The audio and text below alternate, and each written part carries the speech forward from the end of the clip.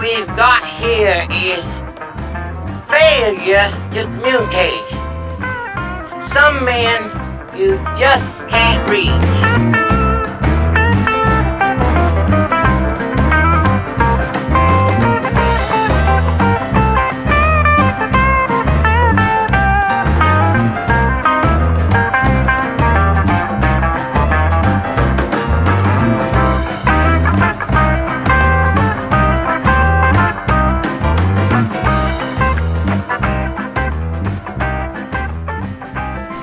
The trouble with Scotland is that it's full of Scots.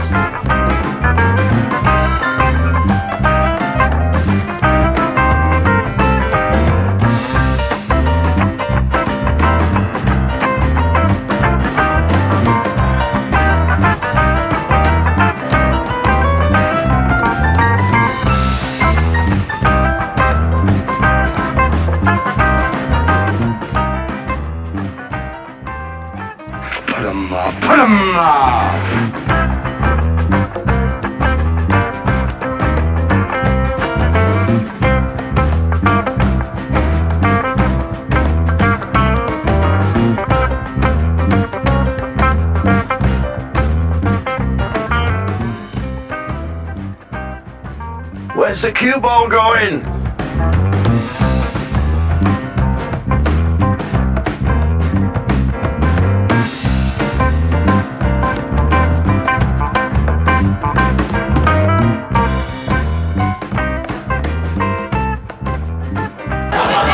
Oh dear, outside, never mind.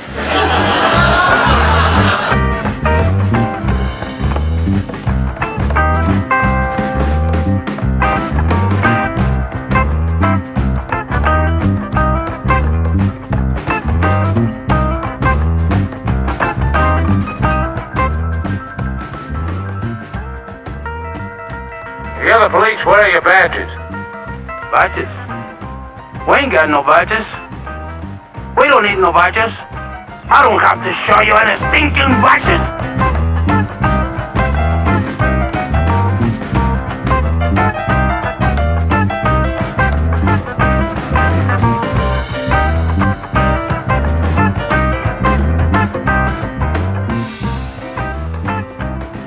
Hasta la vista, baby.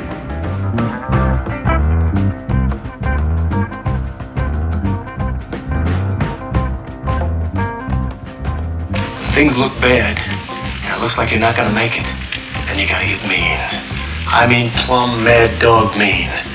Because if you lose your head and you give up, then you neither live nor win. That's just the way it is.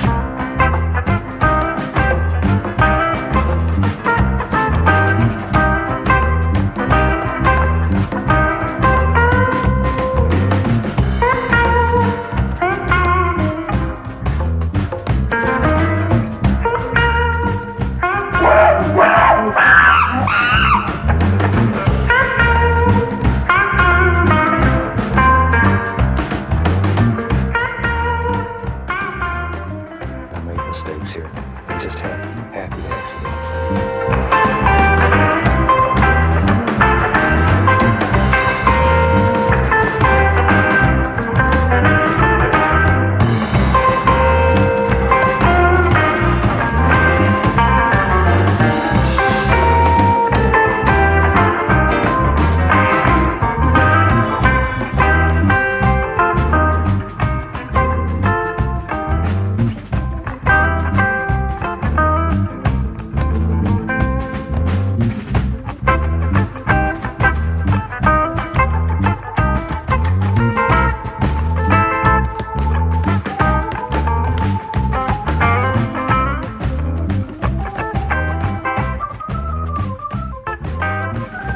Your assignment tonight is strategic. You can't give the enemy a break. Send them to hell.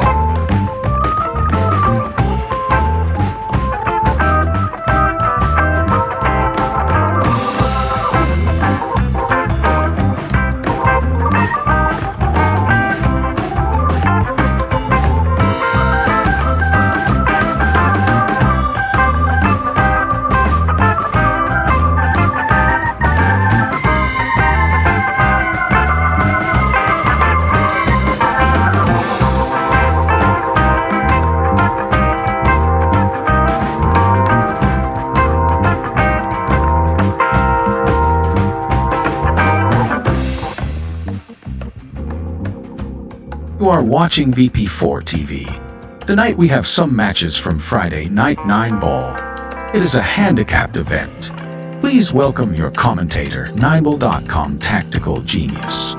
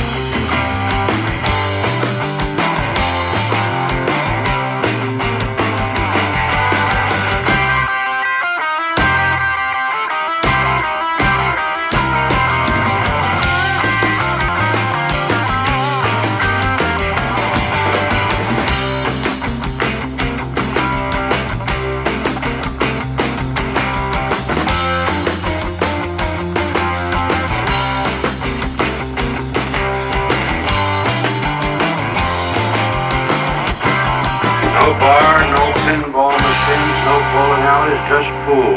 Nothing else.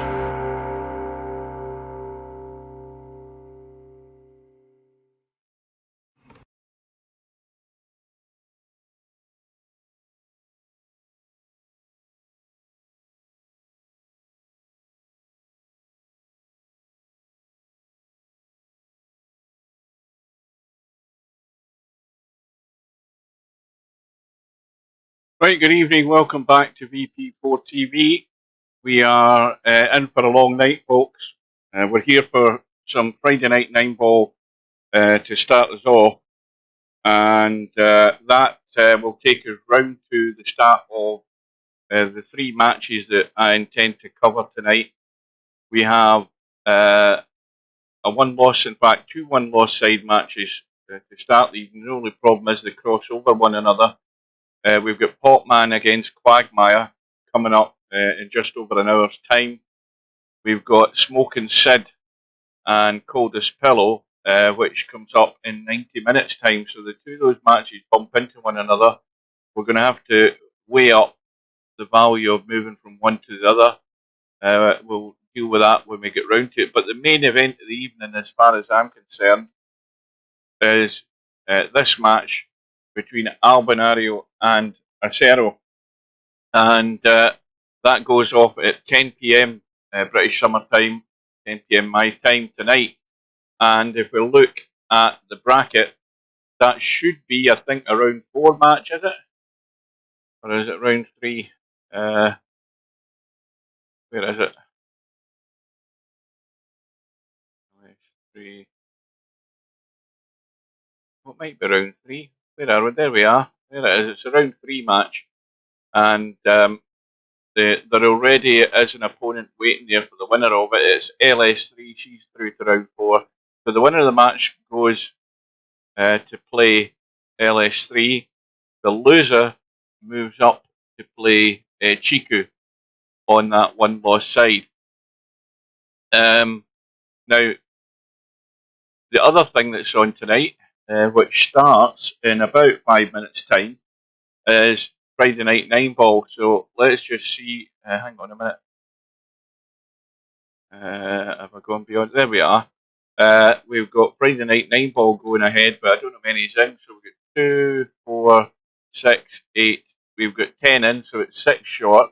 Eloquente has signed up for Friday Night 9 Ball. So my assumption then, if he signed up for that, he's intended to hang around later on, because on that schedule for the Virtual 9 Ball World Championships, the match between Stubb and Eloquente goes at 11 p.m. my time, so that's getting too late for me. That's going to be more than 4 hours and I've already streamed a match earlier today, which was the one loss side match between Bankster and Mooncake.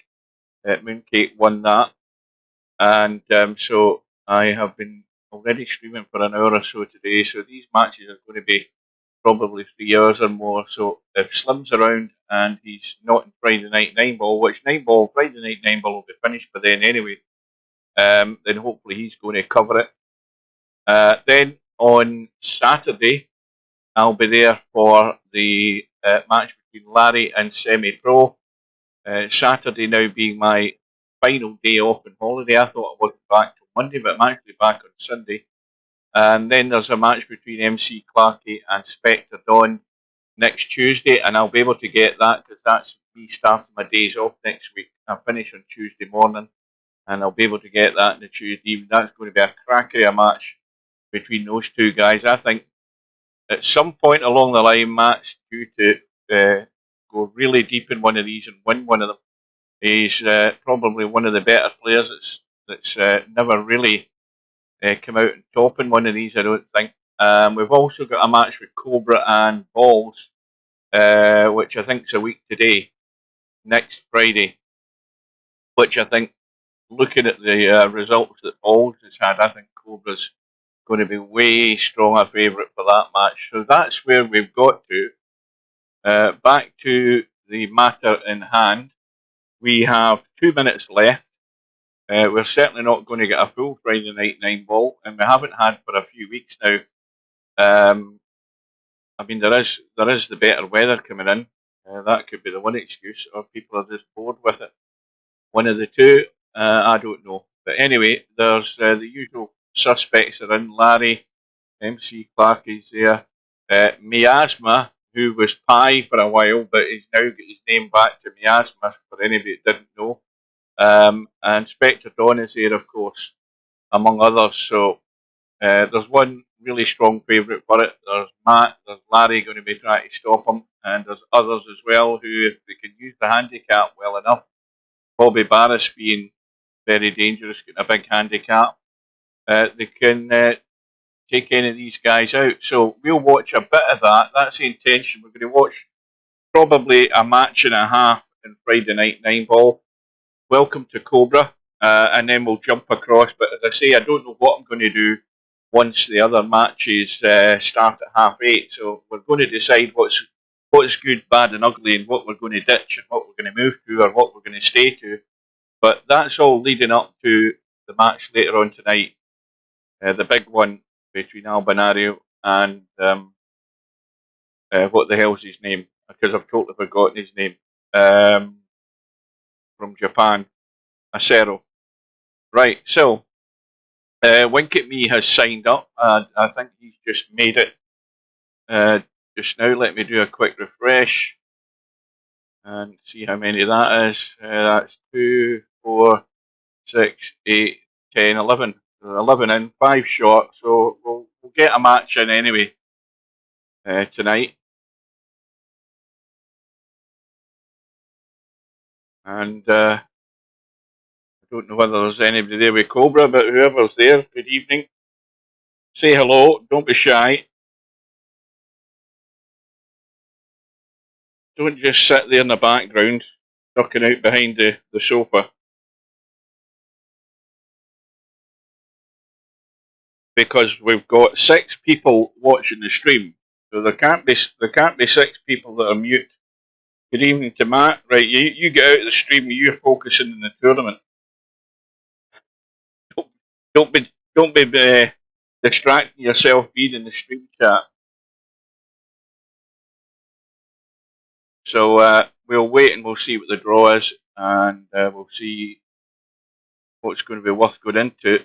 So you can see there's quite a few rooms up. You've got Cobra in getting some practice in. Larry was in earlier on today getting some practice in. And Matt's in a room getting some practice in as well.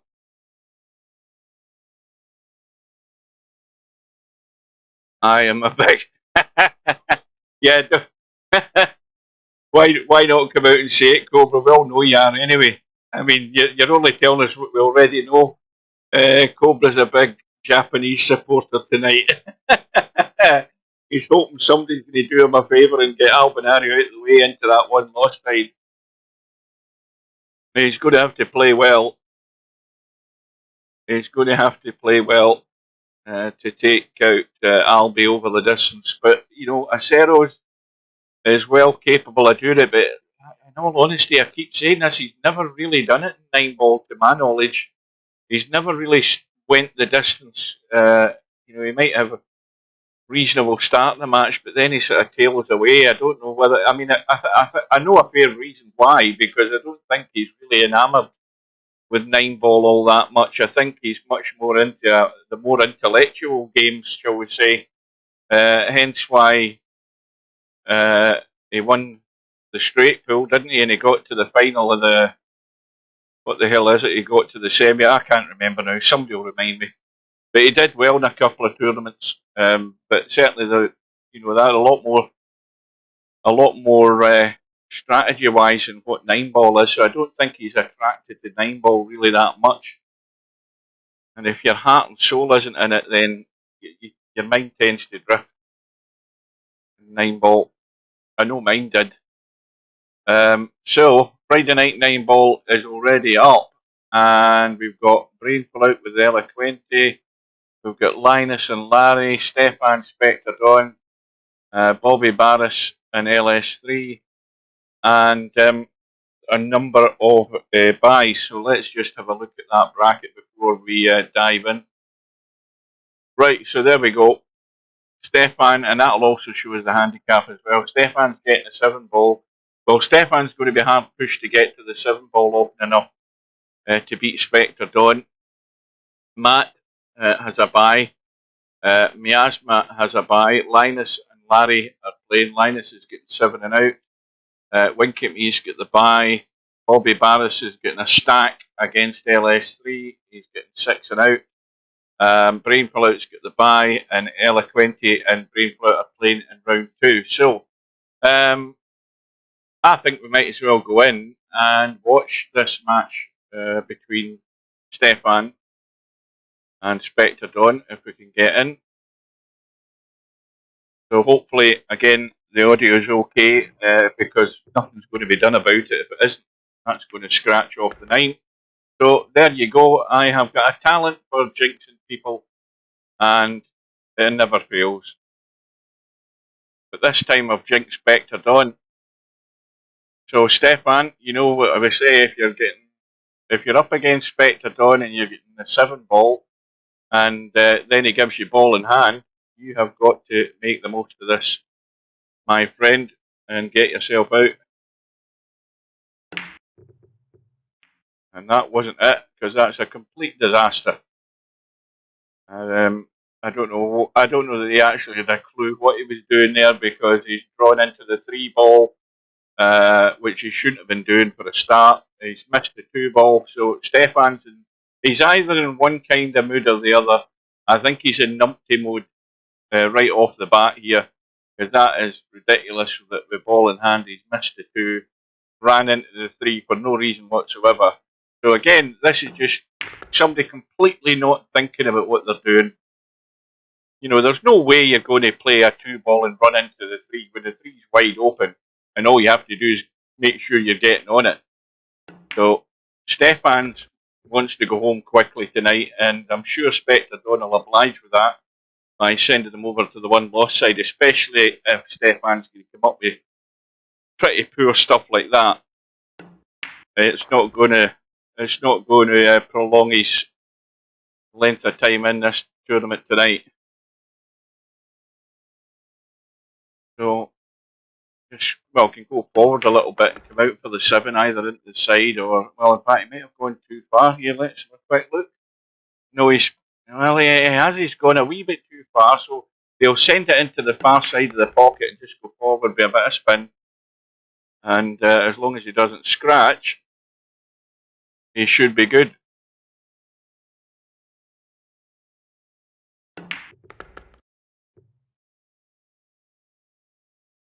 Well, we saw how Bankster managed to, or was allowed to step. You didn't see that match earlier on today, spoiler alert, but we saw how Mooncake, I mean, I think 3 of the guys in the stream all predicted Mooncake was going to win, so I went for Bankster. 2 of the guys, I think, predicted 13-8 to Mooncake. I thought there's another scratch to break. 13-11 I said to Bankster, and early on in the match, Mooncake was the one making a lot more mistakes than Bankster. In fact, gave Bankster about 4 or 5 racks to keep him in the match. And then Bankster got silly and started doing stupid stuff. Shot himself in the foot more than once. And I'm pretty certain, I think Mooncake ran out eventually, either 13-8 or 13-9. I think it was 13-8. But Bankster certainly did not deserve to win that match. And he certainly ended up making sure he didn't. He had enough opportunities that with the racks that Mooncake gave away could have the match over a lot sooner. Yeah, he eventually did. But the right player went through. Stubbs says he'll be a Japanese supporter tonight. To Cobra that room. What the hell's he talking about? I mean, that's more than stubbish. Stubb will be Japanese supporter tonight. To Cobra that room will be missile all at the right moment. Okay. Yeah, three cushion, you're right enough, Cobra. That was the tournament I was trying to think about. The one that Acero got to the final of.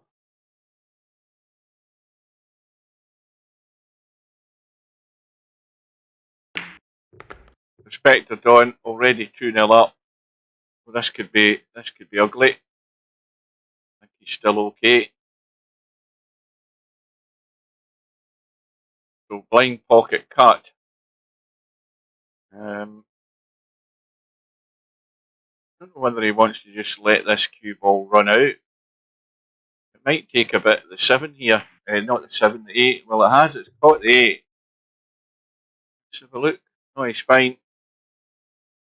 Just a little soft cut into the side. Easy enough 9. And like most players against Spectre Dawn, they're not making his life difficult. And Stefan's duly obliging with that. Although there's not much you can do when he isn't at the table.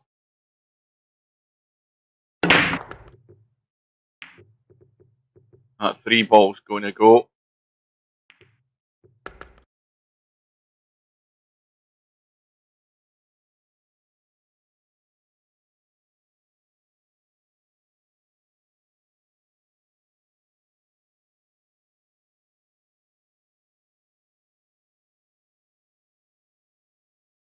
No shot. And a push out is imminent.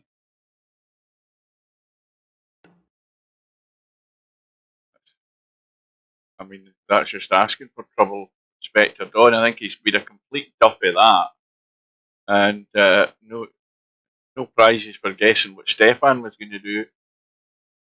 Passed it immediately back to Spectre Dawn. Now, is he going to jump this and try and cut that one now?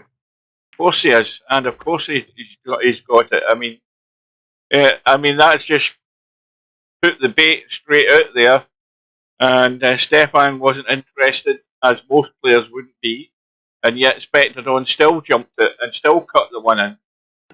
What a shot that was! Well, if ever you feel you've been suckered, Stefan just felt that right there. He got suckered big time. Fair play to Spectre Dawn, though he still had to do it when he took it on. How's Stefan's luck? Not bad. He's a roll of the ball.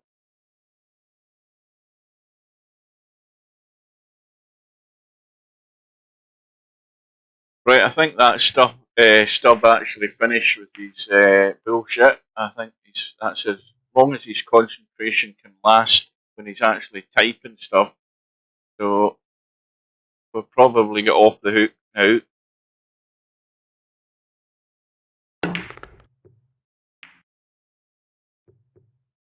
Stefan trying to get up the table. Well, he would have had he not bumped into that 5. So now he's in trouble again. Easy kick. Oh, he's got it way thin. Oh, and he's fluked it. And, well, what does he fancy doing here? Sending this to the long rail on the right-hand side? Or is he going to try and blast a thin cut? He looks as if he might be lining up for a blast. That's excellent. This just needs to slow up. So here's a chance to get himself on the board.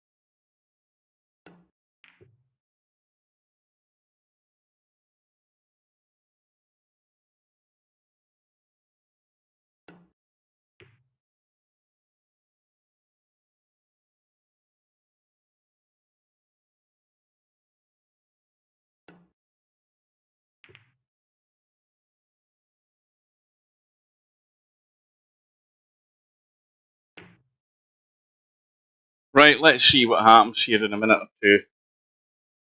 See if my text messages got through.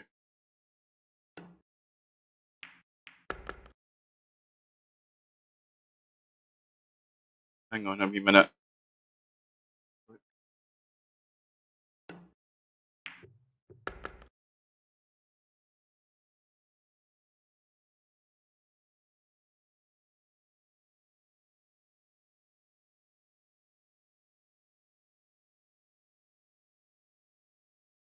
Right.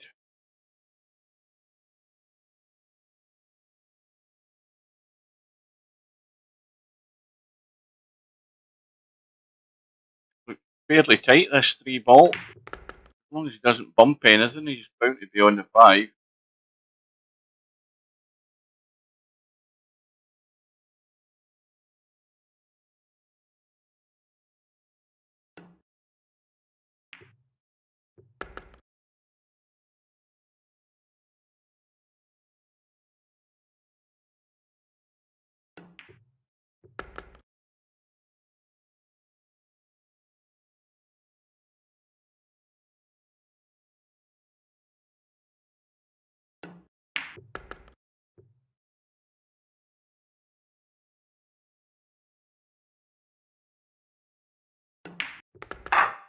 Well, 4-1.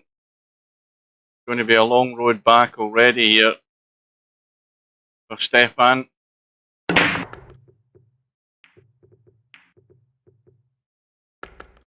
9 ball goes in, 1 ball hanging, and 9 ball comes back up.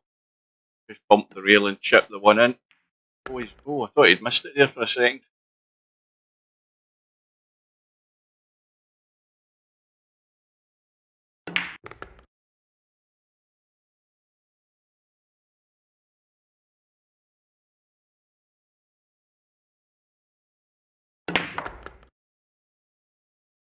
Coming back nicely. Good control of the weight of the shot there, spectored on.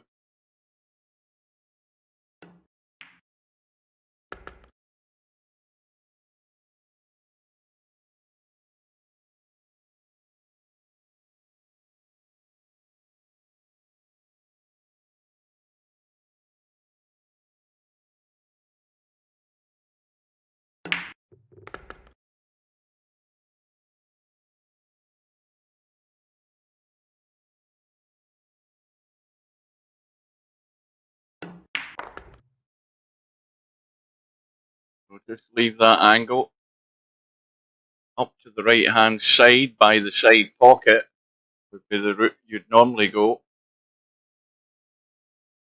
and just don't scratch. just don't scratch. You try to.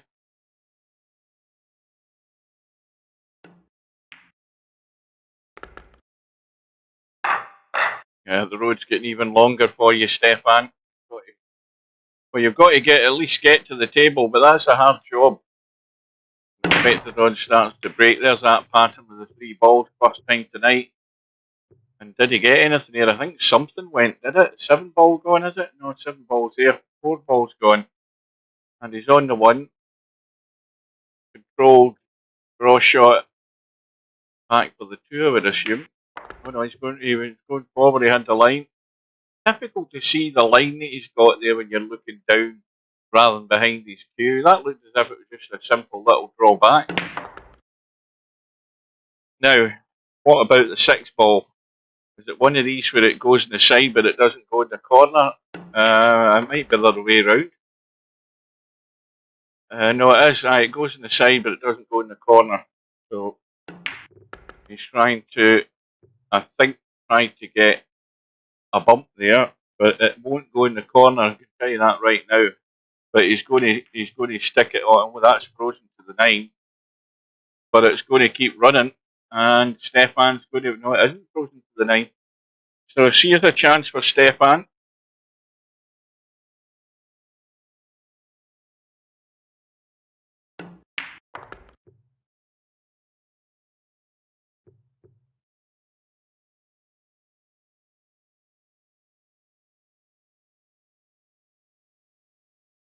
Right, just give me a second. Give me 1 second. Back in a minute.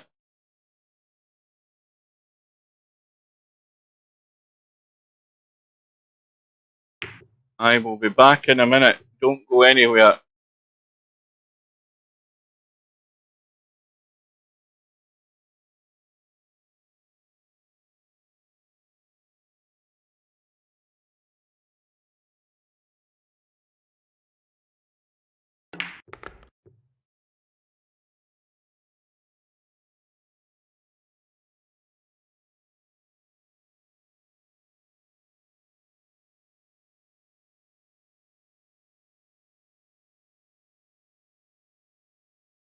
Right, I'm back.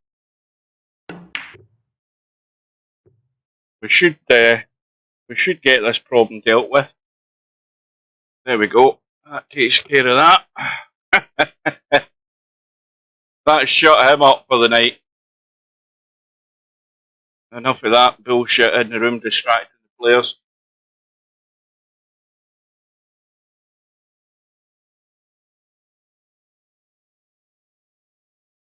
Right, so now back to business.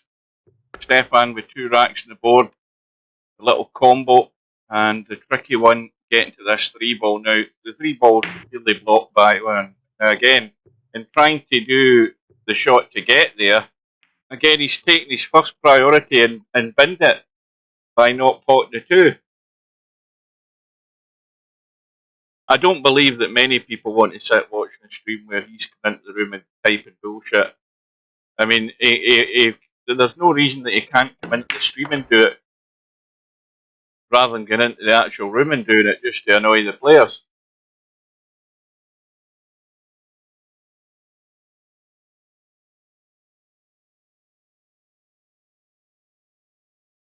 Now, how's that 4 ball sitting? The 4 ball's fine. It's going to have to run forward and back out into the table. But of course, doing that, he's further away. So there's an unexpected mistake there from Spectre Dawn. And Stefan can cut the 3. The problem is that really he's got a hell of a lot of work to try and get up here to this 4 ball. But as you just cut it and spin and let it come around to there and leave the cut, because you can get to the 4 no problem. You don't need to do anything crazy. And he's trying to do something crazy. Okay, he can still cut this. But now, if he just played it up to there, he might have been able to use the 6 ball better. Well, I suppose he's not turned out too bad.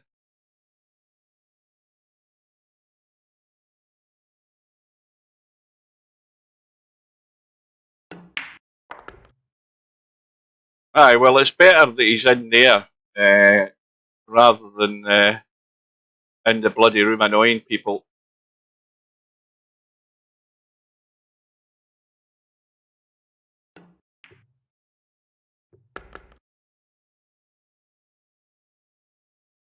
So Stefan might have woke up a bit here because I think he's maybe got himself switched on a wee bit now. Back to within 2. And 1 ball goes in. And he's got a shot in the 2. He's got nothing to do with the cue ball to get on the 3. And the 4 ball's a bit of a problem, although if he sits good, he can get it in the side. And he's got a very good table that a player like Stefan, if he has his head screwed on, he can get himself out here. Now, this is a little dink back for the 4 ball into the side. You know, just a little nip. Hold the cue ball. And make sure that when you're potting the 4 that you're not doing something daft and going behind the 7. Now he's letting it run up the table. He was more comfortable doing it and can consider himself lucky he ran into the 8.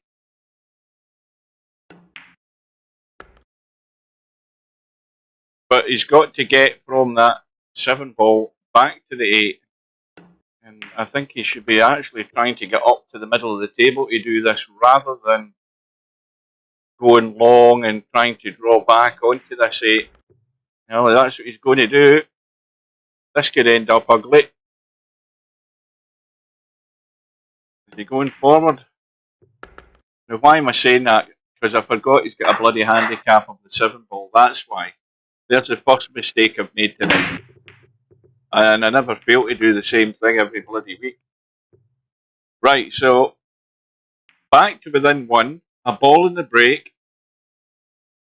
And 2 ball is gone. Now, what's he doing here? Trying to duck. Yes, he is. He's left an easy kick. That's the only problem with that shot. Stefan has, at the moment, he's got control of the table. Now, it's important that he's still got control of the table after this shot.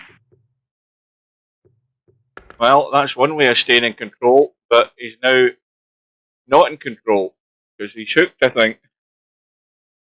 He is well and truly hooked on that 3 ball. Got the hit. How's his luck? Maybe not too bad. Then again, maybe it is bad. Right in the gap. So, Spectre Dawn, I don't know that he can drag the pace off this and try and stay below the 4 or just go up into the table, bump the 6 or the 8 and play the 4-9 combo while he's going inside. That might scratch. Oh! Oh! Wow. How did that not drop? Oh, hang on a minute. That point might be getting in the way of actually playing a shot here. I mean, I think he can hit the 4, but he's that point is right in a line. Maybe it isn't. It looks like it to me. Oh no, he's playing the jump. Well, that's a little bonus for Stefan because Spectre Dawn, although he got the hit, Stefan's got another open invitation to the party here. Now he can go to the rail and come out.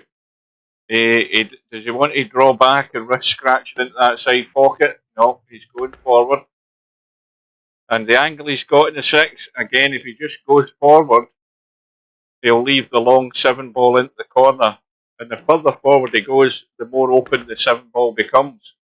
Maybe it'd have been better to stun that in a wee bit just to get him straighter. You should never miss this though. Well, who would have thought we would have had a match like this 20 minutes ago? Not I, I'll tell you. Definitely not I. Suddenly it's 5 apiece. And it's dry though. It is dry. Just what Stefan didn't want. Now that 1 ball is crying out to be banked. Reverse banking the 1 or there's one or two places to duck and dive here if Spectre Dawn fancies it. But the bank was on. 2 over the side. Now, the 3 into the corner is a problem because he doesn't want to bump the 4. And of course, the 4 ball's very adjacent.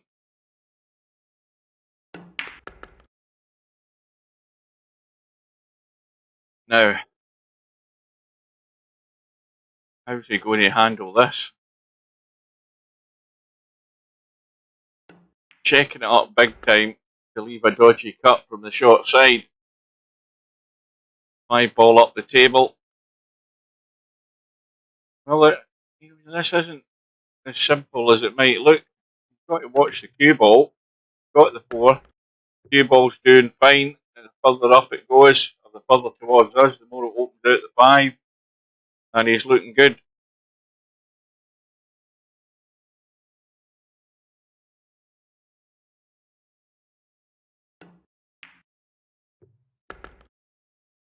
Well, this could go wrong because he doesn't want to stun behind the 9. Yeah, he's well away from it.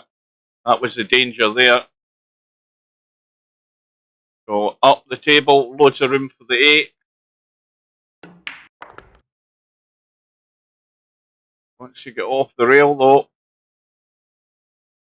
Now this again looks simple, but it's all about the pace. If he comes down the left side, which he should be, oh no, he's going 2 rails. Well, he's gone right side, he's gone to that angle you don't like. Where, depending on the pace, if it catches any of the point, it's not going in. But again, never a doubt. How dare we doubt he was going to get out there? So he's on the hill. Stefan just needs to hang in there and hope he gets a shot. He might be in a minute though. He might very well be. Where's the 3 ball going? Is it getting out of the way? Yes, it is. Spectre Dawn's try. Stefan. Well, here's a wide open table for you. A little test and finding your way out. Now, is he going to catch any of this 8 ball to go 2 rails for this 3? Oh dear, that's a disaster. He never got a hold of the cue ball at all. He should have got a hold of the cue ball there to make sure it wasn't running directly towards the 3. Again, that's just not thinking. Not thinking at all. He should have been playing to come across the table twice. And if the worst happened and he bumped the 8, he would have at least still had a shot in the 3 of some description. And that could be Stefan's one and only mistake he's going to make in this rack, because it will be match over. I haven't seen a result come through yet in any of these matches, or if I have done, I've missed it. This might be the first result. And we've been playing 30 minutes. And we've, well, all but for 1 rack, we've almost gone all the way. So up to the 7 ball, loads of room. No reason he shouldn't be getting there. Oh, this cue ball could end up ugly in the corner. I think it's going to hold up though. Just held up. So for any latecomers, and I'm sure there might be more joining us, there's the first result just come through. Eloquentes beating Brainful out 7-4. But this is the warm-up to the first of our matches in the Virtual 9-Ball World Championships tonight. We've got 3 matches to come, 2 of which cross over one another, but the main event, Stubb might think he's the main event, but he isn't. It's at 11 o'clock, but the match we're waiting on is Albinario against Acero at 10 PM tonight. So that's in 2.5 hours time. Meanwhile, Spectre Dawn is through.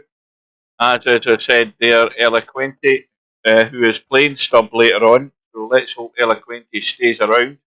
So let's have a quick look. We see that result there. Let me just do a quick changing that for the 30-second update. So that Stefan match will update in a minute. We've got MC Clarkey. Well, that's the one we're going to be watching. MC Clarkey against Spectre Dawn. We're going to be straight into that. And this is taking an inordinate amount of time to update, is it not? Even though I've done the 30-second refresh, it's taking a bloody... There we go, at last. Right, anyway.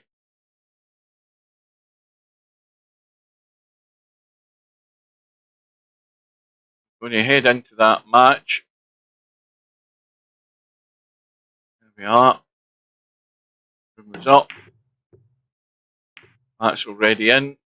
Spectre Dawn's never in a hurry to get in the room, so I'll have a quick drink. I've got my reserve 5-litre bottle sitting at the side. Once this one's done, to see me through the evening.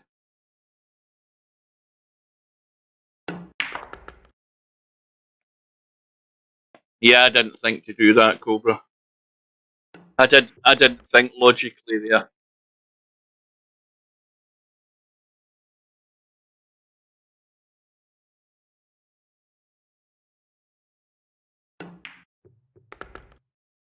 Well, I expect this to be a scratch match, I would think. I don't think there'll be anybody giving anything to anybody in this match, even these two.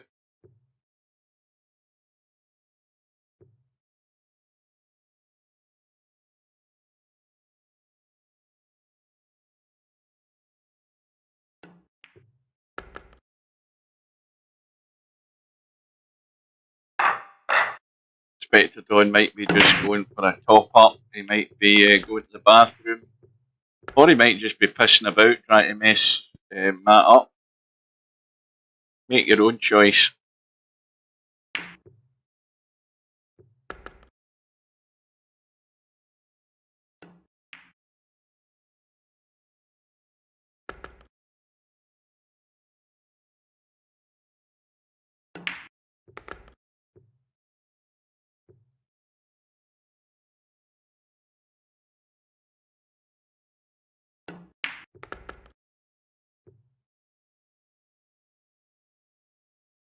And of course, again, the alarm bell is ringing. The alert is ringing for Spectre Dawn to let him know that this room is up and the clock is running. And he's in.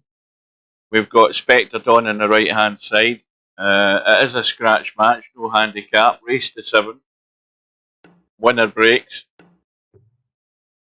And we are playing spot money. So if the 9 ball goes in the break, the 9 ball comes back up onto the table. So Spectre Dawn, having won the lag, gets first go.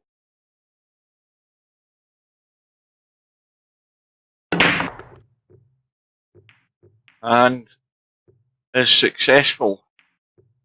And not only that, is sitting plumb on the 1.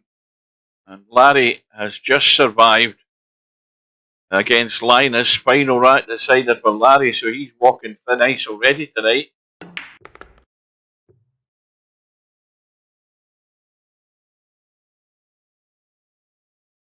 Well, look at this table.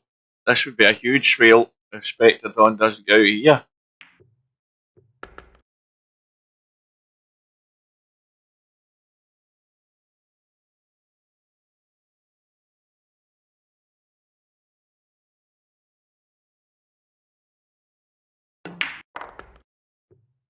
Good evening to Semi-Pro.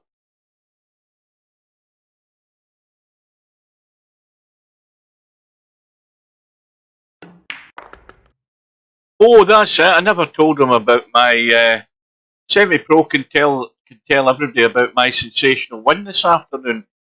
I was sitting watching the snooker, or I think I was waiting in the snooker coming on, and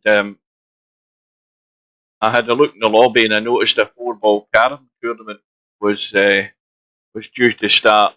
So I thought I might as well probably kill 20 odd minutes or more in, or half an hour in that.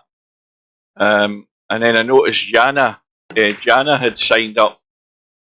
Needless to say, nobody else signed up. It was a handicap tourney, but neither of the two is at a handicap. I think he was like 4 points in front of me or something. Was it 1804? I don't know. So I thought, right, I'll go in that, and I think I was trying to do things right for most part, and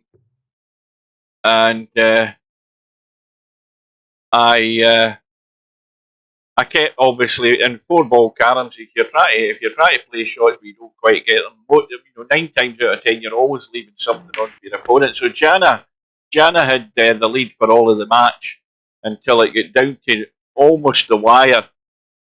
What was that? I don't remember what the score was. It was about 42, something like that. And then it was only a run of 13. It seemed a lot more, but I managed to run out in the end with the odd little help here or there. So needless to say, that annoyed him. So I had my first tourney victory in I don't know how many years. Needless to say, it was not that tough because there only was the two, isn't it? Oh dear. I was waiting in a torrent of abuse coming from him. I don't know what he said. I don't know what the word was that he said, or what it meant, because I don't speak German, and I wasn't sensible enough to go to Google Translate and type it in and see what it meant. Anyway, that's my claim to fame over for the day. Aye, what's a blender? That's what I want to know. Any German speakers? What does that mean? Aye, I thought I'm a Magimix. That's what I thought. What does that mean? I'd like to know what a blender is, if that translates from German. Because maybe he was using Google Translate and it's come up totally wrong. I mean, maybe blender's German for shit stirrer. Something like that. I don't know. Anyway, Spectre Dawn is about to go 2-0 up here. But is Matt actually listening? Is that what you think it means, Cobra? That's what I was thinking it might mean, a shit stirrer. Because I thought he meant a Magimix, a blender. Or a blender machine, something like that. I don't know. Maybe he's in a different bloody planet and he hasn't a clue what he's saying himself. So into rack number 3, and I think finally Matt's getting a shot here.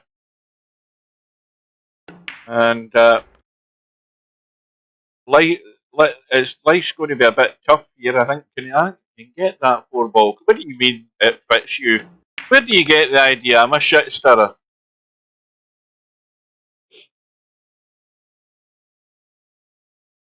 I don't have that in my CV, shit stirrer. I mean, there's a right time to shit stir and a wrong time, and what you're doing right now, Cobra, is shit stirring. By saying I'm a shit stirrer. Right, what's he done here? I think that just squeezes in. That's the jaw, little brush to 8, all things are good. What's happening in the snooker? Because I don't even know who's playing tonight, but I know that the milkman is dead and buried. He lost the plot very early on today. Robert Milkins. He is going home. In fact, he's probably on the way home already, because the match started at about 7:10, and what's his name only needed 1 frame to send him home. So that'll be a short session tonight.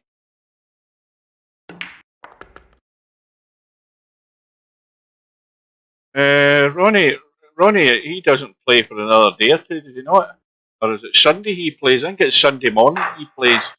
I think I heard them saying that earlier on. Where's Steve? Oh, aye. Steve sent me a message the other day about pi / miasma. And I said to Steve, I says, oh, you are there then. I said, what's the deal now? Are you scared to come into the stream? And I said, I said, maybe some folk don't want you. I says, but I've got no problem with you. And I says, I don't give a shit who doesn't like you in the stream. If you come in, you're in. And them that don't like it can piss off, which is basically what I said to him. So, you know, he might still want to drop in later on tonight. I don't know. But being as it's Friday, he might be out golfing. But here's the thing. He said, I've been very busy. What Steve doesn't do is, I'm very busy doing this, I'm very busy doing that. He tells you absolutely bugger all. He leaves you up in the air, he leaves you hanging. You know, I've been very busy, and then you assume I've been very busy doing things before. He doesn't tell you anything. He doesn't give nothing away. Not a clue. But if I can get a hold of him in Discord, needless to say, I'll be bloody well asking him.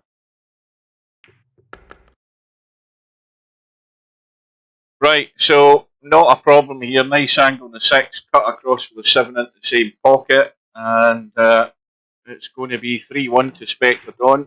Right, so the time is 1942 British summertime. We're 20 minutes away. In fact, while he's tidying up here, let me just tab out to annoy people. And do we go that way or that way? Let me see. Right, so this is what we've got coming. We've got PoTmAn against Quagmire on the one-loss side in the 9-ball World Championships at 8 o'clock. We'll have that match for half an hour, and then we've got Smoking Sid Cold as Pillow, which I'm thinking might be the better match. I'm not sure. However, that match, as it starts at 8:30, it's got to be over in about 90 minutes or thereabouts, or slightly less, because Albinario and Acero go ahead at 10 o'clock my time. And then in an hour's time after that, you get Stubb against Eloquenti. And the other matches are over the weekend and into next week. So that's how that stands. What happened to VP4 the other day? I had trouble logging in and it took me 5 attempts. Well, there wasn't any problem for me. Simple as that. I had no problem. I don't know what the problem was. Although, I think when I get into the lobby, there wasn't a lot of people there, so maybe there was a restart or something happened. More folk were coming back into the lobby when I arrived. Went back to business here, Matt at the table, and you can see the 3. Loads of room to maybe go over to the right side, play the 4 up into the top left. That's just letting the cue ball do its thing, but not letting it do that though. Now, slight problem here is he's going to catch some of the 9 or he's not. I'm not sure. He might just scrape it and no more. No, in fact, what did I know? Clean as a whistle. It looked as if he was going to slightly brush that 9 to my eyes. But my eyes have gone.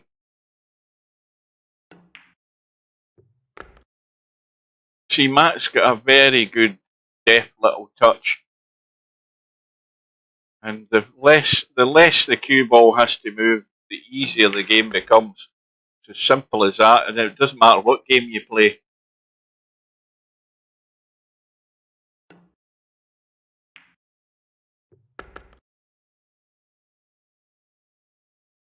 Well, the one thing's for certain, there's not going to be an awful lot of mistakes made. It's all about the break, you know, and how the break pans out between these type of players.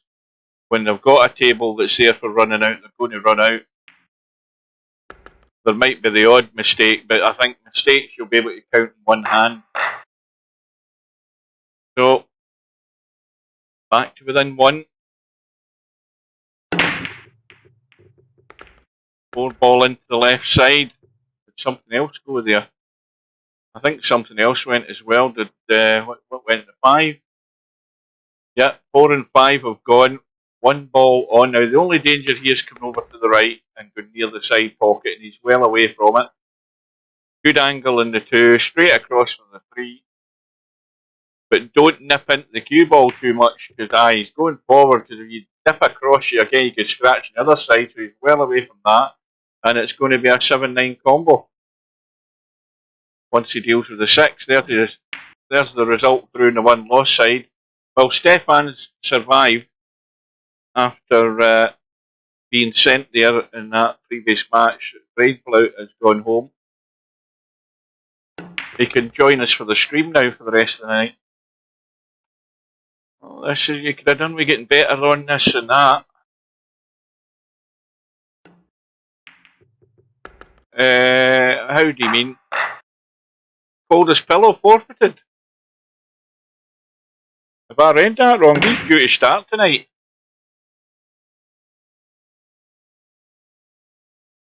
No. He plays Smoking Sid later on. How do you mean forfeited?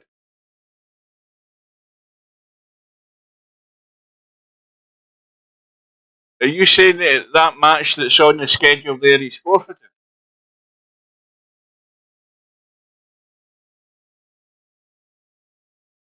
I don't understand. I don't follow you, semi-pro. I don't know what you're talking about. I don't know what you're on about, mate. You need to clarify that. Well, there's another result through. LS3's taken down Bobby Barris. Why did... I take it you mean Coldest Pillow forfeit in the loser side? Did he forfeit a previous match in the one-loss side? Maybe that's what you mean. I don't know. I thought that was him playing his first match in the one-loss side. Now you've got me wondering what the hell's going on. Let me have a look. I'll find out for myself. What have we got?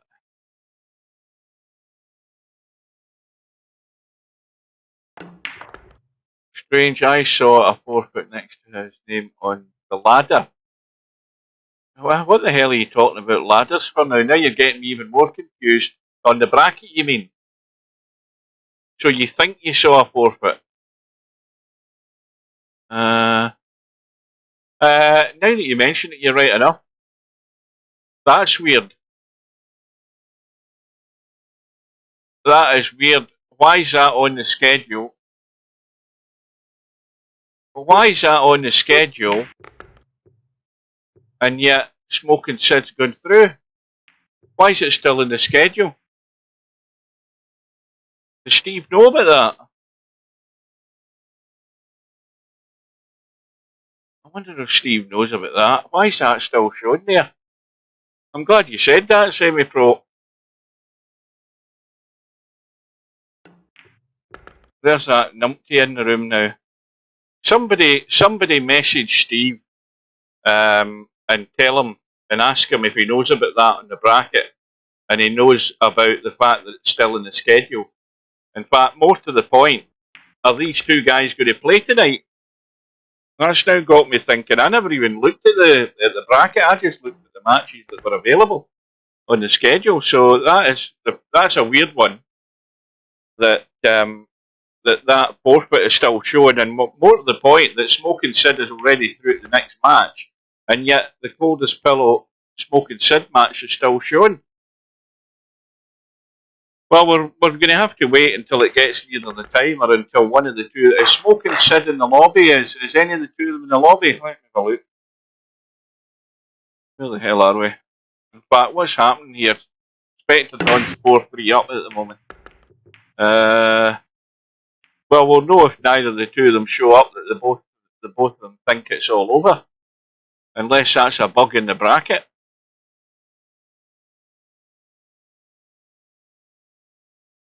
Ah, there's Smoking Sid there. Somebody ask Smoking Sid, see if you can get a hold of him and ask him what the hell's happening.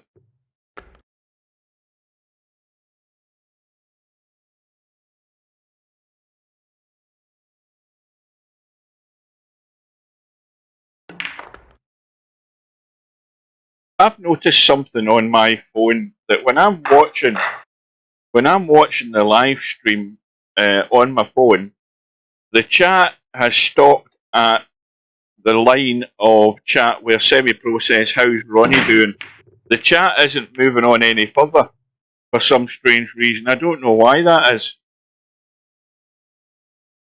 The chat is just stalled on the live stream on my phone. Yet the actual stream's going fine. But the chat always seems to just die at one point. It fills so far and then it ceases to move any further.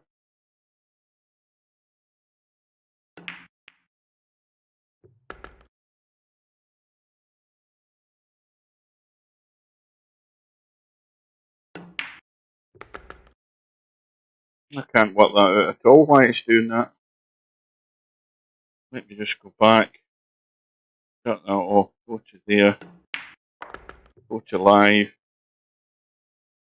See, now when I come out of it and then I go back into it, then it's updated. But it doesn't seem to want to scroll on the chat. Don't know why it does that. Anyway, that's for another day.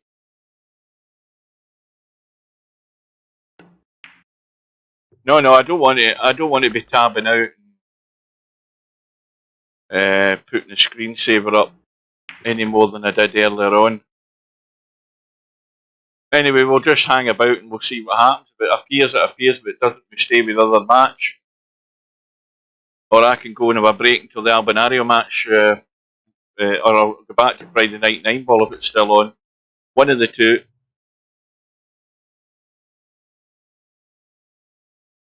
So Matt, trying to stay in touch here.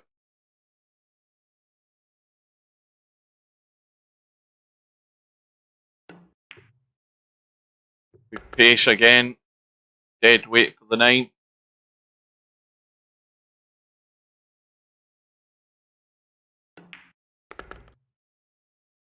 Well, you'd be easier rather than disturbing Steve. See if you can get a hold of Smoking Sid. He's in away mode.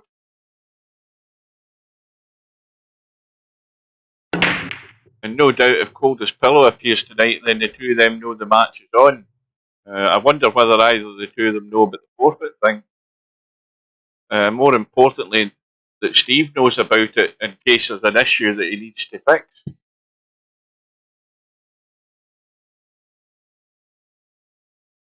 So Matt back to within 1.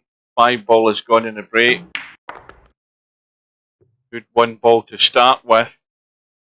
Now, this is not so simple. Now, he could bump this to the rail and go in off the 8. It's a big pocket, but that would be the shot to bump it to the rail and go in off the 8.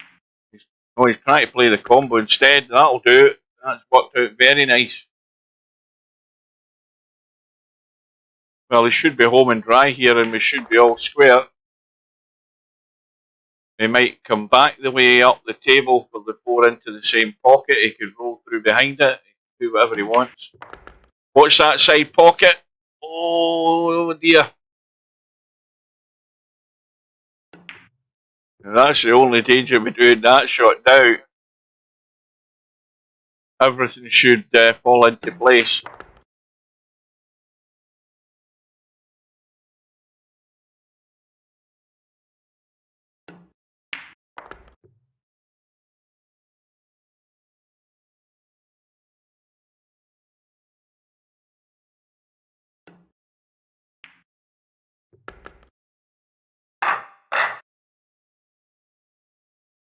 So 5 apiece. Anybody's match. And that 6 ball looked into the side pocket, but it stays out. 8 ball thought about the corner, but it stays out. And the break is dry. Inspector Don is going to have to leave a long bedhead cut, I think. And does this? Well, that 2 ball's not got a pocket, and it's not a combo. Far from it. I mean, this 8 ball, that 8 ball is it's there or thereabouts, but it's not sitting good for a combo at this angle. Oh, that's terrible.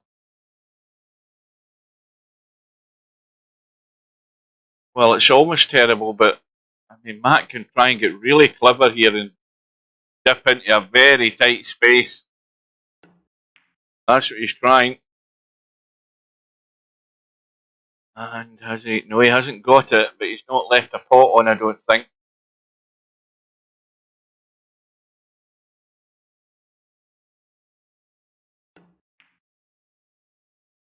That almost was a big mistake there by Spectre Dawn, but there wasn't quite enough for Matt to get into that to play the combo.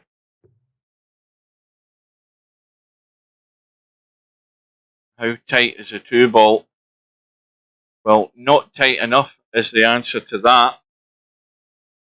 And he might be trying, I don't know whether he's going to try and get a bump in the 9 here or whether he's try and clean back up the table. Yeah, he's got the bump in the 9.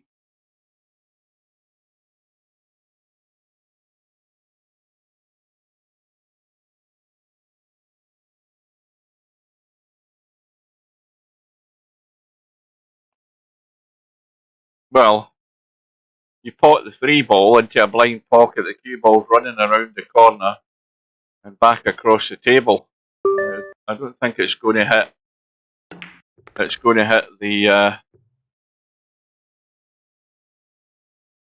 4 ball. Hang on a minute. What's Smoking Sid saying? I'll be back in a minute while I read this.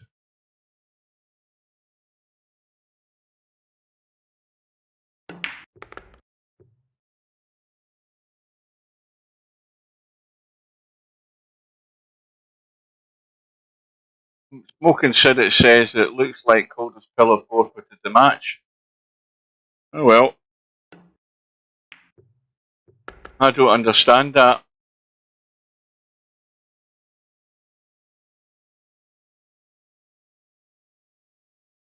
Well, maybe obviously something's cropped up.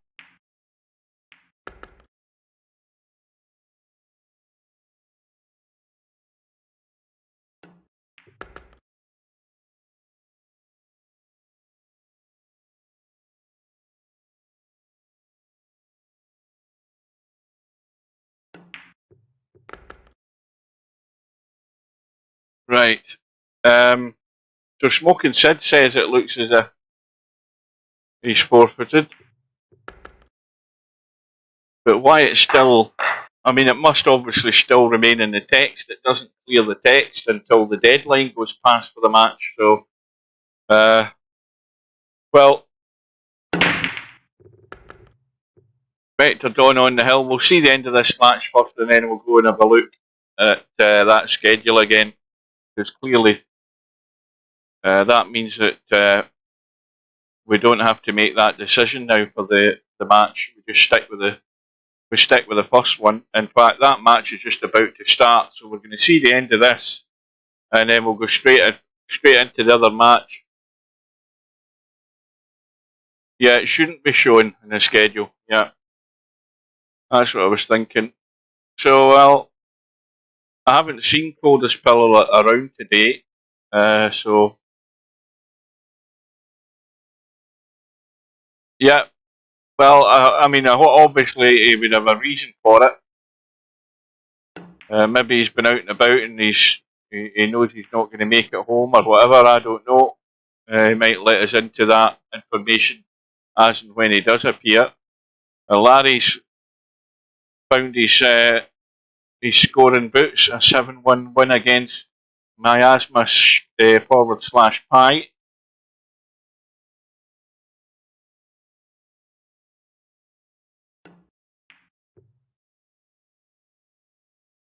I mean, that's a nice little soft cut shot there. Now, clearly, there's a problem with the 7 and 9.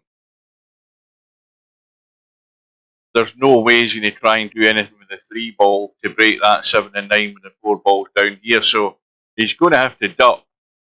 Or when he pots the 5, he's going to have to spin this cue ball off the 5 and go 3 rails, or maybe even 4 rails to try and kick in the back of that 9 ball. So you received the email at 1:30 today, but only notice. Right. So the email was telling you that he'd forfeited.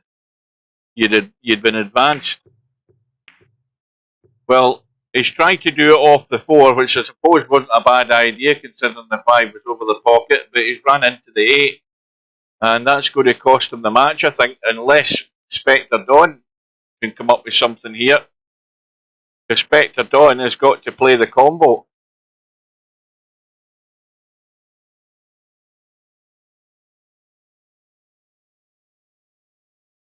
So Fast Eddie's already filling his boots. Yeah.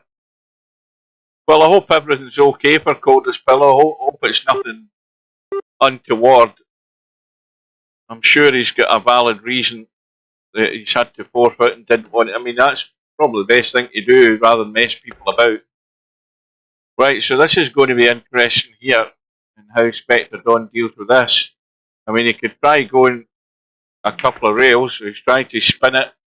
Well, this looks nice. How's his luck? Not good. Is he going to play the? Is he going to play the billiard? Is he going to try it? I think it's too thin, but he could try stunning it big time into the 9. No, he might have missed a trick there, because I think you could stun that 7 up the table and stun the cue ball right into the 9. But he's left the bait out for Matt. He's tried the stun. He's tried the shot I was talking about. Well, it didn't work.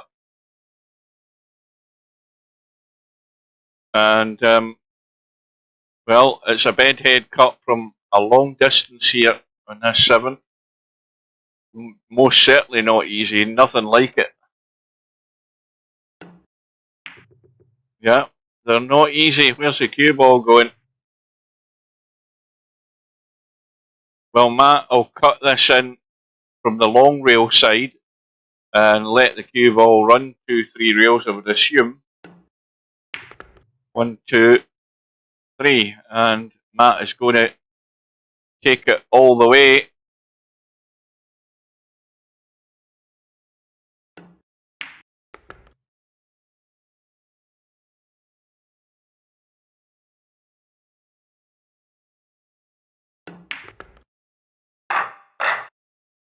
Right, here we go. MC Clarkey breaking for the match.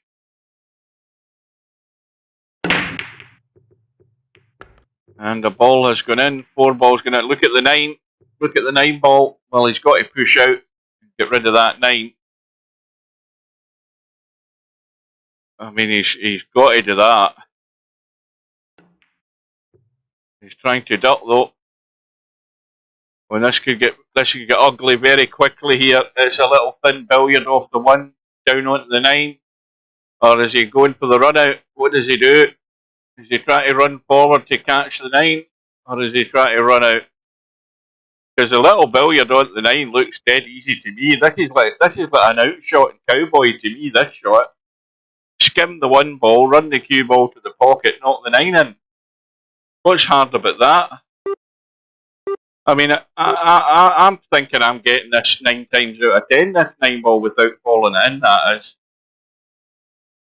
I'm surprised he's not even looking at it. He might regret that. He might regret not having a go at that. Because that's an outshot every day of the week in Cowboy. The little thin edge in the 1 ball and running into a corner pocket. That's something you get well schooled at in Cowboy. Well, this has got an edge, this 2 ball. But you're going to have to blast it to get the pace in the 2.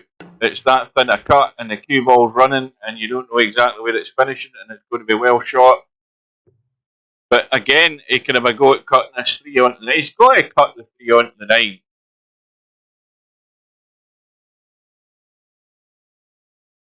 I mean, you've just got to get this in the general vicinity of the 9 ball and catch any of it and it's going in. I mean, that's it. So, game, set and match to Spectre Dawn. And good luck to Matt in the 1 loss side. So let's have a look. We've got PoTmAn and Quagmire are underway. But before we do, let's just do a quick refresh. That bug will still be there then.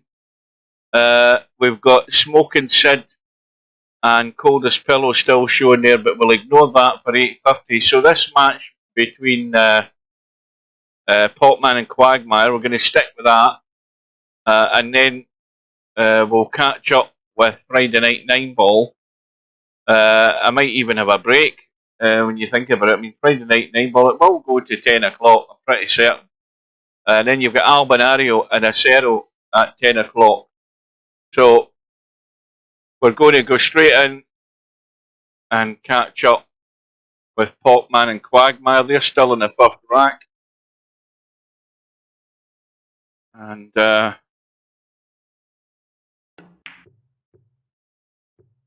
did PoTmAn try the billiard on the 9 there? I'm not sure. But he's got a decent enough safety as far as distance goes, but the 6 isn't tight enough to the rail. Right, I'm going to go to BBC iPlayer on my phone and see what the hell's happening in the snooker, because I have no clue what's going on. There we are. Go to Explore and go to Sport, and we've got Dingsley. No, not Dingsley. Sai, he was 6-2 behind that young Chinese boy. For that Robert Milkins match, it's got to be finished. Let me see if it's still on. Is that not over?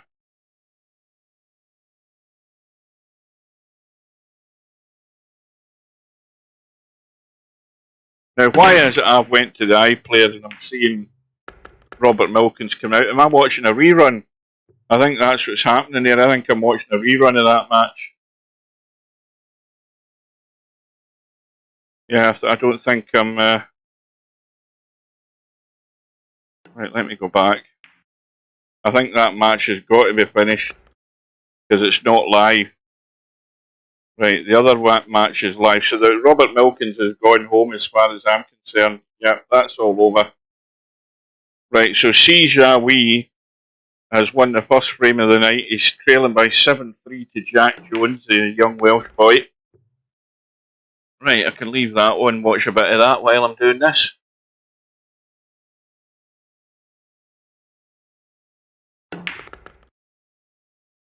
And why is Semi-Pro still saying, how's Ronnie doing? Ronnie doesn't play till Sunday, I've told you that, as far as I know. I think that's his first session of his matches on Sunday morning, I think. Could be wrong, but I thought I heard that mentioned earlier on today. Meanwhile, PoTmAn's got a rack in the board. And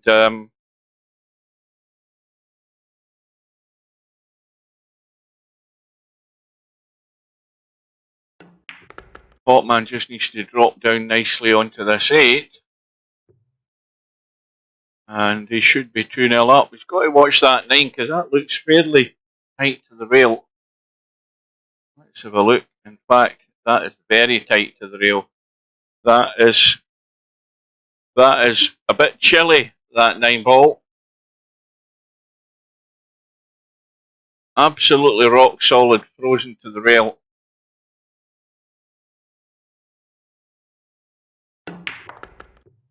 Now, is he going to bump it? No, he isn't.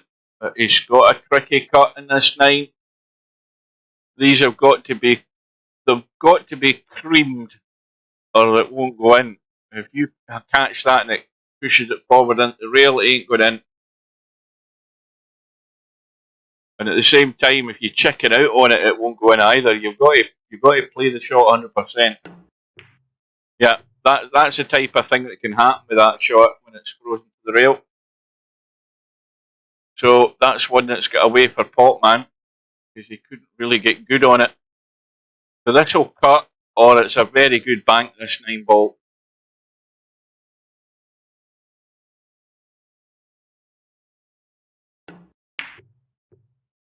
Is that going to hold the line enough? I don't think it is. So PoTmAn got to put this away this time and let off the hook.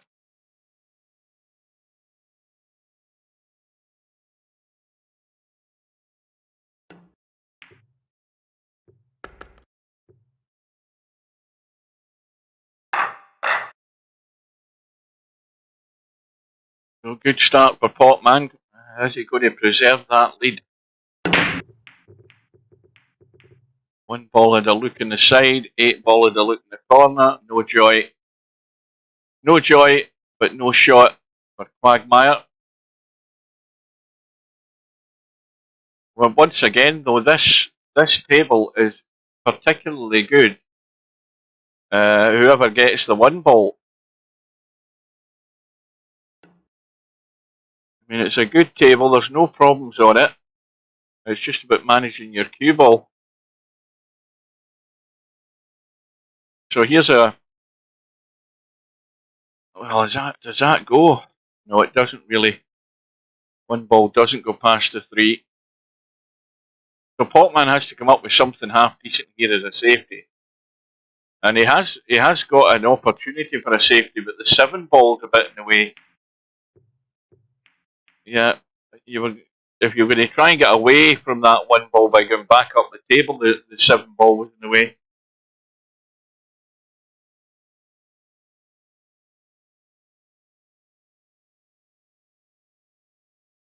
This is tricky either way. If you try and bring the cue ball up the table and leave the 1 ball over here, if you don't get cover, you're leaving a shot. He's gone all out for the pot. That was excellent. Now, how's he going to be in the 3? Well, if he doesn't do an awful lot and try an awful lot, he's going to leave a long cut in the 3. The cut in the 3 is available. There's room to get there.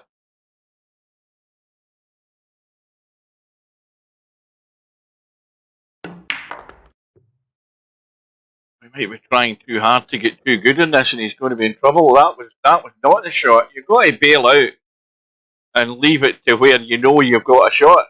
When you start trying to get a lot better on it, you can end up doing stuff like that. So, not the right choice of shot there by Quagmire. It's just a bailed out and left himself at distance there. Guaranteed he'd a shot in the 3. That way of doing it. You know, when there's balls sitting in the open and there's something you can go behind, very often you end up finding a way behind it.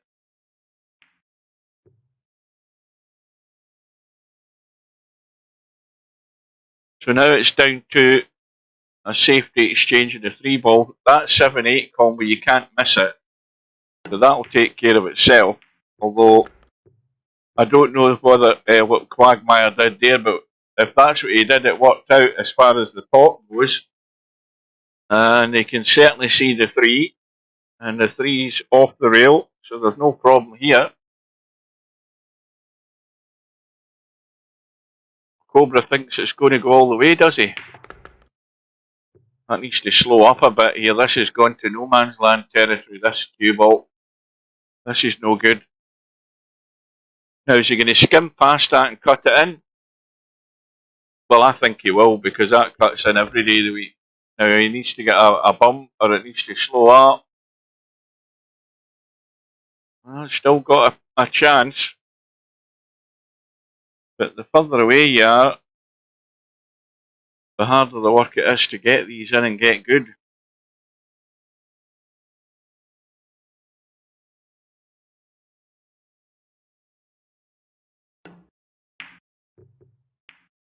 That's what happens. And he's had a lucky roll.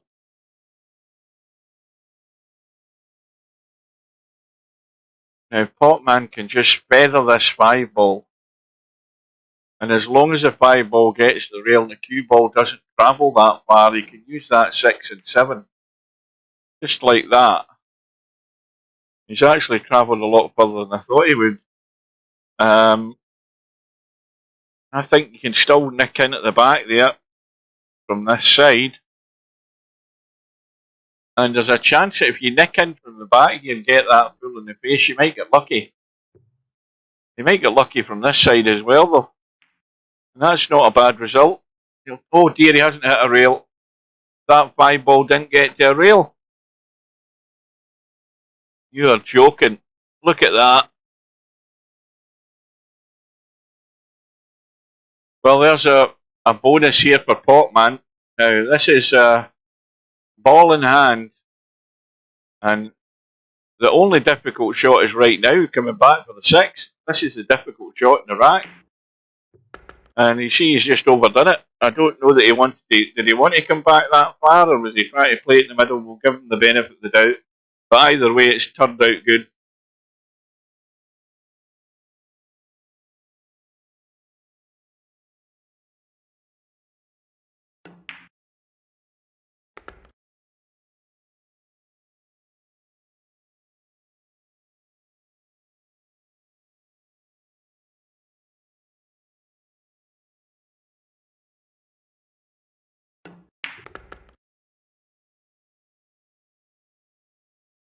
Well, this is as good a start as PoTmAn, I think, in any of these tourneys.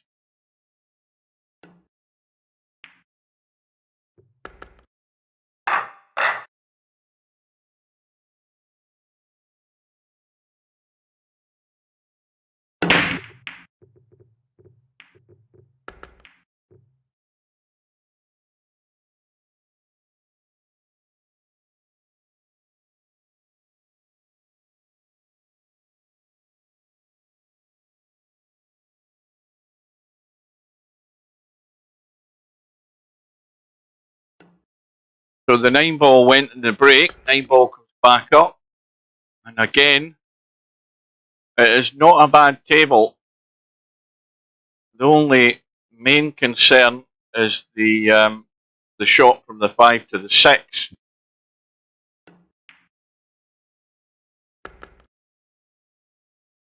And it'll be an even bigger concern if he doesn't leave any sort of angle in this 4 ball down the rail. So he's going in there, and now he can only really go forward.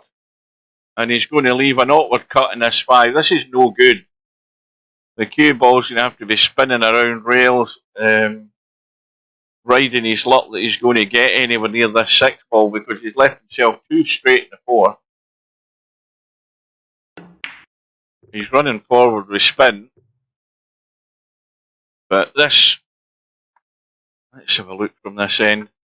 Yeah, this needs, if you start digging in to come back this way, you've got a narrow window to get into it. If you go forward with loads of spinning and around, you're ending up way down in the short side, and you might not have a decent pot. He's not coming back by the look of it right now. He's going forward. No, he is coming back. Yeah, that's no good. Is he going to have any sight on it? Oh, he's got a wafer edge of that 6 ball. That's handy. He wants to get that as thin as he can and get the cue ball into the long grass.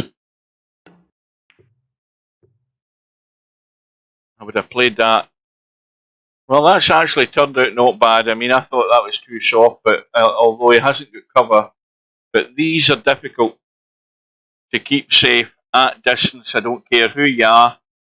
When they're tight to the rail and you're that far away and you're looking for that particular edge, it's not easy to keep control of it. In fact, Quagmire might have left a pot here.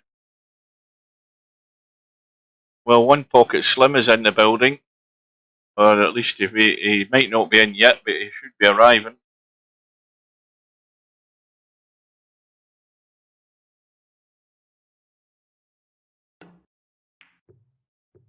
Oh, would you believe it? He's overcut it. He's overcut it. Well, this just needs a little twist, a wee kick off the rail.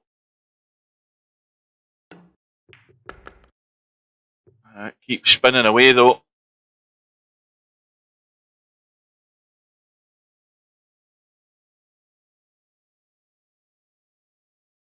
Well, make your choice, Quagmire, but whatever choice you make, it ain't going to be easy. All out for the cut. Might be getting second prize here though. Is there going to be room? Probably is, yep. You can get a bus through there and still catch that 7 ball. Don't need to blast it, you just need to use the angle and let the cue ball come around the angle. He's hitting it soft. And that's worked out pretty good. So just let it run forward. Now you don't need to put loads of stuff in the top of the cue ball here. You just need to make sure you're potting the 8 and letting the cue ball go far enough. Yeah, he hasn't lined it up at all. Well, he's looking for second prize as well, and he ain't getting it. Now that wasn't a difficult pot into the side pocket there, but I think he didn't have the tip right on that cue ball there. By the way, he did not have the tip set right at all. I think it was as if he was trying to put English on it, and then he forgot to actually set himself right, and that's why he didn't pot it. If you're not getting the tip of the cue right on that cue ball, you're putting unwanted English on it, causing it to do all sorts of stuff. That might be dry, that break. And it is. So, Quagmire gifted his first rack on the board by PoTmAn, who can get too generous at times. But he can try and redeem himself here. So this is just a little stun in and hold and square across. Now he's digging in to draw, you see. He's sort of chickened out there, you notice that? He's chickened out. Just a straightforward stun and let it draw across. I mean, you might bump into the 8, but more than likely you're going to come back past it.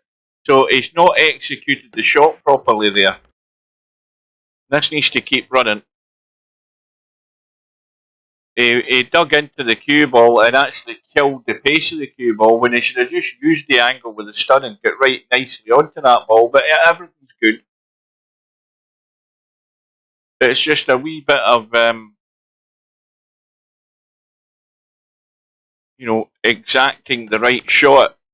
That wasn't quite it, but I mean, he's got the job done so far, so we'll let him off the hook. Now this one's tricky because you don't want to get cocky and greedy and whatever. Just let this cheat the pocket and see the 6 ball. That's all you're worried about here. Don't try and get cute. Just let it cheat the pocket. Make sure you're spinning out and seeing the 6 ball.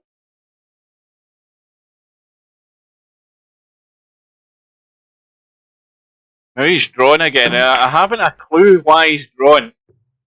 And look, see, this is again no control, no clue, no control. You let it cheat the pocket and you help it with a spin to run out. And these are the sort of basic stuff that PoTmAn, he sees a shot completely different from any other normal human being. You know, why he thought to draw that was the answer. I have no clue. Because look at the line of balls that were there to cover him. And you look at what you have there, there was plenty of room to squeeze that past the 9.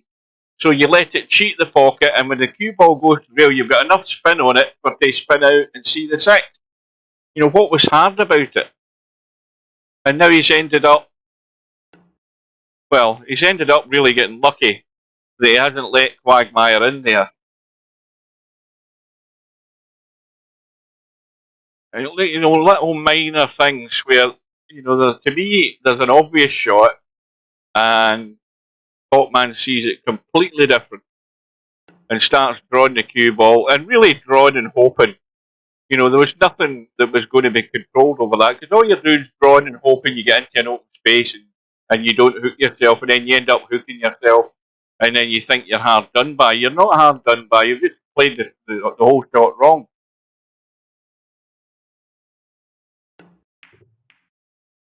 Now this needs to slow up, it needs a nice wee bump. And that'll do. No jump cues, remember, in this tournament. So PoTmAn's in trouble.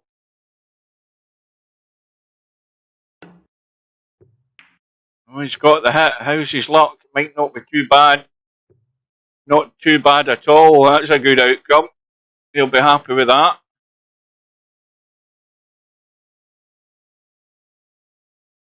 You know how, I mean, one thing I've talked about in the past is visualising a shot. You know, when you see how the table's lying with that shot that PoTmAn had, not the one there, the one I'm talking about past the 9. You know, the first thing you should be doing is visualising like what's possible on the shot. If I cheat the pocket, I can get that ball past the 9 ball, and I know that with the angle, the slight angle that I've got, I know the cue ball wants to go a certain direction when it hits that object ball. So how can I help that cue ball get further over to the right so I can see that 6 ball? Well, I put a bit of right spin on it and let it hit the rail and let the spin fizz it off the rail. That's how I would visualise that shot. And then, of course, it's just about execution. Now, PoTmAn didn't come up with any solution other than we'll go for the big draw and we'll hope we get lucky. And you're never going to be successful doing stuff like that. You might get away with it for a couple of shots, but you're going to get found out well and truly and quickly and inevitably get punished for it. But now he's preserving his lead here with a dodgy cut in the 9 or a bank. It's a good bank, this 9 ball. But he's got it clean. Back to the 3-rack lead. But you just get the impression here if Quagmire can get in and settle down, he'll easily get 3 or 4 racks off PoTmAn.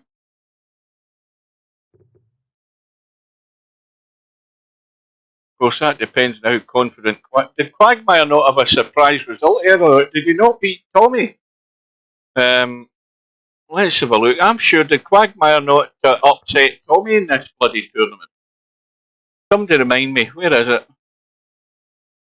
I'm sure that was a first round match. There you go.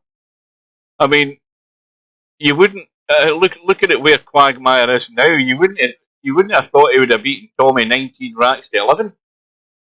I mean, come on now. Admittedly, Larry took care of him in round 2, but that was a huge shock that Quagmire beat Tommy.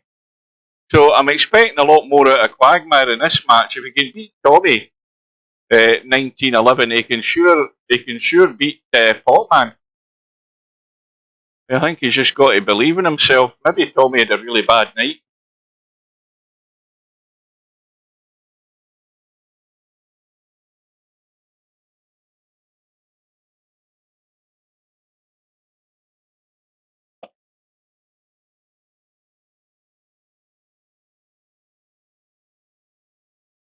Well, barely half a 1 ball shown. Not much that you can do about it. What you don't want to do is come off the 1 ball and scratch the side. That's what you don't want to do. This might actually be fairly difficult to avoid that.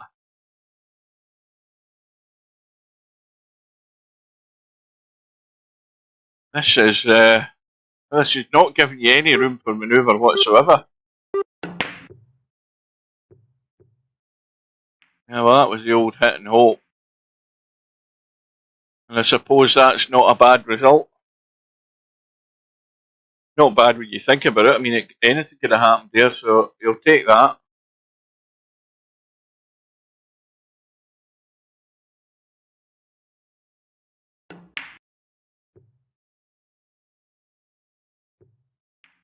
Well, that little brush in the 2 has just come in very handy.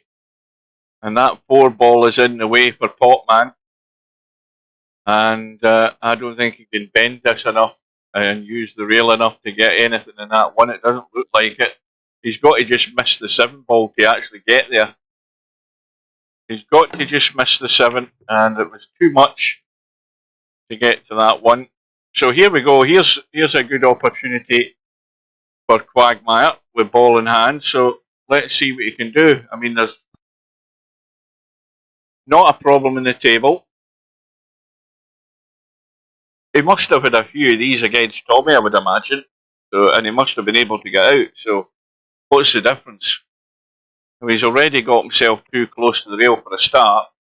That's the first mistake.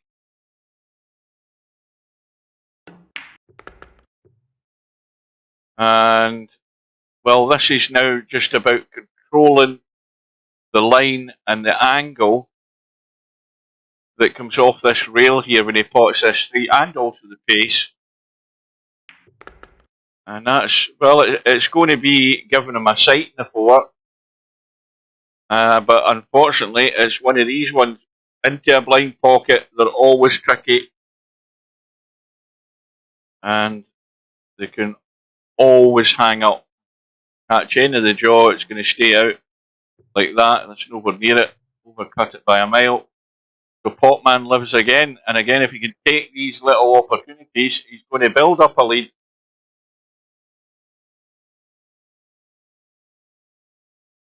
So back out into the table, right hand side. Slightly too heavy because he's the wrong side of the 5. Oh, is it Pot now? Oh, it's Quagmire now. Aye. How many mistakes of them I'm going to make tonight? I've only just started. I've got the rest of the night to make as many more mistakes. That's what happens when you look at the chat. I glanced over to see what the hell's happening. The next thing you know, somebody else at the bloody table. You just keep me right. Well, either way, Quagmire's glad he's back at the table.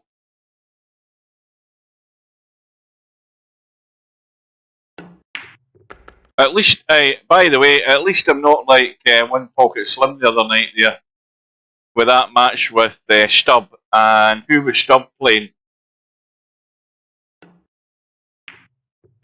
I woke up with a dodgy stomach at 3 o'clock in the morning and I thought, right, this is going to take a while to resolve itself. So I'll put the live stream on and have a look. And for about maybe the last 30 odd or more minutes of that match, Slim didn't realise it, but he was completely out of sync with what was happening. Suddenly the match finished. It bared nothing to the scoreboard that was in the room on the live stream. At least I've never been as bad as that, because the mistake Slim made that night was when whoever Stubb was playing got disconnected, and the room went funny for a little while, and Slim never left the room once, which he should have done, and that would have resolved that. I've never done anything like that. Yes, I make the mistake of the wrong person, but at the table often enough. But I never did that, because that's why everybody would scratch their head at the end of the match, wondering why Stubb and whoever it was he was playing didn't think anything of it. They were quite happy with the result. Go and look at the video, you'll see what I mean. Anyway, back to more important business. PoTmAn is at the table. He does have a 4-2 lead. And no, nobody noticed anything. And then nobody had a clue who was shooting. The scoreboard looked as if Aussie Mick was a lot closer to Stubb than we all thought. And I think Stubb won, was it 13-5 or something at the end of it?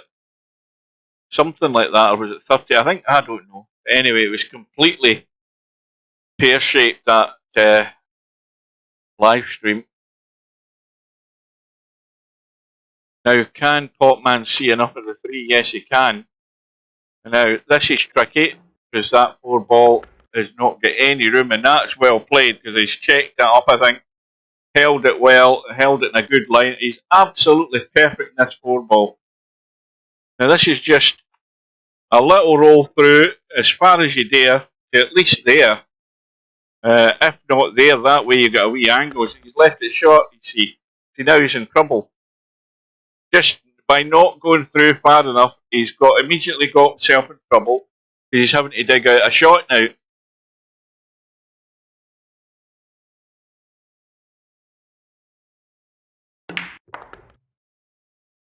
And that's sort of a half-decent recovery. That's not bad.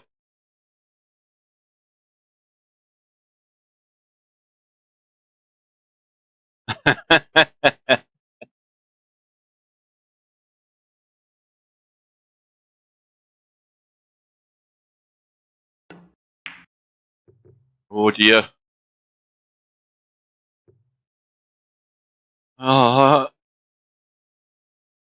I mean, you'd still expect Quagmire to knock this in, wouldn't you? I mean, just knock it in, roll forward, pot it, roll forward. You should try to stun across, and he's trying to do too much. Again, it's about knowing your limitations. Just pot the ball and let the cue ball run out. Now, you might leave yourself a long 7, but it's far better than doing that. Everything about that shot was wrong at the end of the day. Well, it's going to be down to who makes the least mistakes here with this match. At the moment, it has to be PoTmAn, because he's in front.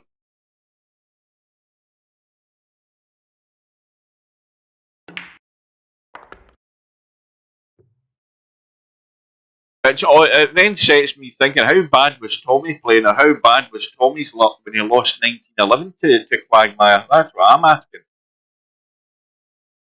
Tommy must have had a really, really bad night. That's all I'm saying.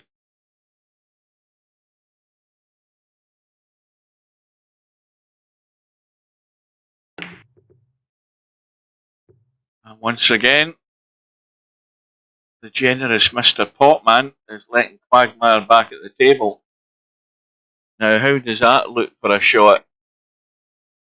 Well, I don't think that cuts. That's way too beyond the 50-yard line. So what do you do in coming up with an alternative? You try and do a cutback double. Watch the cue ball. Look, yes, he has done. That's what he's tried. Well, at least he's forcing PoTmAn to pot these two. Now again, what you don't want to do is finish on top of the 9 ball. So you let the cue ball run straight up and down. You don't try and adjust any sort of way. See, again, he's letting it run loose. Straight up and down. You can take evasive manoeuvres if you know what you're doing with English and the cue ball. And PoTmAn, again, didn't see that shot coming. He let it come off the angle that it's going to run to. When you do play cut shots like that, and the inevitable scratch is always in danger of happening. And if your little voice in your head tells you the line that you're going to take with that cue ball, then you take evasive action to avoid it, so that you straighten the cue ball up and go up and down the table, rather than letting it run loose like that. And then, of course, what happens? You scratch. Well, that was a delicate little combo in the 1-8. But what it does mean is Quagmire's back to within 1. What time is it? Well, we're 20 minutes, well, almost 20 minutes to 9. It'll be safe to say that by the time this match is done, we could be, what are we? We could be here at least another hour, which would be 20 minutes to 10. So it might well take us to that start time of Albinario's match with acero. Not that there's any rush to get there, but we're only into the 8th rack here for the time being. But I'm looking forward to this Albinario acero match. It's just a question. Well, we know what Albinario is generally going to turn up. It's a question of acero, whether he's going to turn up and he's going to be in there long enough to create problems for Albinario. Because I think, you know, a lot of these guys have got one way of playing, and that's just aggression and going for the shots each time. Acero will tend to be like that. It's a question of whether he's going to be consistent enough, or whether the errors are going to appear. I suppose you could also ask the question of Albinario: is he going to be generous enough to keep acero in the match? Albi's going into favourite, but we do know that if acero can find a game plan and can cut out the unforced errors, then he might be able to stick with Albinario as far into the match as he can and make it interesting. So that remains to unfold later on tonight. Meanwhile, PoTmAn just trying to keep things tight, which he has done.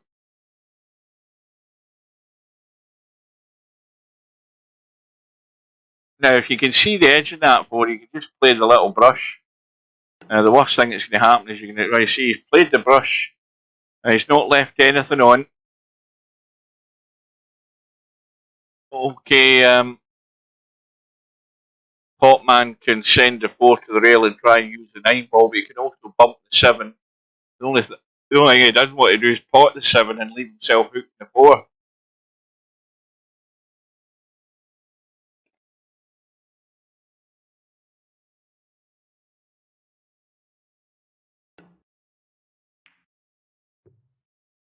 Need to use that 9, and that's worked out nice.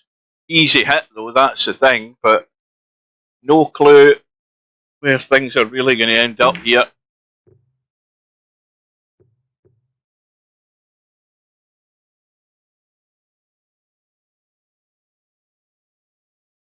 Well, PoTmAn could try heading up into the corner. It's always dangerous risking the scratch. He could try thinning the 4 towards the 5 and try and get up behind the 7 and the 9. You're very limited, obviously, in the area you've got to give you cover.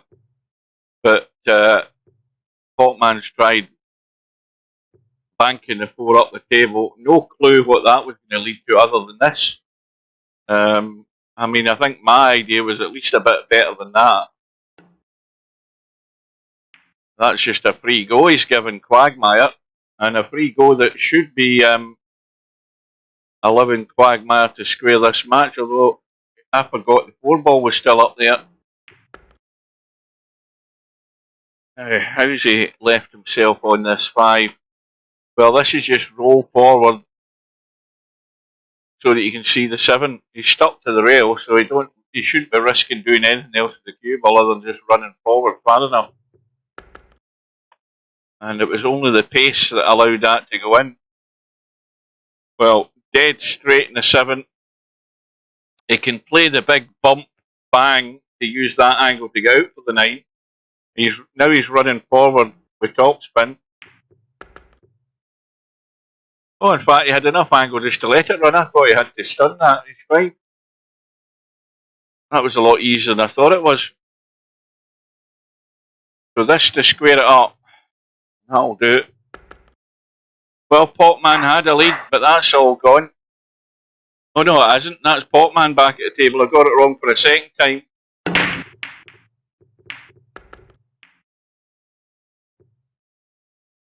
You can tell it's getting to that time of night. I mean, that's already at my bedtime, so the brain starts to shut down every time at this time of night. I woke up at, what time did I wake up at this morning? 4 o'clock. I was wide awake, and then I went back to bed after taking care of business, and I slept to about after 7 o'clock.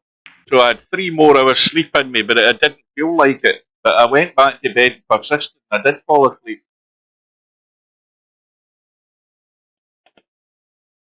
But my brain doesn't realise that I still don't have any work tomorrow. My body clock tells me I should be going to bed at this time. And when that starts happening, the brain does not function fully from 8:30 onwards, no matter what night of the week it is. So I will make mistakes. And very often it's observation mistakes. It's not knowing who's where and who's doing what. But I know Quagmire's at the table now, and I know he's going to have to play the combo in the 8 ball. And the 4 ball's going to have to stay there or thereabouts. And he can see it. And dare I say it, he needs to get this to stay in touch. But look what he's just done. He's had a bang. You know, all you have to do is just chip that ball in, nice and soft, keep the cue ball there or there into the table, and you're on the 6. Now you're asking that the only way I could do that, Larry, the only way I could keep one eye in the HUD and one eye in the chat is if I had eyes like this guy. That's the only way. The only way. The guy in the top right hand corner there. It's the only way I could keep one eye in one place and the other eye in the other. If I had Jack Elam's eyes.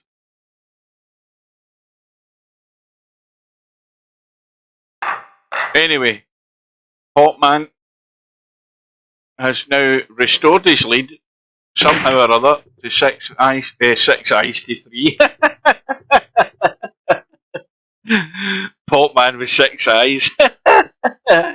6, what is it you call them again? Rats.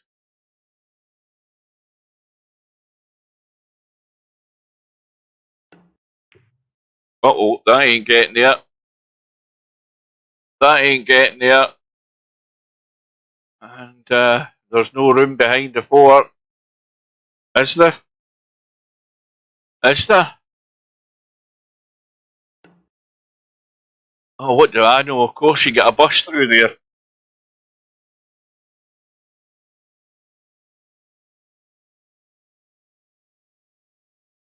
Well, if he doesn't do any of the cue ball, he's going to be hooked in the 3. I know that for certain.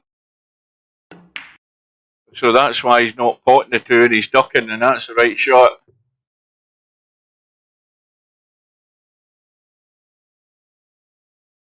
Open invitation to run for cover there, the way these balls are sitting.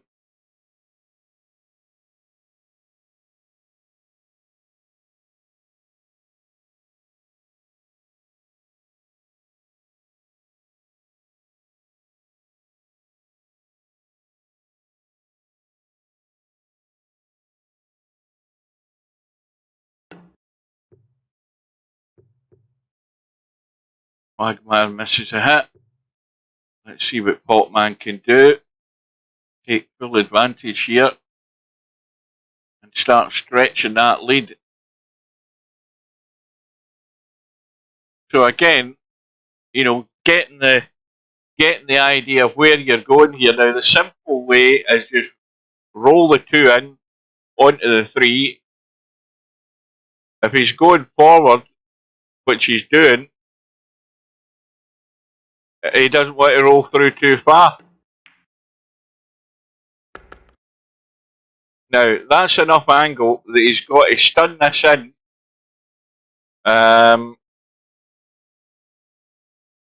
He could draw it.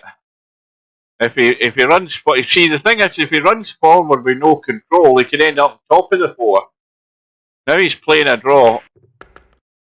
That needs to move. See, I think you can still go. You could have still stunned that in and went to the rail and come out. I think with the angle he had.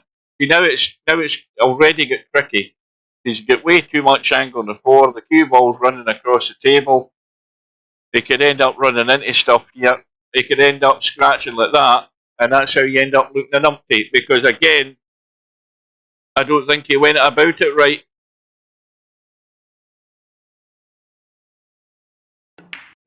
Know where you're going. How often do I say it? Know where you're going before you make a move. And I don't think PoTmAn really had an idea where he was going there.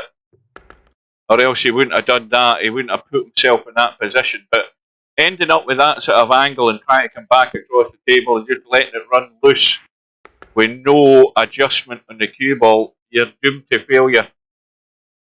And again, it's another gift of an opportunity for Quagmire. It's a bit like the match earlier on today, with how Mooncake kept Bankster in that match early on. Mooncake could have ran away with that match early on, but he kept allowing Bankster back in it by making mistakes at the wrong time in the rack. And this will finish topside. Well, you should never miss these. These are easy. You just not got to do something daft like follow right through and scratch the side. So back to within 2. Rack number 11. Quagmire breaking off.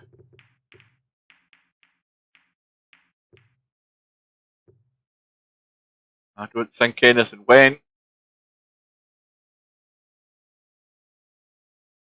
It was dry. Now what did you leave PoTmAn? Well, that one goes into the side. Problem is he's taking a chunk out of the 4.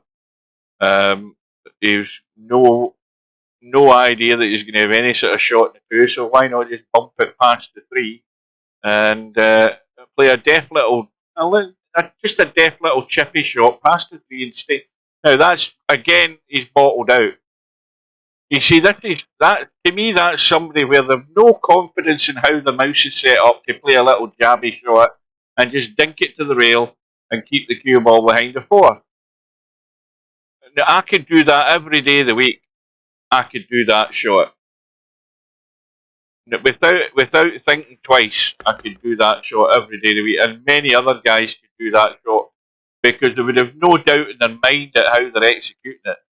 It might not be the same with a trackball mouse, Larry, but with a normal mouse, you can dink that to the rail and still stick behind the 4. But anyway, Quagmire's got himself in trouble now. And this is what this match is going to be the story of: who makes the least mistakes. Andy's flipped to 3. And that can also help the situation.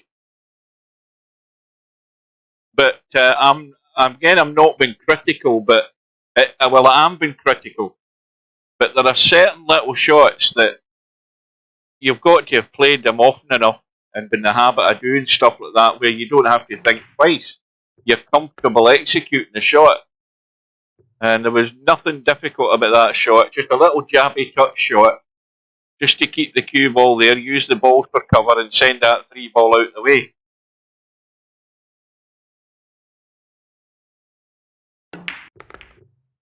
Well, the little touch onto the 6 ball, that's opened everything up. And really, it's all in Quagmire's hands here, is to find a way not to get out here. How is he going to find a way not to get out? right out into the table for the 7. Come forward to the rail and back up the table for the 8. I mean, the angle's there, just to let it run out. Just a kill shot in the 8 ball and play the 8 long into this bottom right hand corner. What's the problem? Again, he's running around. See, with the cue ball running around, that could still easily have scratched the side pocket. You don't run the cue ball unnecessarily. There was nothing to stop him. Just these are bad habits that players have got, where they want to look spectacular and they run the cue ball and they do silly things like ending up into pockets that never have been there. All you had to do is kill the cue ball, stop that, drop the 9 down the table. You don't run the cue ball around angles when you don't need to, and it's a bad habit that Quagmire's got there, because that was asking for trouble, and the only thing about it is he got away with it. Any other day that could have went into the side pocket and he would look an umpty, and that just saved his neck. But either way, it's a slender lead for PoTmAn, 6 racks to 5.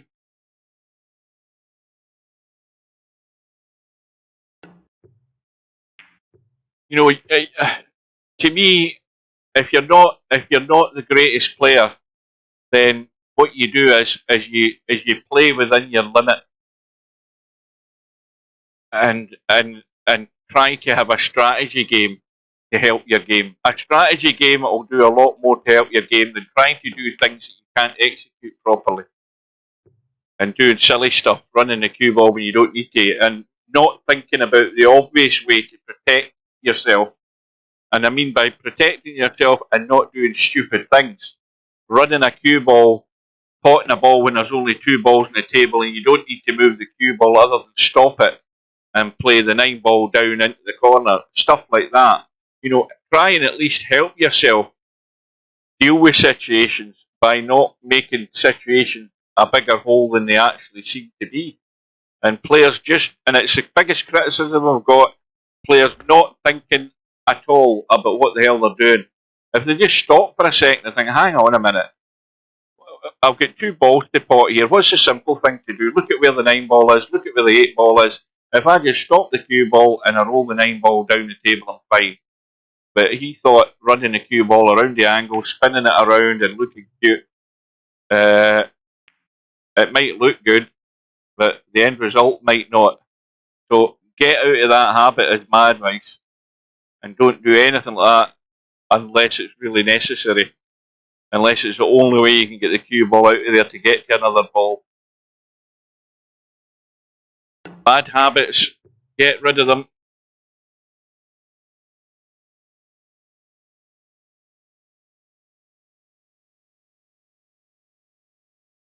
Well, again, up into the middle of the table, there's a gap to get to the 3 balls. So pot the 2 and let the cue ball run out. So it's about judging the pace, and that's a pretty good judgment there this time from PoTmAn. So now PoTmAn at the table, and you've got to get to the 4 ball. So to me, the way to get to the 4 ball is to go forward and spin it around so I'm above the 4, and I've got a choice either into the side or down into the corner. And then I can worry about the 5 ball depending on how I land on it. Now, the only danger with that is, looking at the angle he's got here, the danger of bumping into the 5. I think that was maybe too much an angle for the idea I had. I'll tell you something though, when you can end up with that finish, you'll take that. But the angle I had there, you could maybe pot that with a wee touch of right to try and avoid the 5 and come across. But when you're going to miss them and get lucky, because Quagmire's had a blast. Cue ball's gone. And again, it's an opportunity to play within your limits. So I think the main objective here is don't have the cue ball on the rail when you pot this 5. Pot the 5 and get the cue ball out off the rail. And that allows you to do a bit more with the cue ball if you need to. And that'll do. So now, the danger here is PoTmAn's already got the little voice in his head telling him and worrying about this side pocket. He's already worried about that because he wants to come to the rail and come out for the 7. Now he's got to look for an alternative route to be safe. Now, to be safe, going forward and letting it run out would give him the side pocket. Drawing back like this will take him dangerously close to the scratch, but at least he's got an open 7 ball. So he's worked it out one way or another. And he should be good to go here to restoring this lead to 2.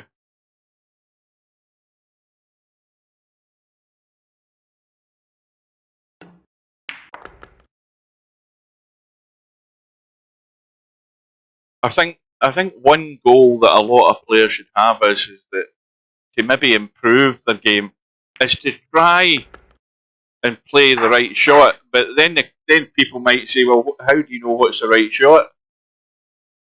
Well, I suppose if you watch a lot of the better players playing and you're absorbed in what they're doing in the context of a match, then you try and play the shot for them. But what I mean by that is you look at the lay of the table and you see the shot that's there and you think, well, how would I deal with this? Would my idea be the right idea? Especially if the player that you're watching plays something completely different and still gets on the next ball. So you've got to then try and think of your options on a shot. Now, some shots you don't have to think. Look at this 3 ball into the side. All you need to do is make sure you can back far enough for the 4. And now that you're on the 4, you look at where the 5 is and you think, well, how do you go on the 5? Well, I mean, you're pretty straight in the 4. You could draw back and play the 5 into the same pocket.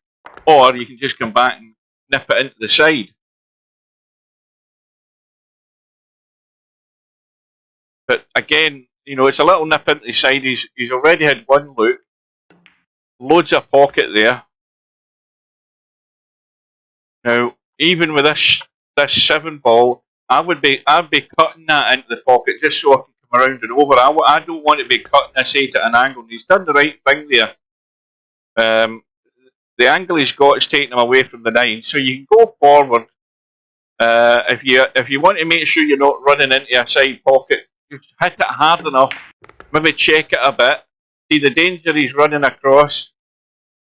But if you hit that a bit harder and you check it a bit, you adjust the line well away from that pocket.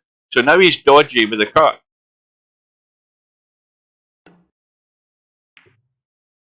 But he's got it. And the lead now goes to 3.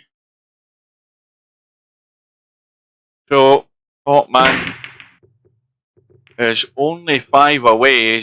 And again, I think he's come up. Oh, that 1 ball just got a final bump with the 6 there. But if he can really capitalise with this, so he's got a cut in the 2. Now, the cut that he's got, he can play it in completely dead weight if he dares. I mean, that's a shot. Dead weight, just roll it in and let it drop into the pocket. So the cue ball's going to be here or thereabouts. And he says, I look at the 3 into the side. Now that 3 just needs a brush onto the 6 and it's going into the pocket. So this has to be dead weight. Unless he's going to run up and down the table and avoid the 5. But I think you can just dead weight this. No, he's not interested. Is he going to get the cover? Well, no, he isn't. Now that 2, let's have a look. Well, that 2 will cut. And there's not much room, but it will cut. The only danger I don't like here is that it might catch that 5 and scratch this cue ball with the thin cut in the 2. I don't think he's playing the thin cut though. Well, Your guess is as good as mine as to what he was trying to do there. It could have finished worse than this, though. It's in no man's land for PoTmAn. PoTmAn could have a go at the 2-9 combo here. He might as well. No reason why he shouldn't. Because he's lined up as good as he's going to be, and that's the right shot. A bonus there for PoTmAn. And now the gap's at 4. Has he got this match under control? Well, good thing is he's got a follow-up ball on the break. He's got, he's got a bank in the 1, but does he want to take it? I don't think he does. Look at where the 2 ball is. He could put himself in trouble here. He wants to stay well away from the bank. Unless he's guaranteed he can see this 2. And that's the right shot. Unless he scratches. Nope, that'll do it. And that for once he was thinking right there, PoTmAn. You didn't want to get near that bank. And I think Quagmire's maybe getting a wee bit lost for patience now. PoTmAn could have him in a load of trouble here. Now again, there's no value in potting this 1 unless 2 things. First of all, you can see the 2, or secondly, you smack into them to open them. And he hasn't, and now he's in trouble. See, again, no value in potting that 1 ball. I wouldn't have potted it unless I could 100% guarantee I was going to smack them open. And now he's put himself in trouble doing it. And he's given Quagmire a free go doing that. So, wrong choice of shot there by PoTmAn.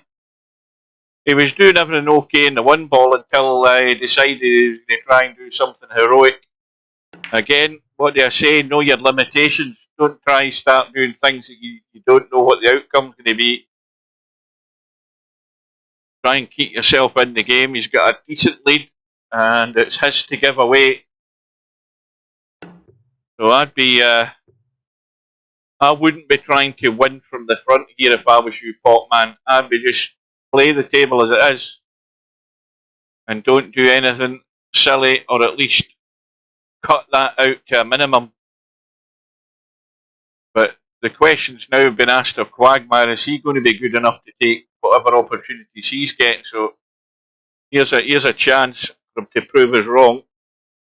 3 ball is awkward straight away.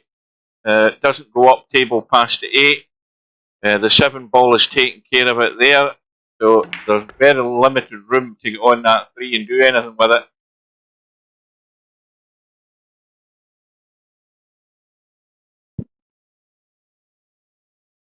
Well, we are 55 minutes away from the main event of the evening.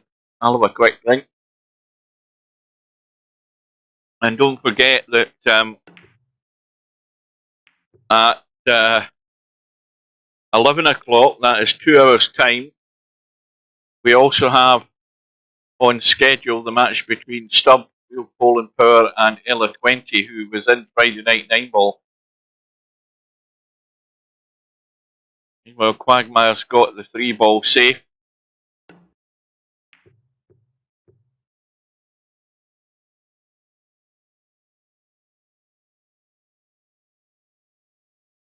Now here's a delicate little shot here to try and bank that that 3 ball up the table and spin in behind the 4.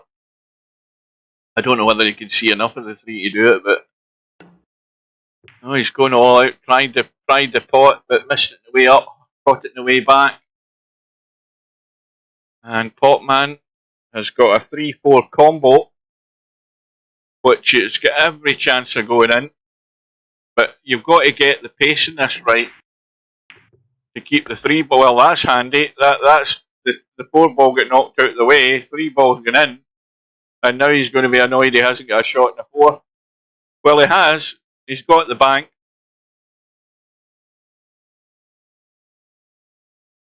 Now remind me who Henry Dossett is again, because again, if I don't see these names for a while, I totally forget who they are. VP4. Good evening anyway. Welcome to the party.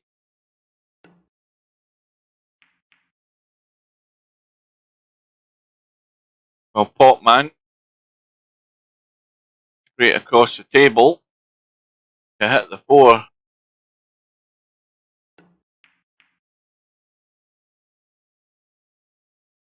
Well, he decided he wasn't taking the risk. He's given up ball in hand to Quagmire and said, right, well, try and get me in 3 fills.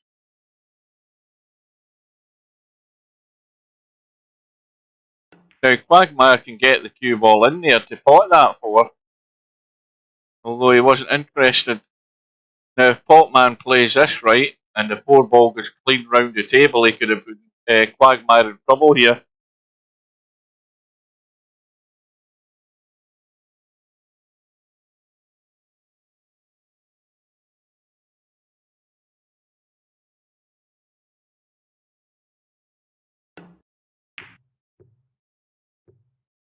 Well, that 4 ball, you know, you had ball in hand, he could get the cue ball into that 4.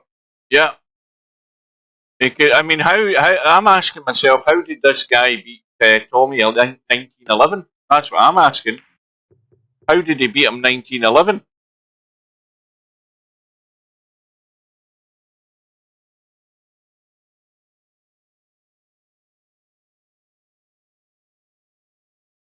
Yeah, he's either played very good on the night or Tommy was terrible. And I don't think there was anything in between.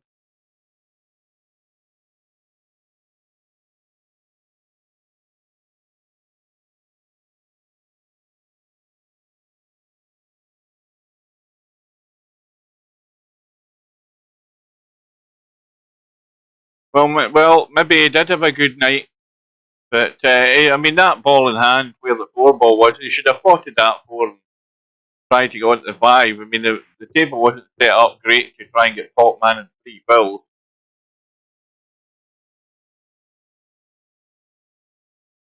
But it doesn't send out the right message to your opponent when you're bottling out and a chance to run the table with only 4 balls left on it. I mean, that's one thing. You've got to send a message out and say, well, if you're going to try and piss me about, you give me ball in hand, I'm going to run out. Quagmire went all out there for the bank, and he may well pay the price for it. PoTmAn edges ever closer, you would assume. Now, again, it's all about just keeping the cue ball out in the open. And this is nothing to it. Roll the 7 in, let the cue ball roll out up the rail on the right hand side. Kill the cue ball in the 8 ball and leave a straight in 9. What's the difficulty in this? Just jab this 8 ball in, kill the cue ball stone dead off the rail, pop the 9 in. There isn't much to think about. But it's double figures for PoTmAn.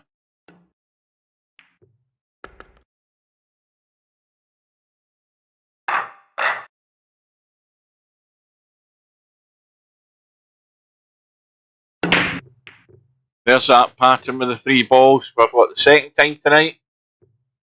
So early on, and there it is again. Let's have a look at the 5 ball.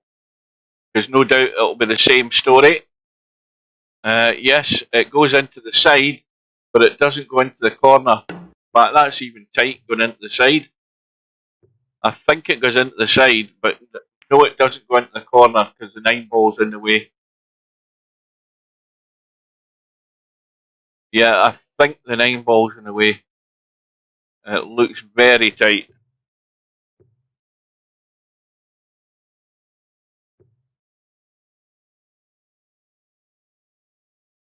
So Quagmire will give him the 1 ball, and we'll give him the 2.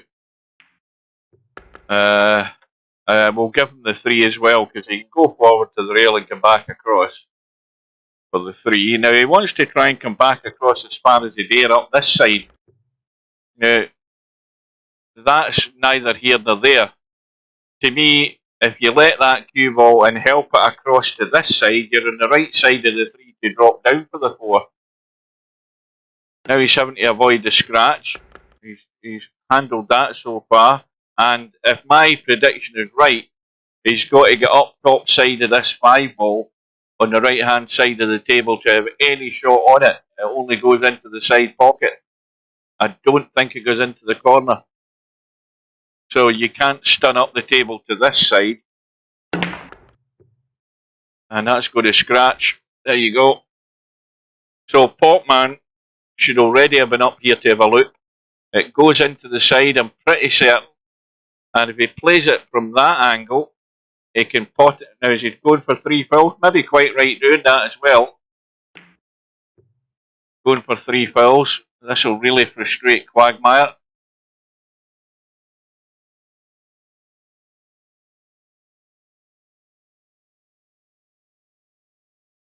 But that goes back to what I was talking about earlier. You know, if you've got an easy option like burying your opponent like that, then do it. Don't try and be a hero and run the table if you're not necessarily 100% confident in doing it. And also, if you've got a good lead that PoTmAn's got, don't get crazy and get daft.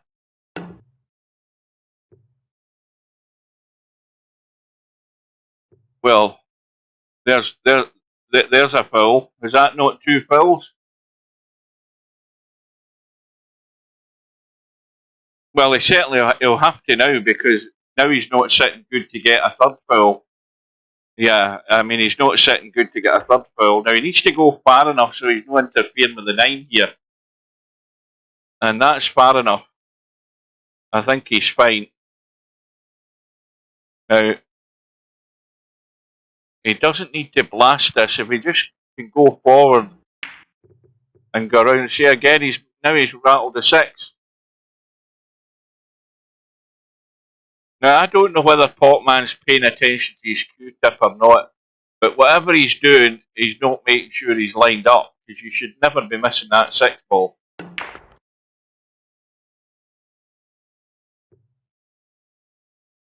Who's playing? It's PoTmAn and Quagmire that are playing. PoTmAn is currently 10-5 up, but Quagmire should be winning this rack, although there's no guarantee that'll happen. And good evening to Blind Hog. Oh, good evening to Hair Pig as well. I don't know whether I did say good evening or not.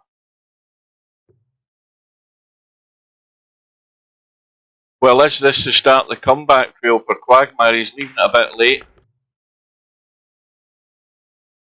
So we're 45 minutes away from the big match tonight. A round 3 match with Albinario and Acero. Albinario, of course, Cobra's nemesis.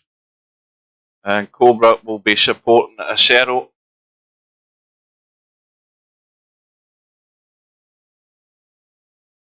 Well, I'm glad it's now been proved to be the smell of pigs, because I thought it was Hair Pig there for a minute.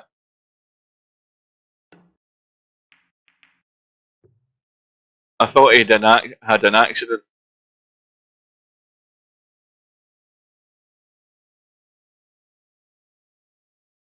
Well, there's places to hide this cue ball here, isn't there?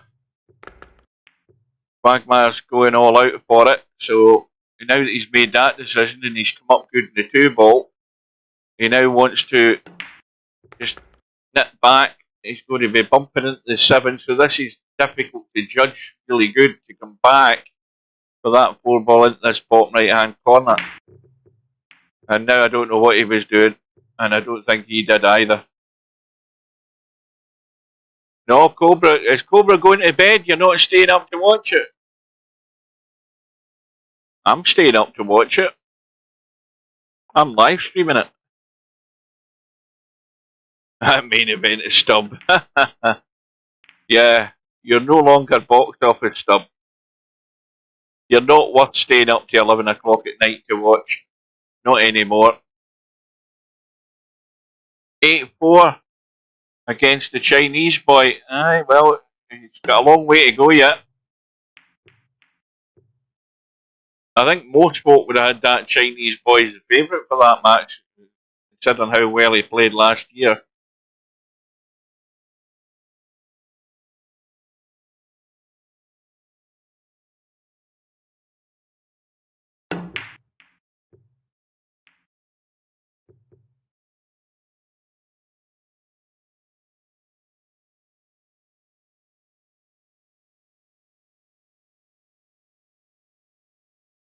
Quagmire having to kick. And he's fluked it into the side. And he's got a shot in the 4. And now, if he's got his head screwed on, which I'm not exactly sure he has, he's going to be blocked off by this 8 ball, but he's really trying to get a shot in the 5 to play the 5-7 combo.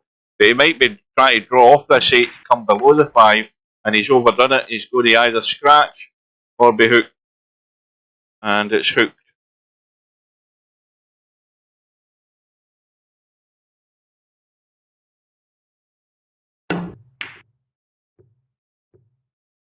How's his luck?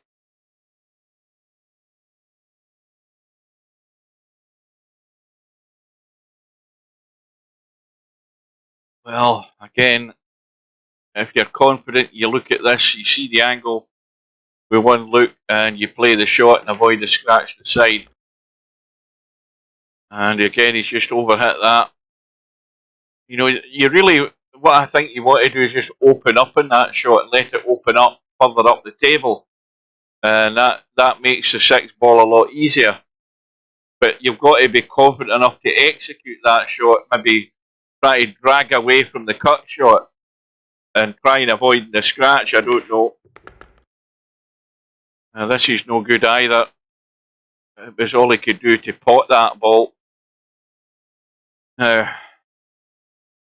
why not have a go at the kick up and down, PoTmAn? It's not going to bank.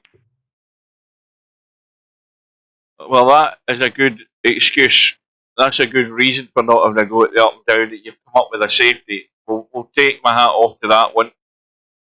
I asked him earlier on, but he didn't remind me. I'm trying to remember who it is. And the name escapes me, but I was hoping he would tell us, but he's not divulging that. But I know who he is. I know he's somebody in VP4, but I've totally forgotten.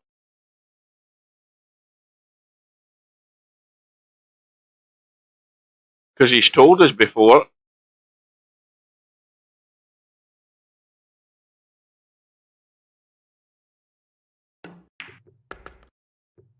Well, Quagmire shouldn't be coming back to the table. No, it's not miasma.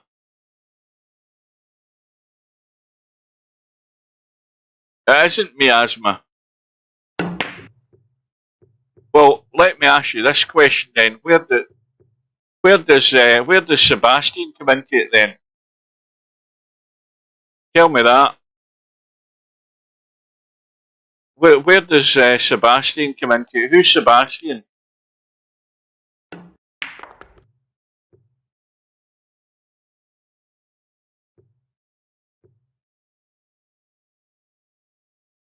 Well, that's why I'm asking who's Sebastian then.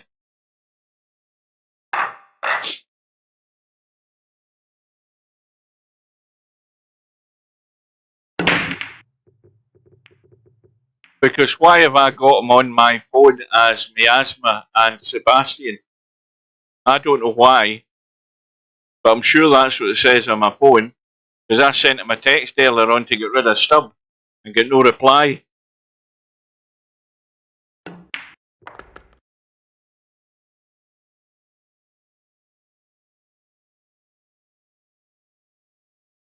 How many pseudonyms are you going under by? I mean, it could be Pi, it could be Miasma. I always worry about people that change their names in VP4. Did you? But how come I've got you on my phone as Sebastian? That's the bit I don't understand. Anyway, good evening. Now that we know who you are.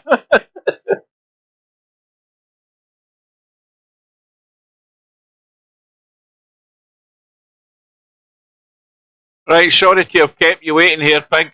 See you later.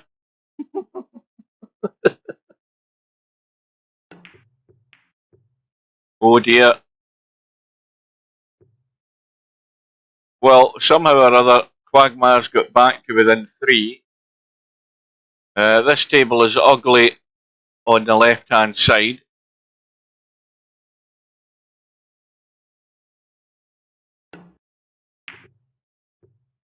Oh, this could be nasty. This is very nasty from PoTmAn. Very nasty indeed. Get out of that. Well, this is a 2-rail, possible 3-rail kick here. I don't know whether he's got much of that far side rail to use, but he had a good go at it. Wasn't far off the mark. Now, let's have a look at this 4-ball. Right, so it's not sitting great, and you need to be right behind it to drop it in. So, again, I ask the question, where's the value in potting this 3-ball? That's why I asked the question, where's the value in potting the 3 unless you think you're going to get really good on this 4-ball? Well, he's got the pace right, I'll give him that. And this is an absolute total dead weight drop into the side.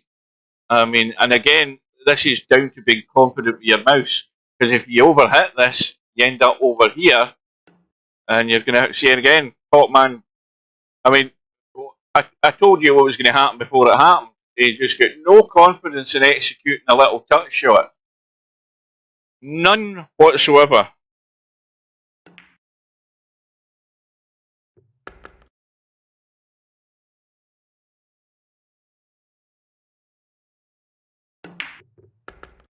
Yes, all my VP4TV live streams are on YouTube now from here on in.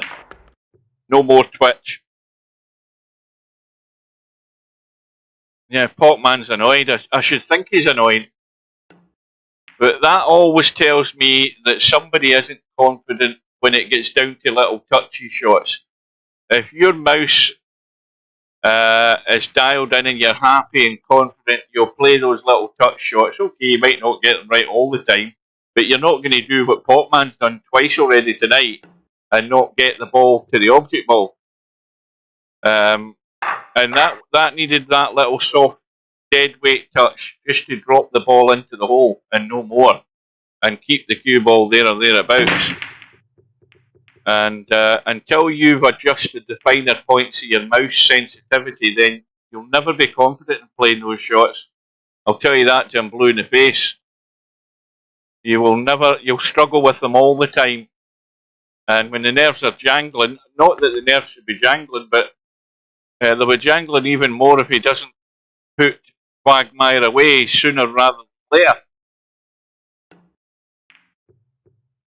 And that needs to go past the 9. And he's nailed to it.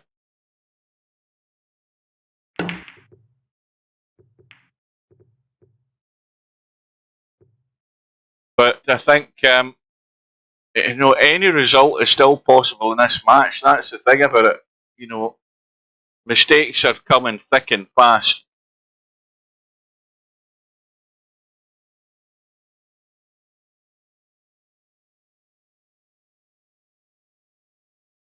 Yeah, I don't know how I ended up getting you on my phone. I haven't the foggiest idea. I don't remember. I can't remember what happened 5 minutes ago, let alone however long ago it was.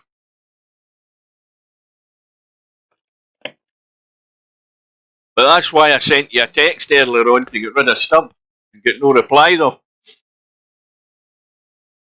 I had to get a hold of Steve. Steve dealt with him.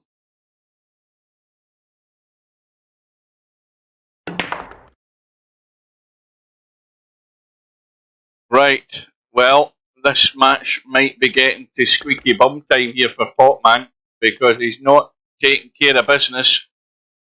And, you always think that maybe Quagmire's going to wake up to the job in hand here and suddenly start putting things together. And this might be the start of it, and it might be that PoTmAn's going to get caught off guard here.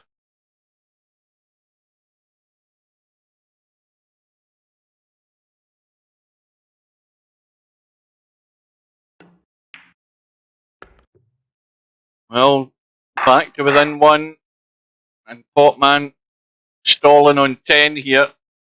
And we're now just 33 minutes away from the big match tonight. And Quagmire Comes up dry, and PoTmAn now under pressure to try and keep control of this table, whatever he does. And the first challenge is finding a way up table to somehow have a shot somewhere on this 3-ball. The 3-ball's blocked by the 6. So he's trying to come down the short side. Not a bad effort, in fact, pretty good. Now, again, all he wants to do is pot this and run into the gap. He doesn't want to be bumping anything. He doesn't want to do anything that's going to cause him to bump anything. He just wants to pot the 3 and come up the table. And that's good. That just needs to slow up. In fact, that's helped him very nicely. Now again, look at the shot he's got. He's got a straight 4-ball. So what do I do here? Right, what I'm doing here is I'm just jacking up and I'm doing a stun draw. Get the tip just slightly. See, he's going deep below. And that's asking for trouble. He's not confident at playing the stun draw. A little Q-tip slightly low. But you hit it harder and you let that cue ball just bounce back. And once you master the stun draw, you'll play shots like that a lot more confident than that one, which went near the scratch. And now suddenly he's out of line. You see, this is about how you can keep things in better control and you stop the cue ball running loose. And when you start running loose, you end up like this, and you end up wasting opportunities to run out. He's going to get good though here. He's going to get very good. So you can make your life a lot easier. That's what I'm saying. And this will bring somewhat of a sigh of relief for PoTmAn just to keep that gap.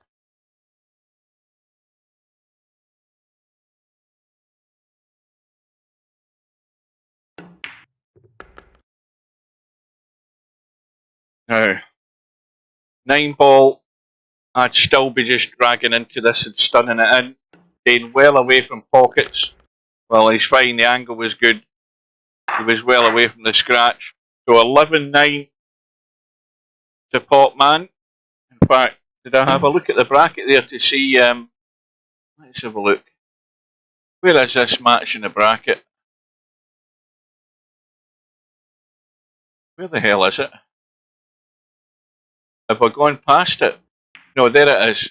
Right, so the bad news for either player is that whoever gets through, Bedhead will be ending their participation in the tournament. That's the only bad news I can give them. So Bedhead is going to scalp whoever gets through to play him.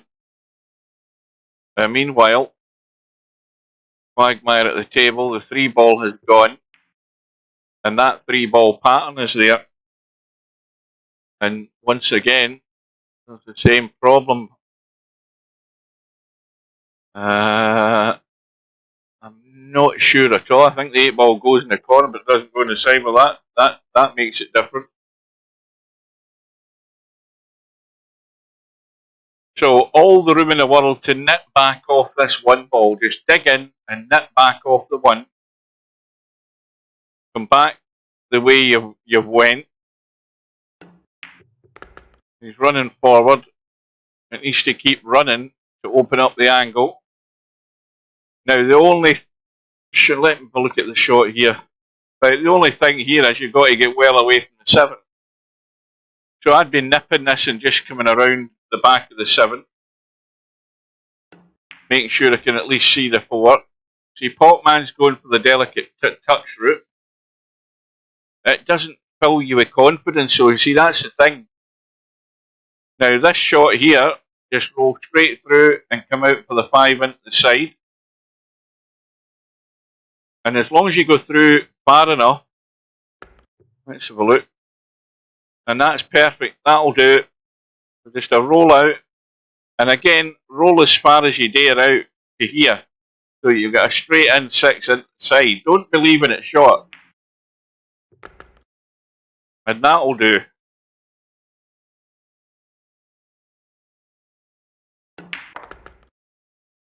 So one final test. Has he got himself 2 straight in a 7? No, he's fine. So he can go forward a tiny bit of check. You don't need loads, just a tiny bit. I would have hit that a bit harder though. But I think that'll do. I would have hit that a wee bit harder. But in it goes, and he's on the hill at last.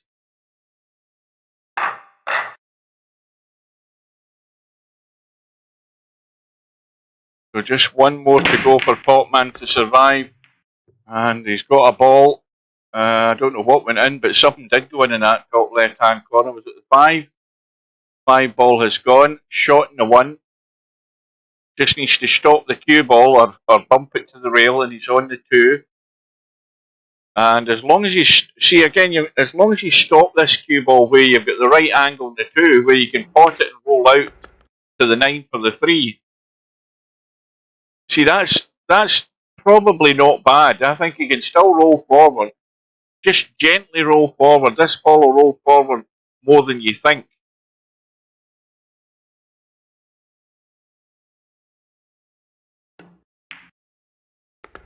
And this time he's overhit it by a country mile. See, it does roll a lot more forward than you think. And now he's in no man's land.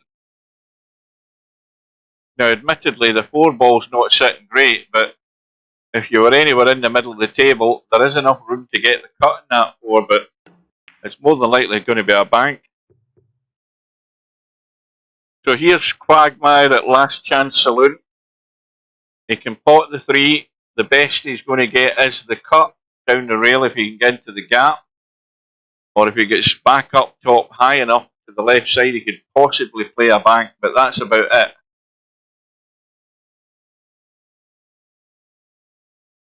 He's not got a lot going for him, let's just say that.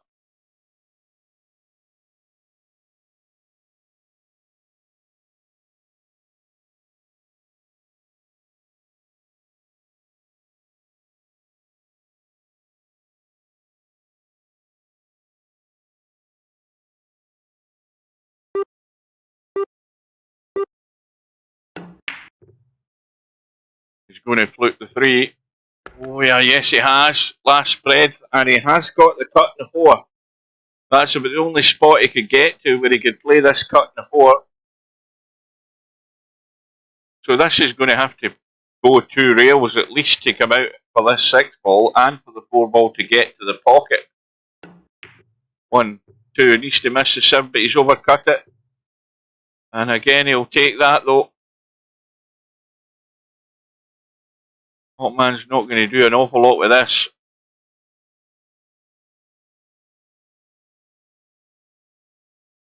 He's not thinking of... He's not, no, he's trying to get cover with the 6. Not a bad effort. But the bank is on. I think there's enough of the 4 ball and the bank is on into the corner. Last Chance Saloon, I think you've got to go for it, Quagmire. No point in trying to be cute. All or nothing. He who dares wins, or might survive another rack. And that's well played. That was the shot. It was lined up perfectly for that. So again, just roll the 6 in and get behind that 7. And just roll forward. Not too heavy.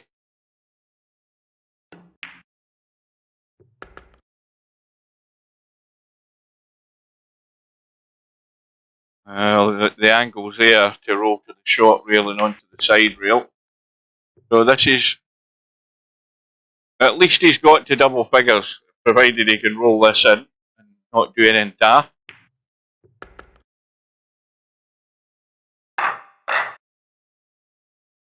But cannot afford many more mistakes.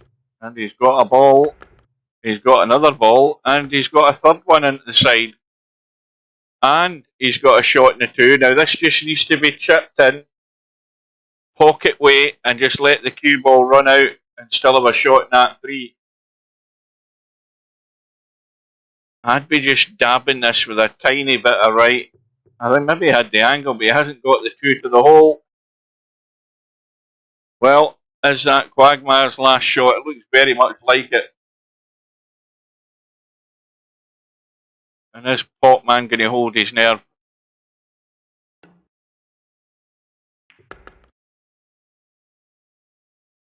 Well, he's straight, but this again is crying out for just a stun draw, just to come past the 9.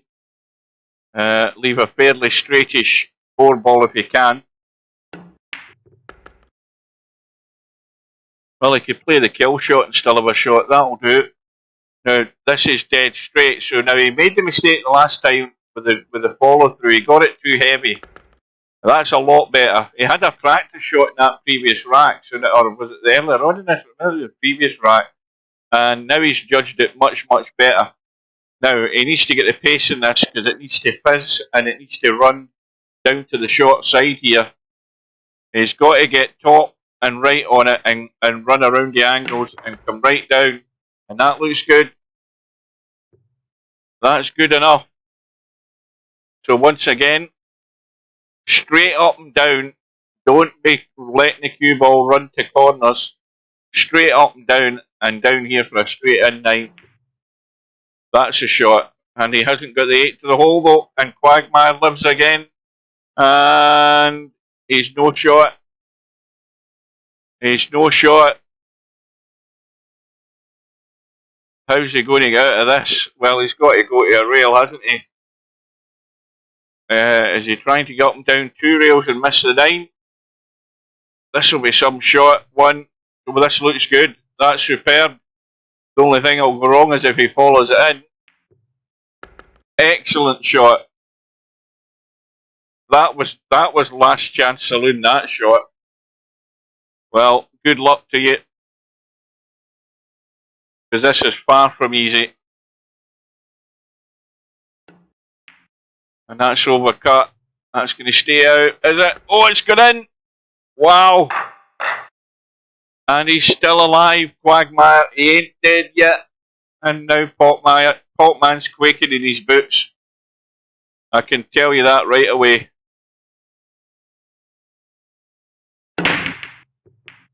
One ball into the side, but the cue ball's gone. Oh dear, look at this 2 and 9. Look at the 2 and 9 for the match. That's a disaster. That's the worst disaster that could ever happen. And it's happened right there. Look at this for the match. Look at this for the match. Complete disaster for Quagmire. And how things can turn on their head in the space of 2 shots. Unbelievable. And PoTmAn, who was shitting a brick there, has got out of jail big time. And it was handed in a plate at the end of the day. That is so unlucky. That's just an unbelievable way that finished. The scratch, but the 2-9 sits stone dead over the side pocket. And PoTmAn's away to a darkened room for a lie down. Because he has got out of jail. Well, unfortunate there for Quagmire, but what a bit of good fortune there for PoTmAn. So anyway, like I said, PoTmAn is now up against Bedhead, and he's got a fairly slim chance of getting out of that match without any bruises. I think Bedhead will beat him up. Right, so where are we at now? Right, at the moment, first of all, let's come out of that and just confirm to any latecomers. The next match that we have starts at the top of the hour, only 19 minutes away from that. Albinario and Acero at 10 o'clock. That's a round 3 match in this year's Virtual 9-Ball World Championships. And an hour later, we've got Stubb against Eloquente starting up. I won't be covering that. I'm going to bed. Or at least thinking about it. I'm probably going to get a copy. I might watch a bit of it. Hopefully Slim's going to do it. But I've got no intention of doing it. And then there's other matches. We've got the match with Larry and Semi-Pro tomorrow night. I'll be there for that. And Smoking Sid and Fast Eddie. They're on Sunday. What the hell time are they at? 5 PM? Is that 5 or 3 PM? 5 PM Sunday. So that when did that match? Of course, that was because Smoking Sid got advanced earlier tonight. I forgot about that. Right, so I'll be there for that one on Sunday as well then. And then we'll get Matt and Spectre on Tuesday. That's the start of my days off. I'll be there for that one. and then you've got Cobra Balls a week today at 7:30. Now that's that.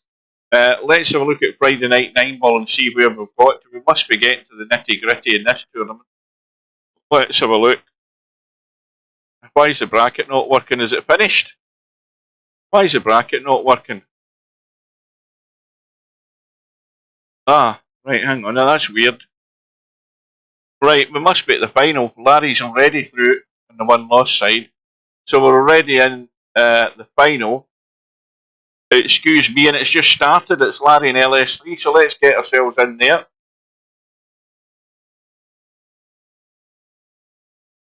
Right, who can we jinx first?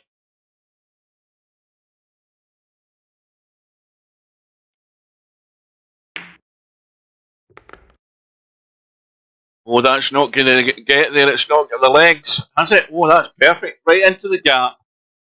And you try and tell me that you played that in there, LS3, then you're a liar.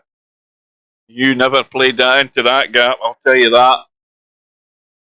But has she got enough to pot it? Yes, and a nice angle up top for the 3 into the other corner. So it's a scratch match. The finals are race to 9.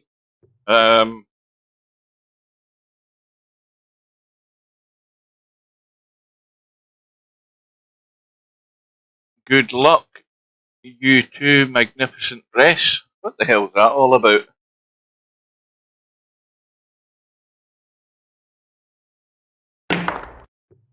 Number 2.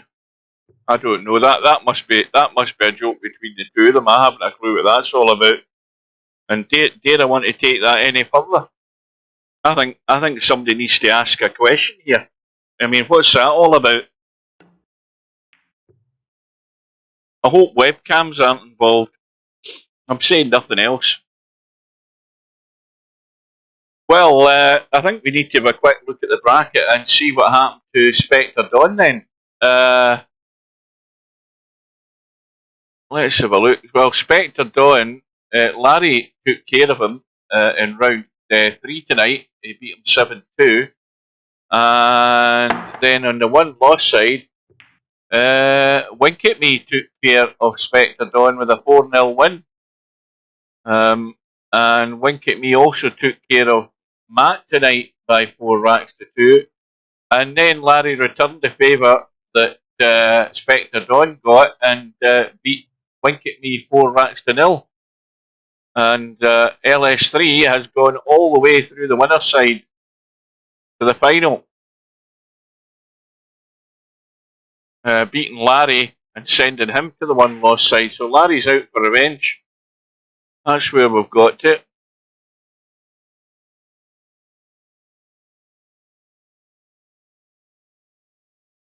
So, now as in the past, Albinario has the habit of turning up at the last minute into the lobby. He doesn't really come in to do an awful lot of practice. And Acero has a similar habit of just showing up at the last minute. Needless to say, neither of the two of them are anywhere to be seen in the chat at the moment. Has any of you guys noticed the amount of Vietnamese and Chinese that are appearing in the lobby? They're all gratis, I hasten to add. None of them are buying premium accounts. They're just coming in as gratis players. But I've seen Vietnamese players, Indonesian players, Chinese players, all gratis. Well, Larry's got first blood off and running. Yeah, Chinese players in the lobby, yeah. Obviously, they're not on at this time of night because it's the middle of the night where they are. In fact, it's the next morning where they are now for a lot of them. But you're seeing a good few Chinese and Indonesian and Vietnamese players as well. You'll see them during the daylight hours here. They're all appearing from somewhere, so I don't know whether Steve's putting the word out somewhere in these poorer countries, people with lower income, where they're finding out somehow about VP4. but there's not many of them, but there's a lot more than what there was a year or two ago. Yeah, you know, if you're in here, I mean, I'm in here like 5 o'clock in the morning half the time, and I wake up my days off, and you'll see them in the lobby then, and then they'll thin out during the day because obviously it's getting late at night where they are. And meanwhile, back to the Friday night 9-ball final, which is still short of 3 hours. It started at 7. It's only 21:48, so just short of 10 minutes to 10. And Larry's got himself a bit straight in this 6th. And he's played his little sort of draggy draw shot just to get the cue ball to come back. It hasn't quite come back as far as he would have liked. He would have liked it a wee bit more just to simplify things, because now he's got a wee bit of work to do to have a shot in the 8, and he didn't want to do that for a start. He didn't want to bump into it, and now he's got to pick a pocket, because as we all know, you've got to pick a pocket or two.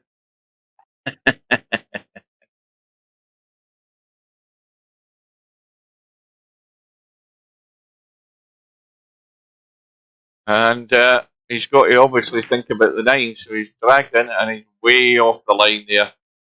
Way off the mark by 100 yards. And this is a gift for LS3 to square it up. Just a little jab down into the corner, hold it for the 9. Couldn't be simpler.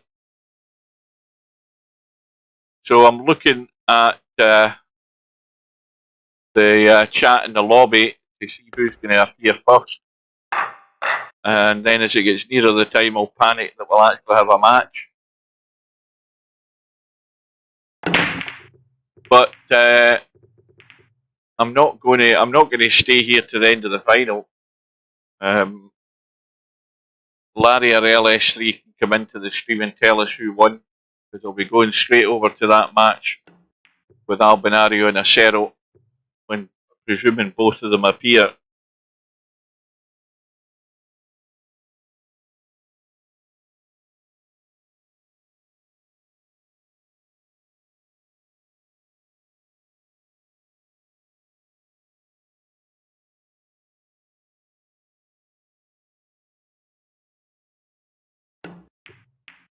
This is some shot.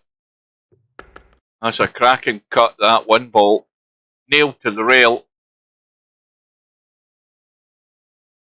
Well, again, you just need to get out into the table above that 3, around the corner and out, and high enough to make it comfortable, and everything's good.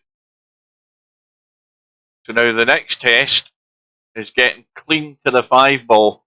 And you've really got to try and get up to that short rail up top for this 5 ball. And the reason I say that is because that's your best chance of getting a shot in the 6. I don't think it's worth your while leaving a long cut in the 5, because if you do, you're going to have to run the cue ball up and down the table anyway to get back up for the 6. So there's a narrow window to get this cue ball into for this 5, a very narrow window.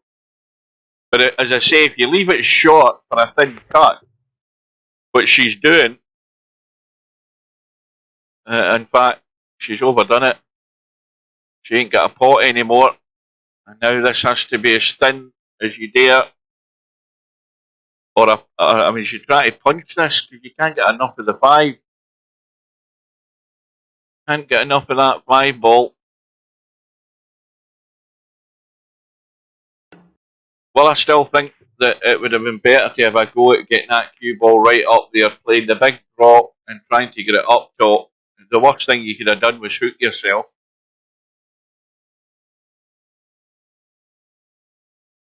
But Larry now has the gilt-edged chance to get the lead again. Let's see where he's finished. Well, that's fine, just kill it. Drop the 7 down, let the cue ball just run through. Like, even that one's just gone a wee bit further than that. See, here's fine. There, you've got to think more. You've got to do more.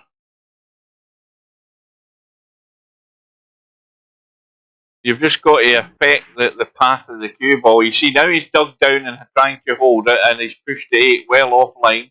That's how mistakes are made. Now, the only difference between that being a good shot and a bad shot was that distance there, where he finished on the 8. If he was down there in the 8, he was fine for dropping onto the 9.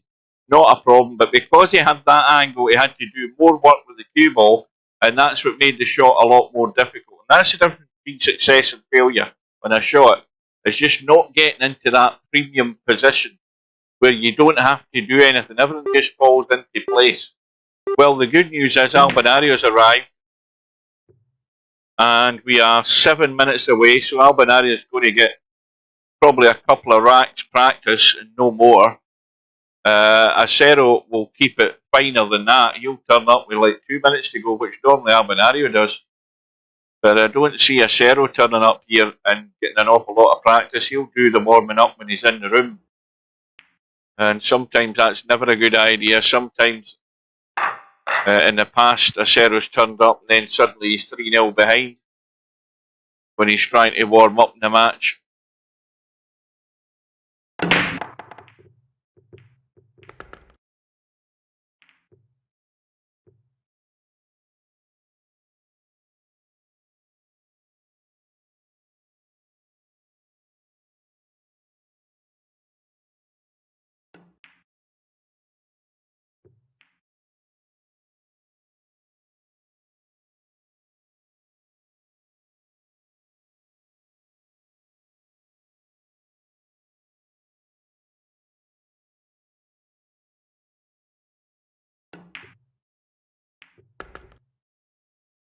Right, we are, 6 minutes away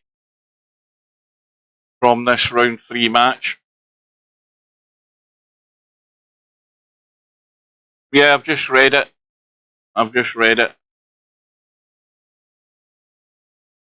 Well, Steve muted Stubb for 4 hours earlier on tonight. So he should be fairly quiet for a while yet.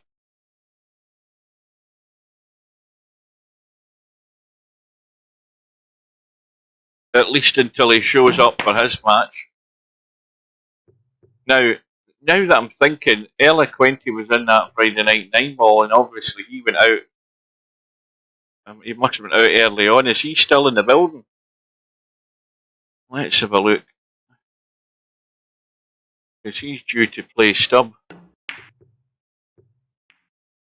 Let's have a look.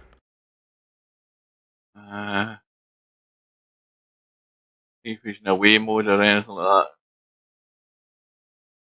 Right. That was my main concern earlier on today, whether or not Eloquenti is going to show up for this match. Because either he or his opponent in the first round, either one or both of them didn't show up for that first round match. Hence why Eloquenti got sent to the one-loss side. Now, just looking there, no sign of Acero at the moment. We won't panic yet.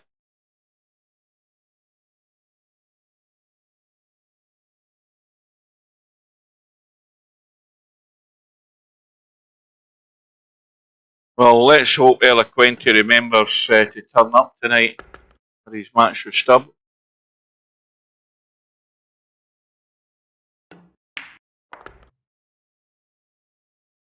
Meanwhile, Larry looking at squaring this match up to a piece, and also again looking for revenge on the culprit that sent him to the one-loss side.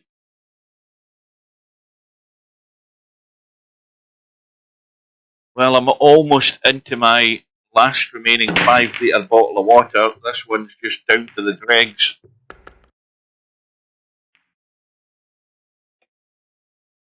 It'll be done before the end of the night. 3 minutes to go before the top of the hour. And obviously this match has still got a ways to go.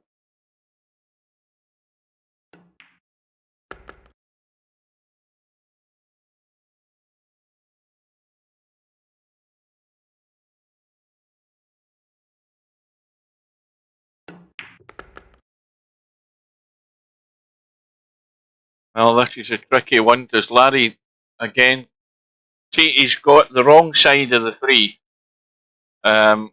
He's got to try and come down on this side to play the 4-8 combo, but he's the wrong side of the 3. And now he was trying to leave the cut in the 4. And of course, needless to say, he's got himself in trouble. Stubbs match starts in an hour's time. It starts at 11 PM British Summer Time. Larry's tried to jump escape, hasn't been successful, but not a bad result where it's finished.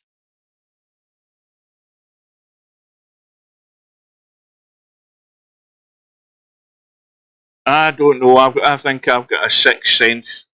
I just wonder whether Eloquent is going to show up. Sometimes my sixth sense is pretty reliable. That's gone south. So Larry has a chance to go into the lead, and we are, well, we're at 9:58 here on my phone on the clock, and still no acero yet. See, he does show up at the last minute normally.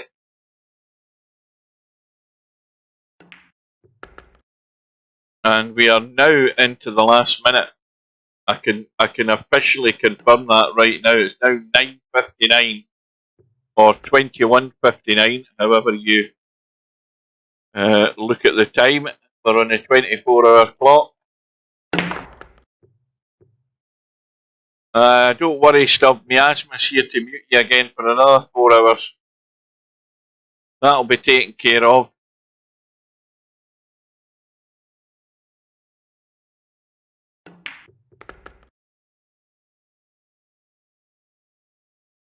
Well,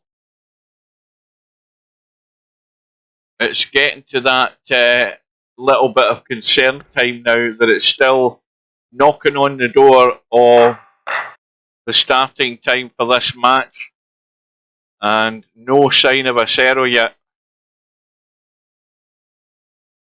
Still 9:59. In fact, it's just gone the top of the hour. It is now 10 PM British Summer Time, and acero no show at the moment. Well, it'll be a big disappointment if he doesn't show.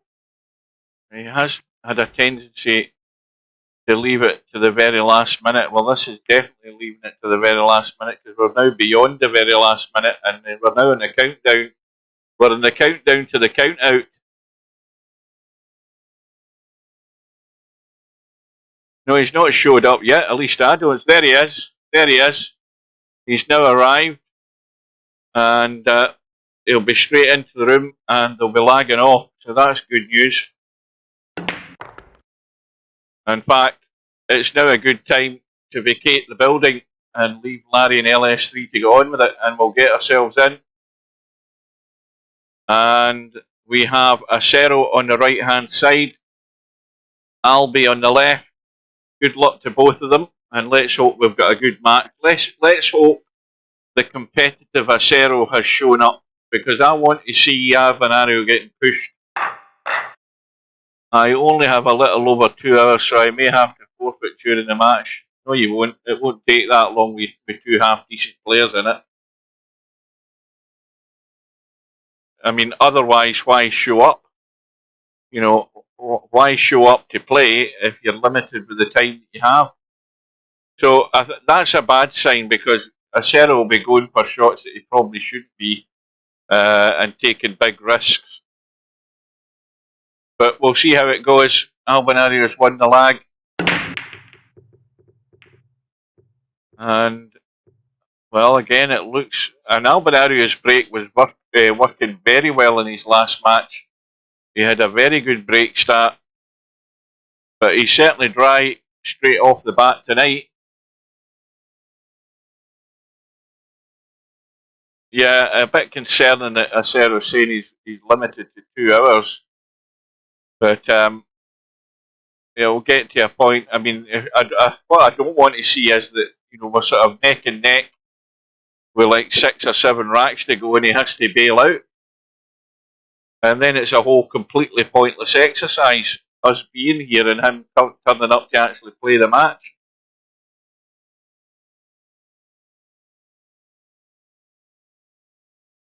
Well, anyway, Albinario's got a shot if he can get around the back of this 8 ball and get high enough up the table, and he's certainly got around behind the 8, and he's certainly got high enough up the table, and he's certainly not hooked himself behind the 7, so everything about that worked out perfect.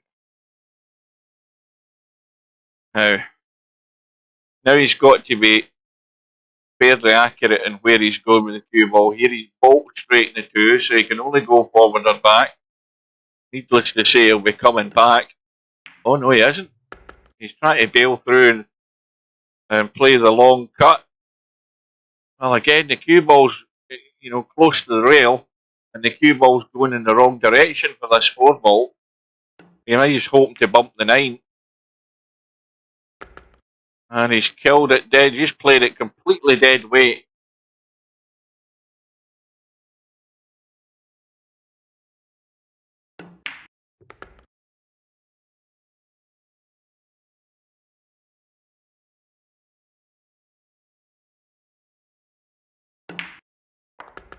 Well, you can see there's no problem with Albinario finding his touch because he's got it straight away.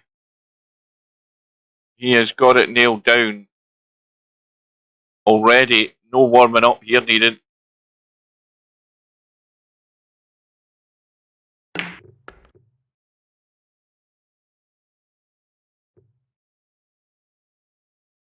Perfect position in the 7.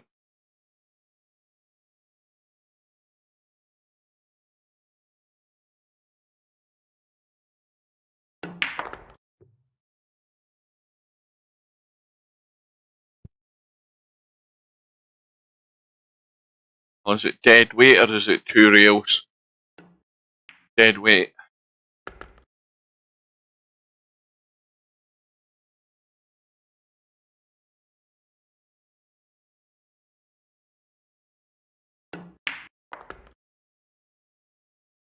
Albinario gets the scoreboard ticking over. First one on the board.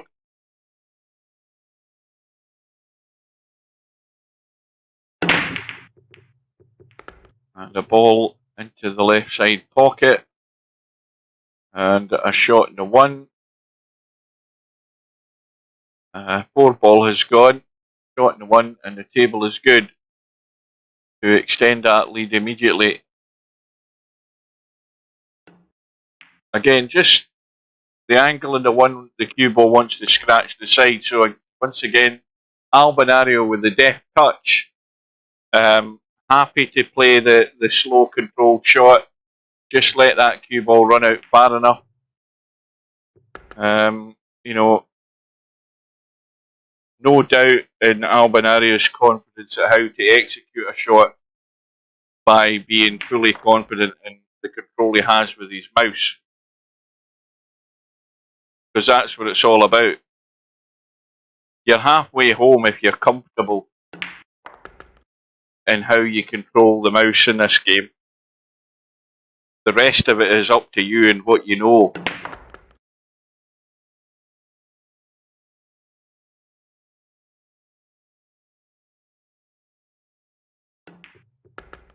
Is Steve in the room?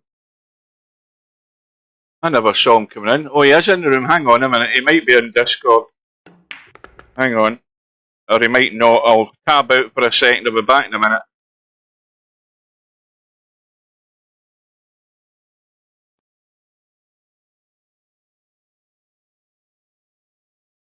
I'll be back with you in a minute, guys. Just be patient. I'll have a quick look.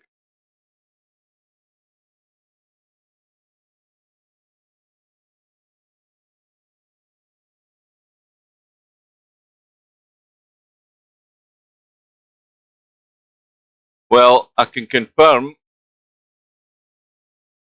that he's not in Discord.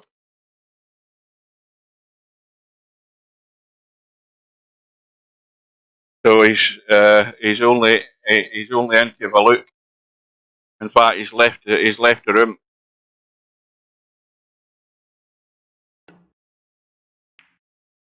So I don't think we've missed a great deal. We've just got a wee bit of back and forth here at the moment.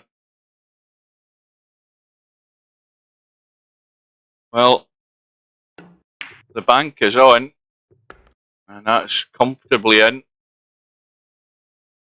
I don't know whether Albinario intentionally left that there as bait, but one thing's for certain, whenever there's a bank like that on, acero's going to take it. No doubt about that. Oh dear, he didn't want to do that though. He didn't want to do that. He put the right spin on it to come down for the 3. Fair enough, he got there, but he's bumped to 6. I mean, it's not done a great deal of harm, other than it's just like less accessible the closer it is to the 9. But he should still be good to go here. Yeah. Well, crisis over, because well, he can draw back off this 6, come across in behind the 7, and everything's good.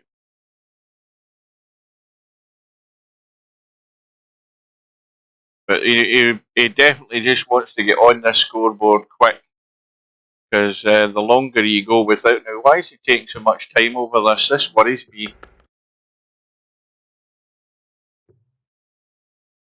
And he's got himself dead straight in the 8 now. Why didn't he just cut that up the table, that ball, instead into the side? I don't know. But anyway, he's now good again. Well, it's a little bit more of a cut than he would probably want. But off the mark.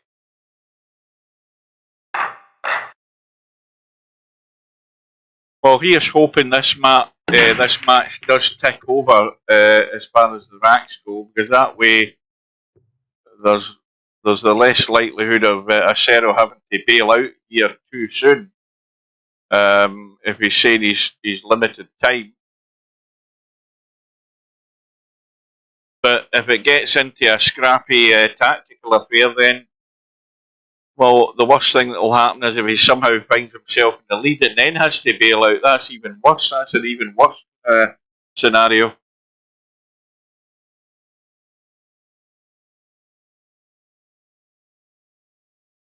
But then again, I then ask the question, then, why arrange the match for this time when you know you've got limited time? You know, or is this something that's cropped up after he had arranged the match?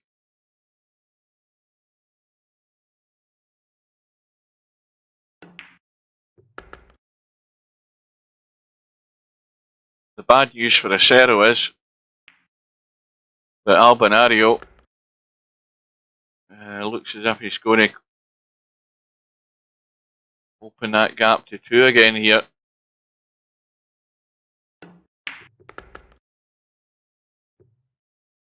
Now, how does he want to play this? He's got to go down to the short side here, I think.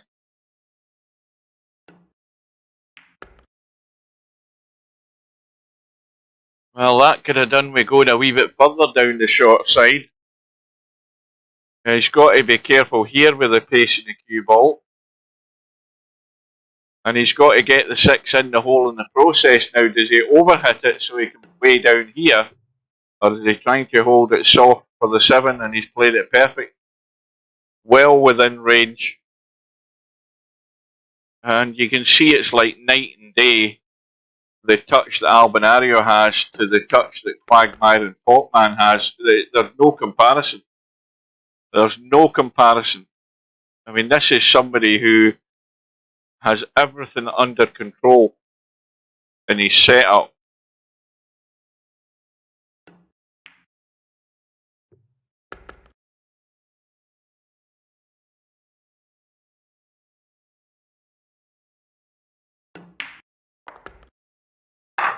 So 3-1.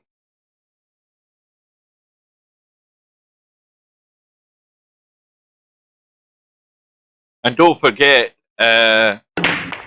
Albinario in his last match got the highest racks ran for the tournament so far.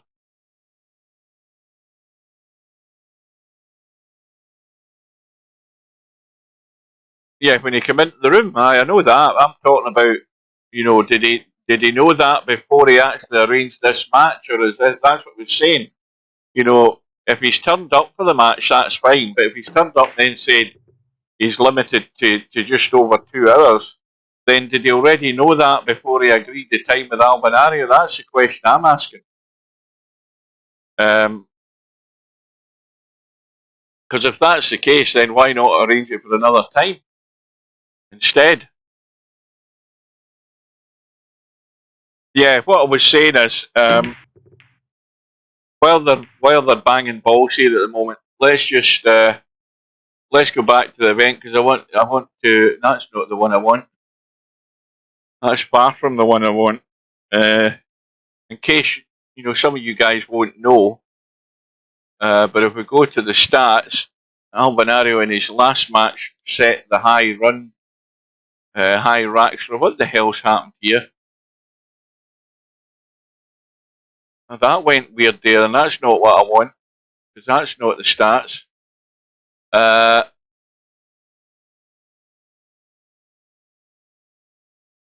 Right, break stats. 9 ball stats. Racks high run. Now somebody's on 4. I thought it is 4. It's in fact, tell a lie, I got it wrong. It was Slim in his match the other night. Albi wasn't 4, but Slim against Spectre Dawn had that big run sort of mid-match to get himself into the lead, or get himself back into it. And he got the high run in that match. 5 racks high run. And that overtook Albinario. I knew it was close, and I forgot about the run that Slim had. So that's the stat to beat there in the tournament for those 2 guys. In fact, Quagmire must have had his high run against Tommy, because he's in 3. Fast Eddie's in 3. Bankster's there in 2. Stubbs stuck there in 2. So there's a lot of improvement for a lot of people there, but not many of them are still in the tournament. That's Cobra, in fact, is stuck there in 2. Back to the match.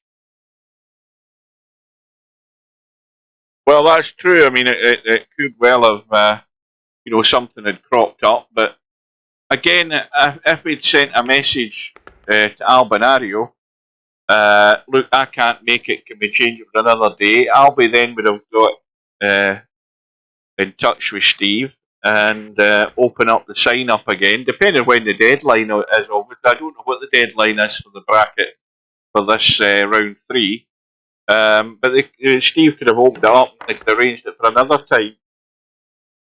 But who knows? Maybe Albinario is limited for his time as well, and to be here at a certain time. So then you've just got to make do with what you have.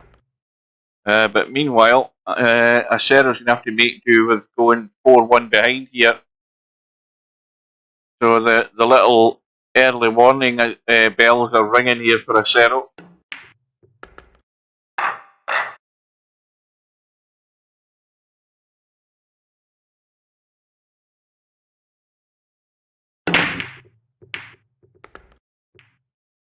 So Albinario again with a ball on the break as a follow-up. I think he can nip this. Or can he? Can he get in? I'm pretty certain he can nip that 1 ball in. Yeah. Just in through the gap. Loads of room up top to get on the 2 if he can get out of there clean. And he can. You know, there's this thing that when somebody like Albinario is at the table like this, you then immediately ask the question, well, where's he going to go wrong? Because he's going to do pretty much everything right to leave him a shot in every ball that's available when the table's sitting like this. And again, for these sort of lower rated players, if you then start asking the question, well, what's Albinario doing right? Well, A, he knows where he's going before he's moving. B, he knows how to move the cue ball to get there. And C, he executes it correctly. And when you put all of those factors together, you're on a loser, because you ain't getting to the table when Albinario's around. Simple as that. And more more so that when you do get that chance from the dry break, you have to do everything that you can to not only stay at the table, keep him away from the table, but you have to be running out. So you don't have much leeway, put it that way, because you ain't going to get much assistance from Albinario, and suddenly it's 5-1. And again, balls in the break. Cue ball almost scratched. Oh, in fact, the cue ball has scratched. That's the 9. No, it isn't. That's the 9 ball that's... Oh, that was weird. What did I miss there?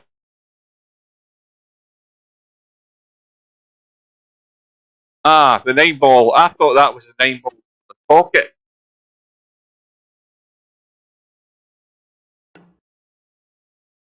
The bloody cue ball. Well, that's a great cut from there.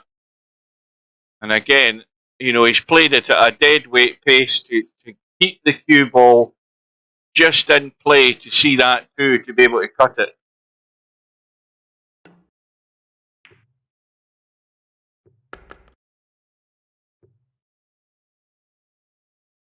Well, again, anywhere up the table and avoid the hook and the 9, and you'll still see the 6. And he's just getting there, and that'll do. That's fine. He's always going to be on the 7. Well, Albinario might be doing Acero a favour here and getting this match over and done with sooner rather than later. Still a long way to go, but when Albinario is doing stuff like this, all you can do is just sit down and be patient and be ready to actually dish up given the chance. But maybe Albinario's got a bone to pick with Slim as far as the high racks run goes, because he's maybe wanting to regain that title, having seen Slim go into the lead with a 5 racks high run. And he's got a ball in the break, but he's not got a shot this time on the 1.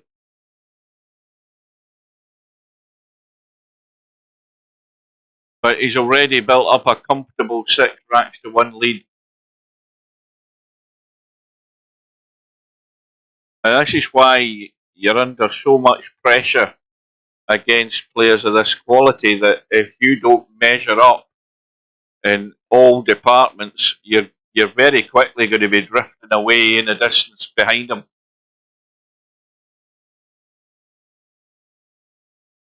And it won't all necessarily be self-inflicted damage. It's just the fact that you can't get to the table often enough, and more importantly, make enough of the opportunities that you do get, which will be few and far between. That's why it is still so difficult to beat these guys.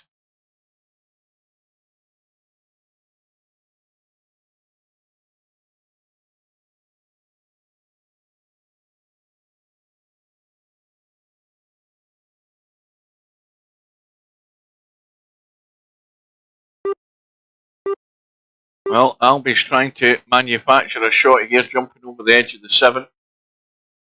Trying to keep this rack alive. That is a brilliant shot. That is an absolutely top drawer shot that he's just played there. I mean, okay, he's not perfect in the 5, but what else can you ask for? I mean, that was nailed 100%, that jump there over the edge. The cut was perfect. He's got a cut in the 2. He's ducking for cover behind the 7. And he's got Acero nailed again. Not a sniff from there. Not a sniff from there. He's going to have to go either straight up and down and find a way past that 8 ball. What he's doing here, I don't know. He's trying to massey it. Yeah, that's never going to work because that's far too hard. Well, he wasn't far off it, I'll grant him that though. But if it was a wee bit softer, it may well have got there. And that's how things are so tough. You know, Albinario, he played the jump, he got the pot, he wasn't, he didn't see the value and just played a risky cut when it was far easier to put Acero in trouble, and so that's what he did. And then, of course, he gets the reward. And above all, when you get the reward from your good safety, you then have to execute that reward by dealing with the ball in hand and tidying up the table. And that's exactly what Albinario is going to do more often than not. And this is how you demoralise an opponent as well. This is how you eat into their mind. And all you can do is don't let it demoralise you. Just sit and be patient. And when you do get the chance, if it comes about, either make the most of it or at least get yourself in control of the table. That's all you can ask. But you're at a stage already in the match where unforced errors cannot be counted. You can't be making them. You've got to start playing pretty flawlessly. It's now 7-1. And the Albinario that's turned up tonight is meaning business. And this sends out the message to Cobra. And it also sends out the message to everybody else that's in his line of fire. Not naming names, but Semi-Pros just mentioned it. If you're going to beat Albinario, you better have your game head switched on. And if you're in for a psychological battle, you'll have to do well to beat him that way as well. Well, up and down for the kick and the one. It's a big target for Acero.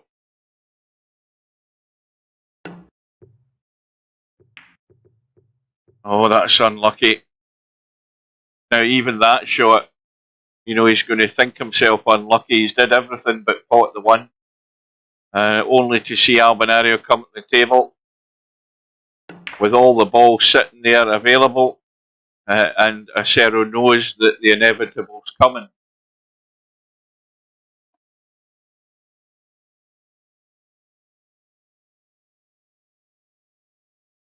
Well, you can't see that. What I'm saying here is, with the likes of Albinario playing like this, you can't beat yourself up about it because there's nothing you can do. All you have to do is mind your own business and know that you're doing most of the things right, given the chance. The problem for Acero is he's not getting the chance, and that's going to be the same for a lot of people coming up against Albi. I played Albi in a 9-ball World Championship 1 year in VP3, and I stayed with him for, I think, the first part of the match. I stayed with him, and then that was it. That was it. I fell out of it altogether after that. I was actually doing not bad staying with him early on. I can't remember what year that would be, but and I think it was it a round 2 match or a round 3. But then Albinario decided, listen, this guy's just annoying me, and that was it. I was gone. I was history. So you can only mind your own work and accept what's going on from the other guy. If the other guy isn't making mistakes and handing you things in a plate, then you've got to make your own luck. And you can't fault Acero because he's done very little wrong, and he's had very little opportunity to do very little wrong either. I mean, he's got 1 rack in the board, and he's not made a mistake. None that I can remember of.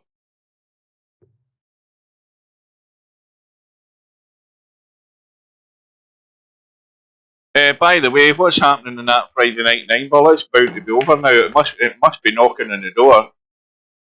What's happening in it? Anybody know if it's still on? In fact, am I in the lobby chat? No, I'm in the room chat. Let me scroll up. It must still be going on. Well, Larry's 7-6 in front, is he? Oh, it might well be going all the way then, that.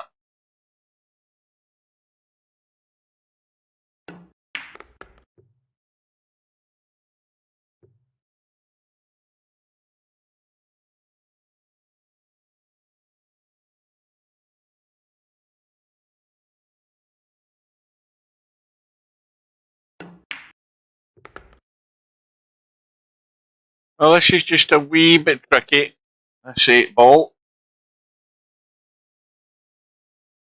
Only because he has to get into a suitable position to play the pot on the 9.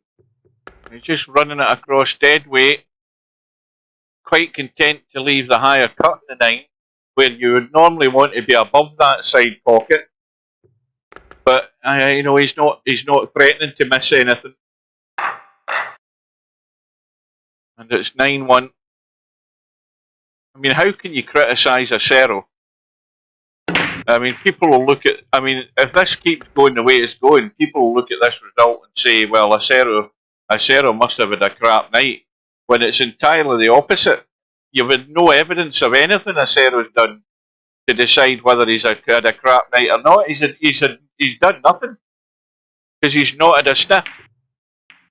And again, to exacerbate that, he's coming to the table with a table like this, where again he's not got a sniff other than a kick. And this is how you psychologically beat a guy to death in any sport, particularly billiards and pool and stuff, is you get them locked up good and proper and don't give them any encouragement.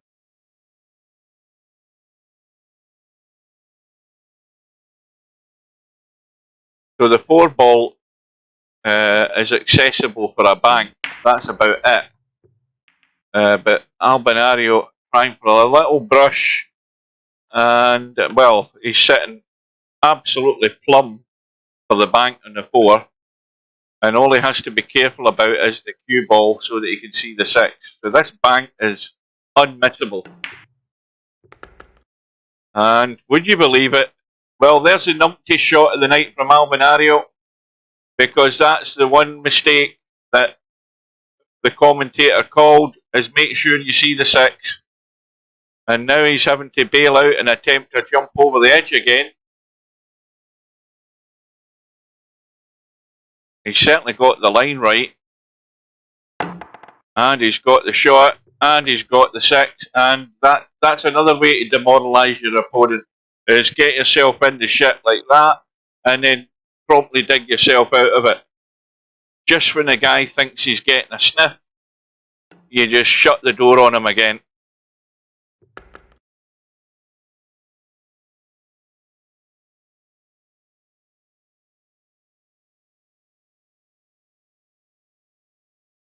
Well, this is like, this is like pro standard in real life, where the guy's making very few, if any, mistakes. He's breaking and running. When he's not got a shot, he's burying you. That is just, there's nothing you can do other than try and match it if you're given the chance. But poor acero's sitting there, twiddling his thumbs, looking at the clock, saying, "I wish I was away from here." How can anybody watching Albinario at this stage at the moment? He's done one,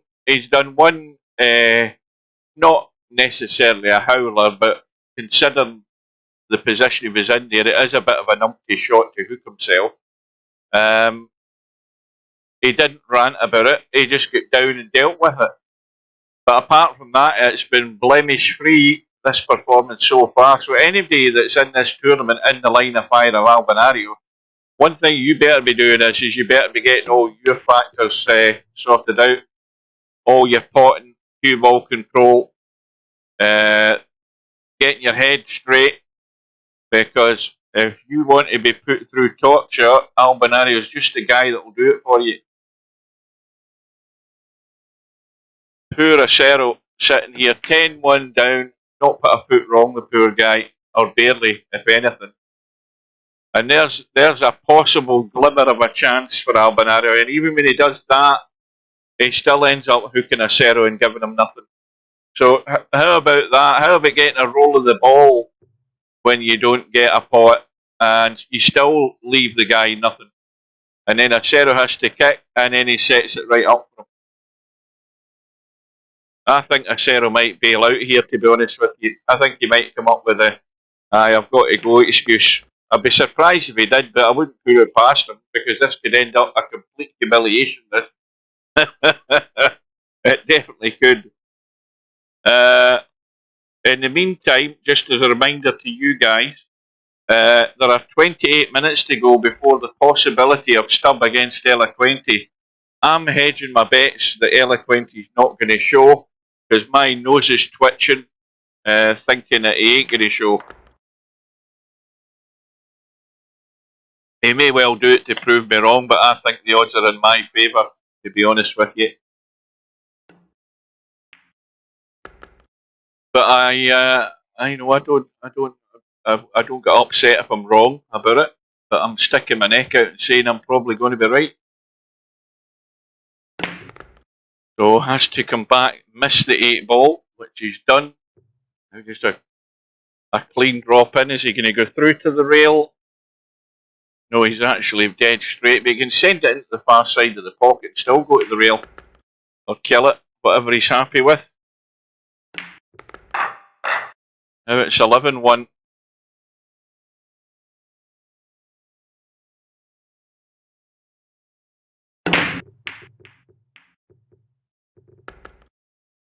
Well, maybe Eloquenti's thought that he did reasonably well, but I don't know what round he got to in Friday Night 9 Ball. But maybe he's thinking he'll quit while he's ahead. I don't know what level Eloquenti plays at because again, I don't think I've really seen him that often. But you know, if he's half decent, he's going to get chances against Stubb if the match goes ahead. That is, and well, maybe in fact that's a good idea. Maybe one of you guys wants to ask Slim if he's going to stream this match coming up because I'm not. I've already been at this for how long? Well, it's already 230 minutes. So that's what is that? What's 240? That's 4 hours, isn't it?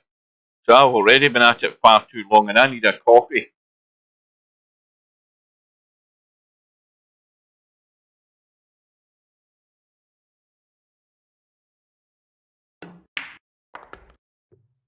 Well, it says he's not online at the moment, maybe, but he's signed up for Cowboy Alternate, which in fact that's actually probably in fact the Cowboy Alternate's already been postponed because it goes at past the hour and it's already 25 to the hour. So he's certainly around for tournaments, and I would assume that if he's got the intention of doing Stubb, he'll turn up to cover that match.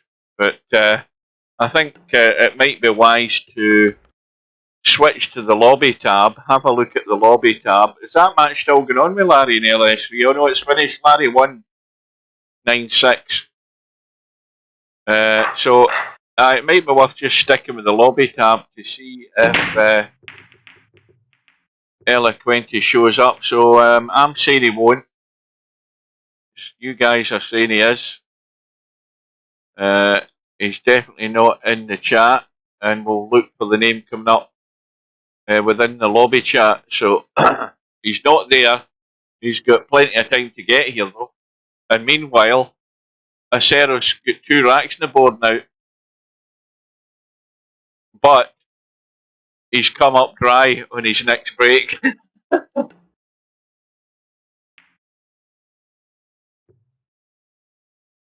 Albi's playing very well, but this just shows 9 ball is kind of crap.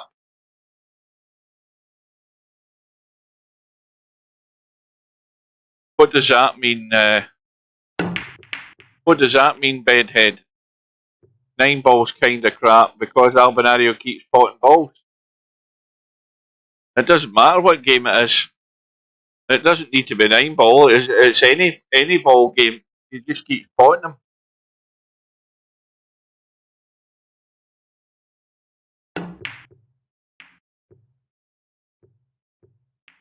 Well, Albinario having to kick there, and again, sort of getting away with it. Acero's left with a 1-4 combo.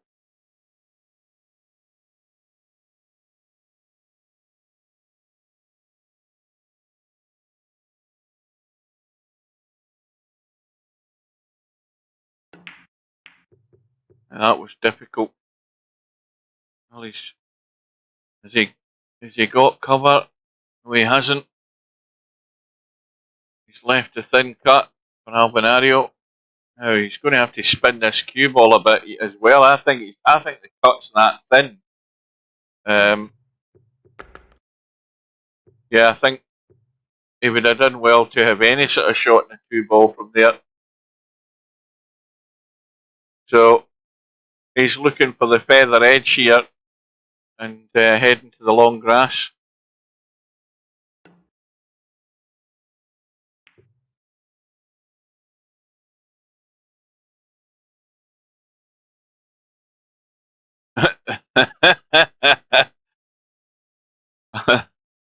Actually, I kind of agree with Ben. The break Albie is doing is kind of broken and very consistent.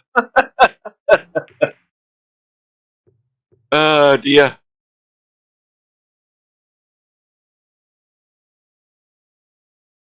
It's consistently good at keeping him at the table. Yeah, he's doing the Larry break.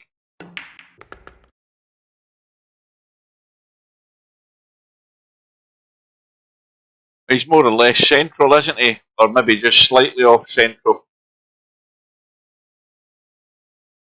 Right, who's putting a bet down that Eloquenti doesn't show? I'm saying he doesn't. And, well, there's still 20 minutes to go, so he could always surprise me, but I'm betting he won't be here. Is it a slight cut? I haven't really been paying that much attention to it. Sarah's trying acrobatics here, and that's not working.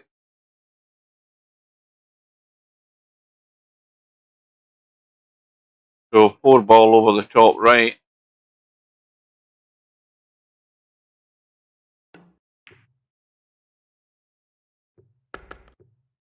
Drop in dead weight, but he's got to bump the rail and leave an angle.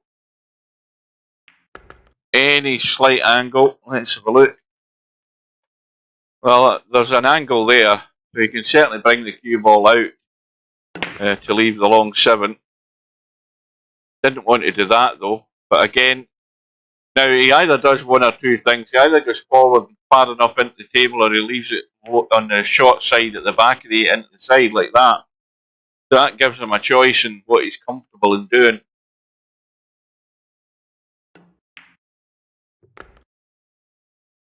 Well, Albie's made a couple of mistakes. I think he's made more mistakes in the last 5 minutes than he's probably done the whole of the match. But you know, if you can keep them down to a bare minimum, and then the rest of the stuff take care of itself, you're on a winner. You know, let's face it, Acero's just had scraps. He's not even had enough to even qualify them as scraps. Got 2 racks on the board, and I think he's glad he got the second one. Albie's got a ball, 5 balls gone. He's got the thin cut in the 1, which he'll be taking on. I'm sure he will.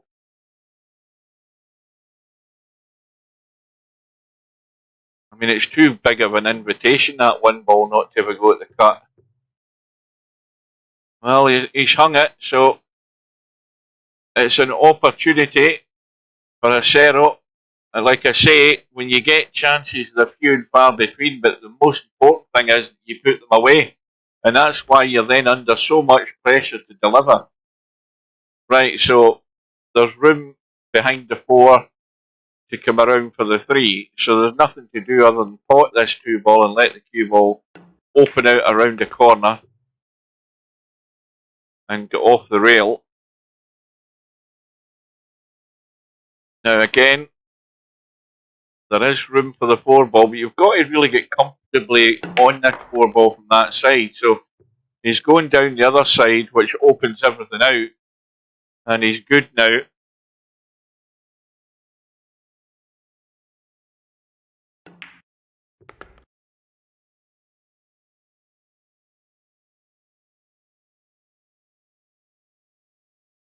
So it's a long road back for Acero. But you know, a long road back always has to start from some point. But now would be a good time to try and match Albinario for the Rats high run.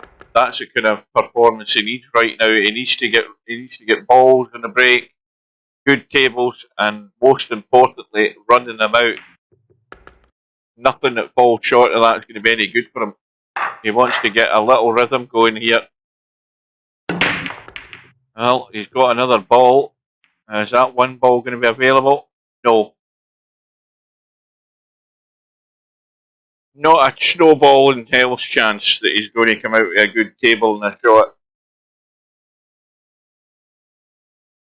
Now again, the push out is vital here, because if he comes down the bottom of the table to play a push out, Albinario is going to have him in trouble with those balls up top. And that's probably not bad where he's put it there, because he's left Albinario a choice to have a go at. Well, he could actually cut either way, believe it or not. He could cut it into the corner, or he could have a go at the cut back bank. He's taken the bait and he's gone for the corner, and all of a sudden, Acero's regretting the push out. Albinario was up to the task. A tough cut, but he took it on. Now a little drop in the 3, finishing the gap onto that 4, and suddenly the pain. There's a jabbing pain in Acero's stomach after having played that push out. The other alternatives in the push out weren't great, but he left that bait there for Albinario, and Albinario was up to the task. Well, there's a name I've never seen before. Spicy.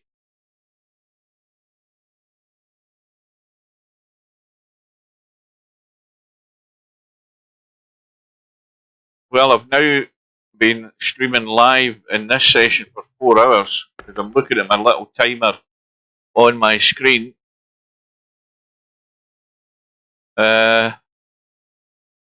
What's 240 minutes? 60 is 120. Aye, that's 4 hours, isn't it? And I did another hour, or I don't know how long that was earlier today, so I've done my fair share of streaming today, and I'm done for the day. Well, we're 15 minutes away from the start of the match with Stubb. I expected that One Pocket Slim would be online if he was going to do the Stubb match. Maybe he's got business to attend to or whatever. Meanwhile, Acero is 10 racks behind. Albinario breaking in rack number 17. The 3 ball has gone, and of course Albinario has a shot on the 1. And well, again, I'm asking the question, where can this go wrong? He can hook himself behind the 8, but I think he's just okay. He tried to get in trouble, but apart from that, if he gets on the 4 nice enough, where else is it going to go wrong? I think there's a slim to 0 chance. Johnny Pie's never heard of that name either. Where are these people coming from? And we've still only got 37 people in the lobby. That's laughable. 37 people in the lobby, and I bet if I went over to Shooter's Pool, there's at least 150. And I say at least 150. Probably a lot more than that. And I wonder why. That's what I keep asking myself. You know, why?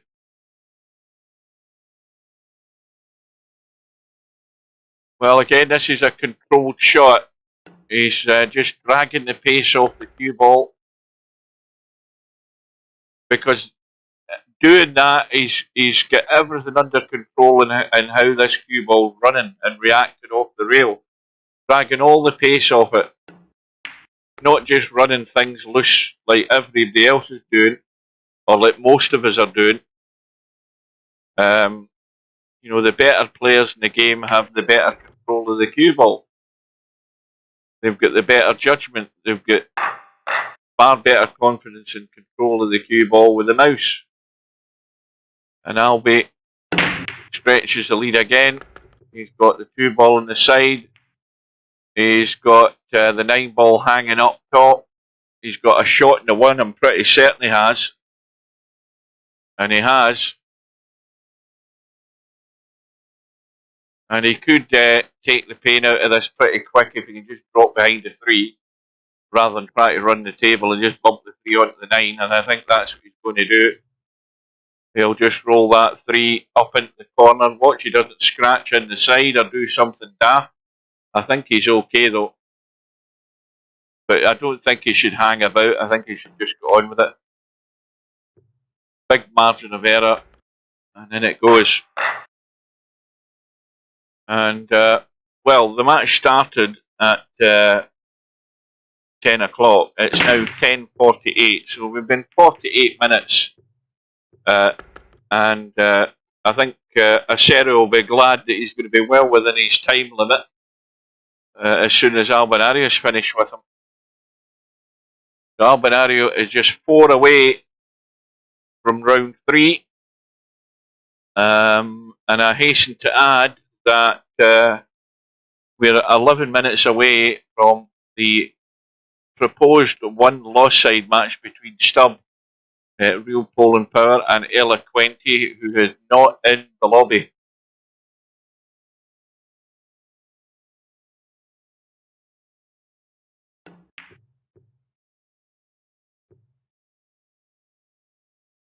Well, that's no good. Acero, Albinario is going to cut that in, come around behind the 8, finish just up roundabout parallel with the 9 ball and have that 2 ball into the side. Okay, that right now. There you are. Okay, he's overrun it slightly, but he's there or thereabouts on the mark.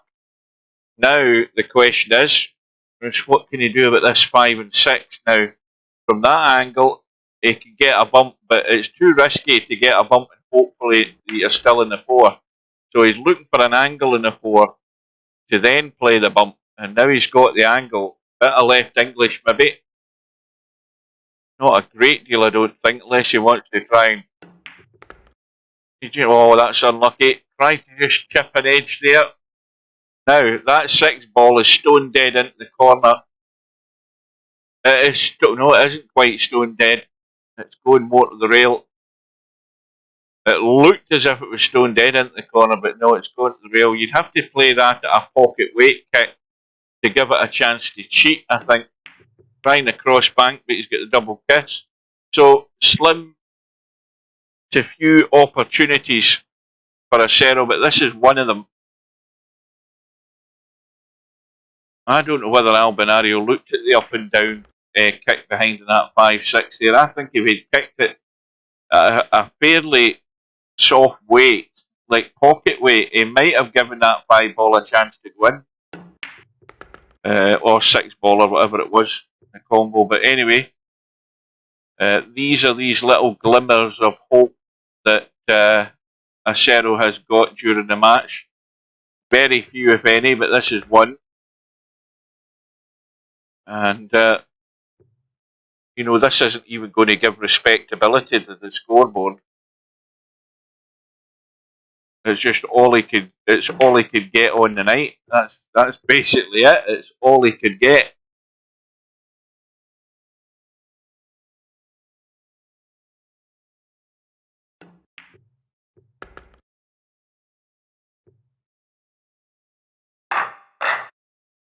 Well, I mean, we might be pushing the boat out here to get much past the hour for this match, because Albinario, I mean, he's still 4 away. Acero's got a ball in the break, and depending on how things go here, we could be, you know, there or thereabouts, just round about the hour or so. Might be a bit longer than that now that Acero's. Well, I don't know that he wanted to pot the 3. But now that he has done, he can put Albinario in trouble. Although the 4 ball cut was on up table, But he would have had to have been aggressive with the cue ball to get up table as well for that 5.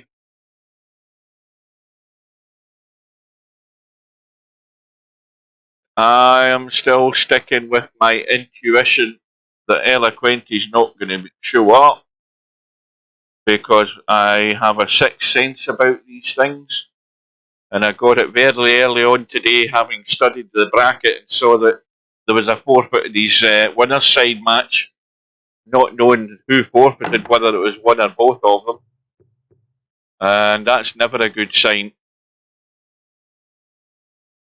So Albinario got the hit, and he's got reasonably safe. I mean, there is a cut in the 4, but if Acero's going to take that on, he's going to cover an awful lot of ground with the cue ball and have to avoid the traffic. And there are obstacles in the way of getting back down. And well, that's an excellent shot. How he's managed to hold that, I don't know. I don't know that I would be able to execute something like that. I would tend to want to run it. Well, One Pocket Slim has arrived in the lobby, which would suggest that he's here possibly to prepare himself for the stump match. But he might not have one if Eloquenti doesn't get in here. We are now 6 minutes away from that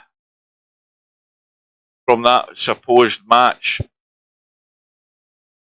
Well, the thing is, if I had gone round the other side behind his shot as he was playing it, I might have been more confident in whether I'd have been able to do that. But I'll tell you, from this end looking at it, it looked no way that you're holding for that shot.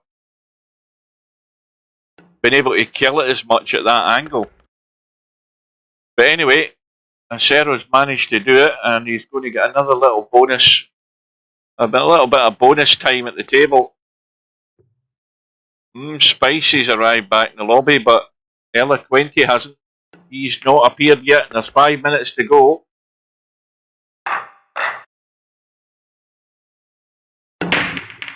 Well, you get the impression that Acero's just delaying the inevitable, because he's now getting balls in the break. He's going to have to play a 1-3 combo if he wants to stay at the table. That 3-1 certainly doesn't go past the 3. And I'm not sure what he tried there. I have no clue whether he thought it would, or whether he was to try and play a safe like that. It's hard to say. Now, what's he saying in the chat? Oh no, it's just Steve coming in and checking up the score.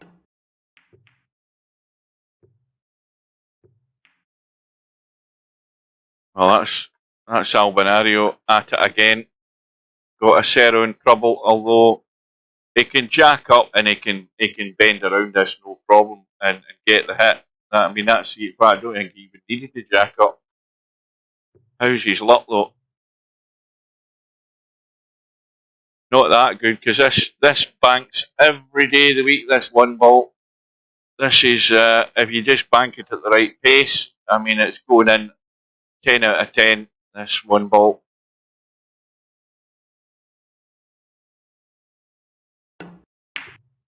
Oh well, now that I say that, Albinario's managed to find a way to miss it. Didn't pick the line. This is a bit of a bonus attempt here for Acero, unexpectedly. 4 minutes to go, still no Eloquenti.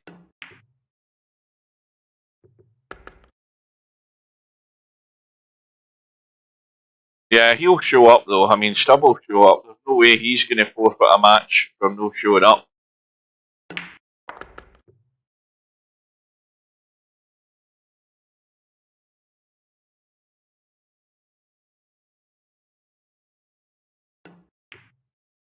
Well, that's just barely held its line, that 3 ball there, and now he's in trouble. He's going to have to dig out another one.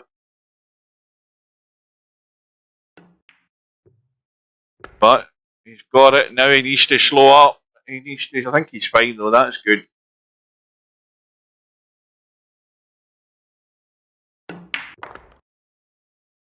Well, Albinario has already sort of broke the back of this match. Where's that cue ball going?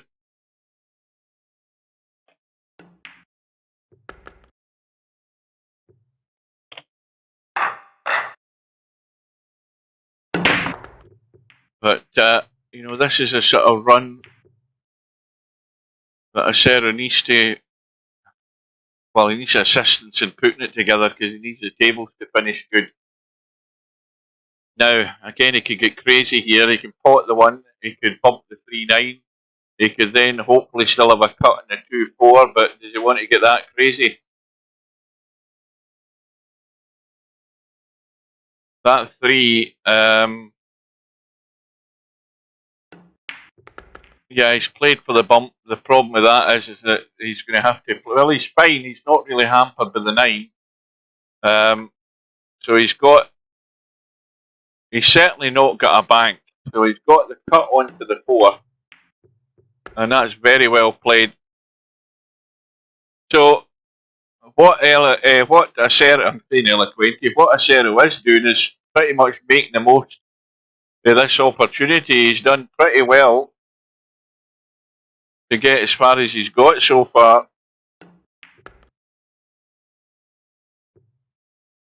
Your mum's in the house. What the hell does that mean? What have I missed there, semi-pro? What the hell are you talking about? Oh, mum, I see. I know what you mean now. I've twigged it now. I've seen it in the chat. Right, I've seen it. Relax. I've noticed it. I get the joke now. I see mum has arrived. I'm looking at the on-screen chat and I'm saying, what the hell is he talking about? Right, well, we are barely a minute away from the start of the stub match with Eloquenti, and unless he sneaked in the back door,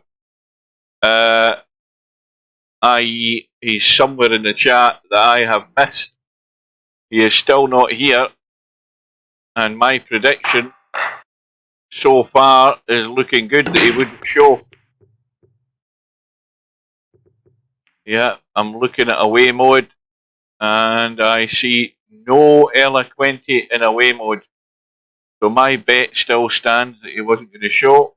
We are now at the top of the hour.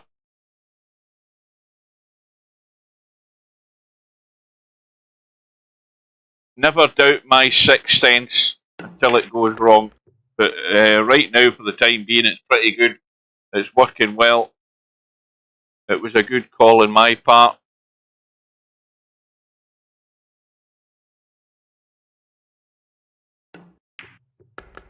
I think I said that. I think I said that to Stub earlier on. I said, this guy's probably not going to show. That was after having looked at the bracket. Whenever I see a forfeit and somebody going to one loss side, you know, it has to be one or two things. The two of them didn't show, or he was the one that wasn't answering proposals, and he's gone to one loss side and he's not got the stomach for it, and he's no intention of showing up, even though he was in Friday night 9 ball. Now he might be doing something to fool us and leaving it to the last minute, and then diving into the lobby trying to catch Stub out. You know.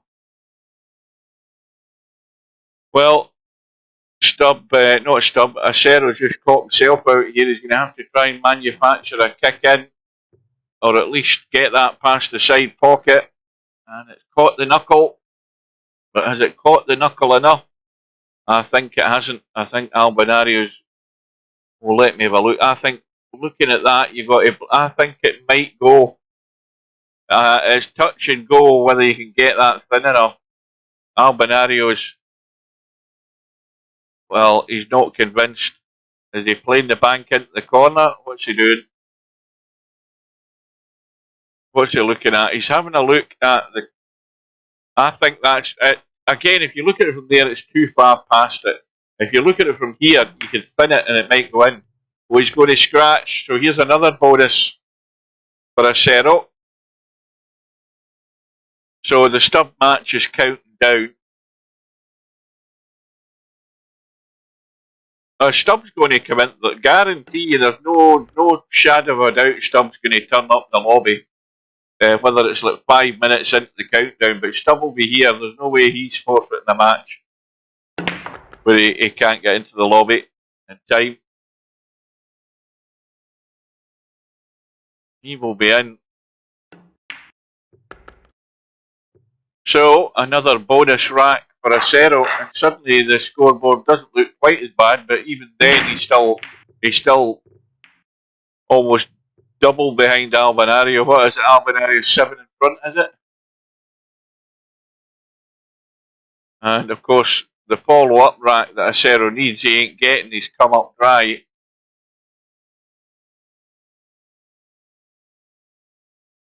Yeah, Albinario is just beginning to fall apart at the seams here. He's been going along like a house on fire, and then he's beginning to fall apart. There, I told you Stubb would be here. Never a doubt Stubb's going to show up. Even though he's going to show up late, he's going to get in the room in plenty of time. But no Eloquente, as I predicted.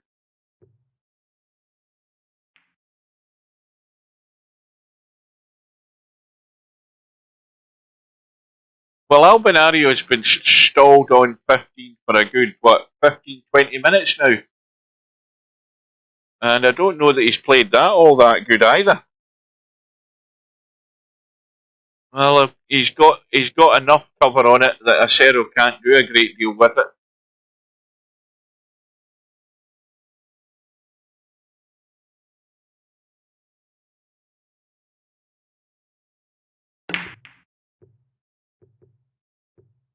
No, Albinario's made a few errors in the last couple of racks, but acero's taken what opportunities he has had in that time and put a few racks on the board. But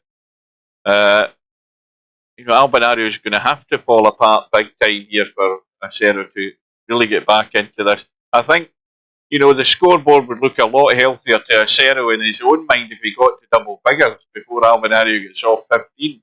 Let's put it that way. It would look a lot better to him, and it might fire him up a wee bit more. But getting back to what acero said at the beginning, prior to the match, that he maybe doesn't want to hang about here too much. He maybe doesn't want to prolong the match a great deal longer, because then you approach that 2-hour sort of limit that acero was talking about how long he could stay here. So I don't think he really wants to do a lot of hard work to get back into this, only to have to quit and forfeit anyway, and then it's a whole pointless idea. Well, we are now 5 minutes past 11, so there are 5 minutes left for Eloquente to show up and get into that room with Stubb.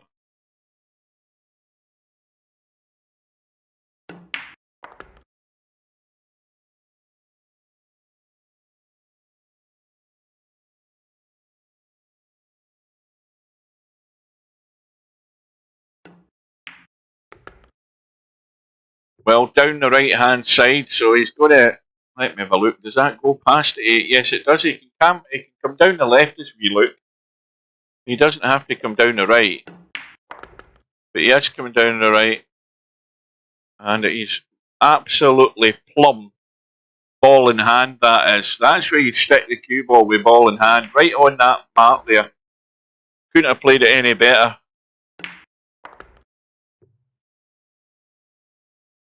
Of course I'm right. Never doubt my sixth sense with players. I mean, I've told you all before.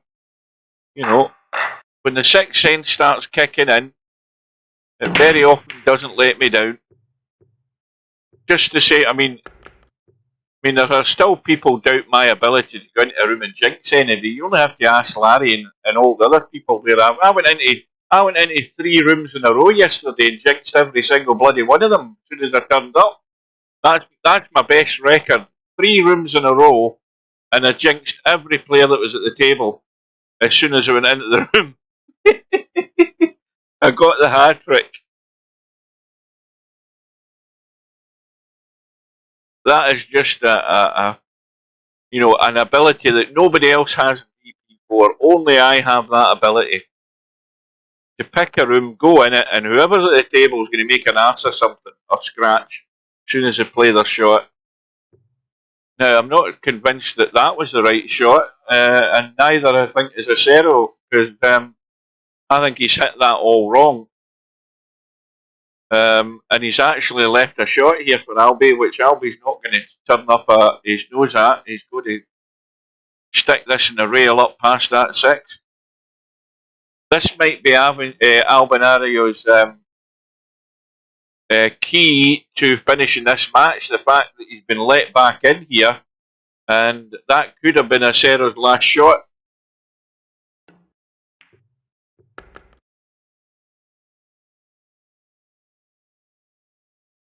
I'm desperate for a cup of coffee here. I'm choking for a cup of coffee.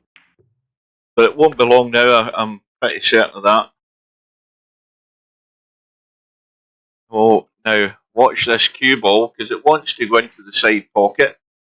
It wants to go into the side pocket. Oh, Albinario, what a numpty shot there. That's a numpty shot of the night, folks. The commentator's eye called it. Watch the line that the cue ball's going off that 4 ball, and Albinario suckered himself right into it. And fill your boots, Acero, because that is the numpty shot of the night that Albinario's just played there. We've got it on video. You're all witness to it. The commentator's eye called it, and Albinario suckered himself right into it.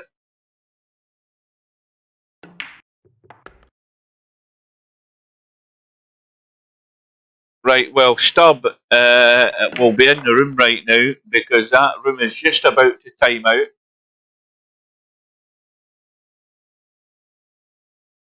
No, Stubb is about to get the result, so they'll probably come back into the stream to catch the end of this match.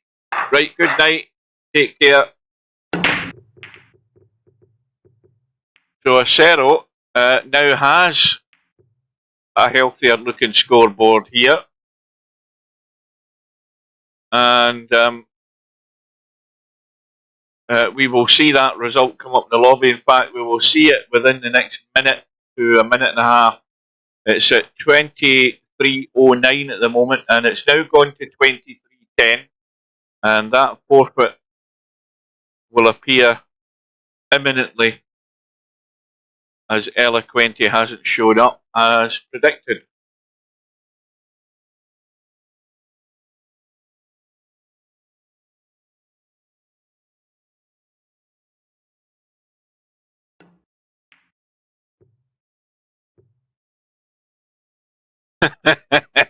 Semi-Pro's not happy. Semi-Pro isn't happy. Stubbs getting a bailout. He's getting a chance to survive another round in the one-loss side. But, you know, that's still bad news for Stubb, because sooner or later he's going to bump into trouble. Because we'll look at that. We'll look at the bracket once this is done. Right, so we no longer need to look at the lobby.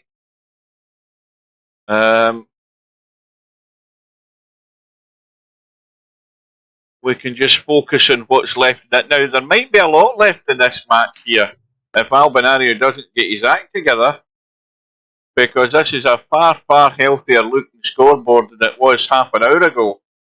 Albinario is still stuck in 15. And don't forget the howler he made in that last rack. And Albinario needs to refocus here. He needs to redress the balance, because he's let things just drift slightly. But don't forget, it's the other thing to point out is past midnight in Sweden. So Albinario's showing a little bit of sign of wear and tear. He may well have had a full day at work.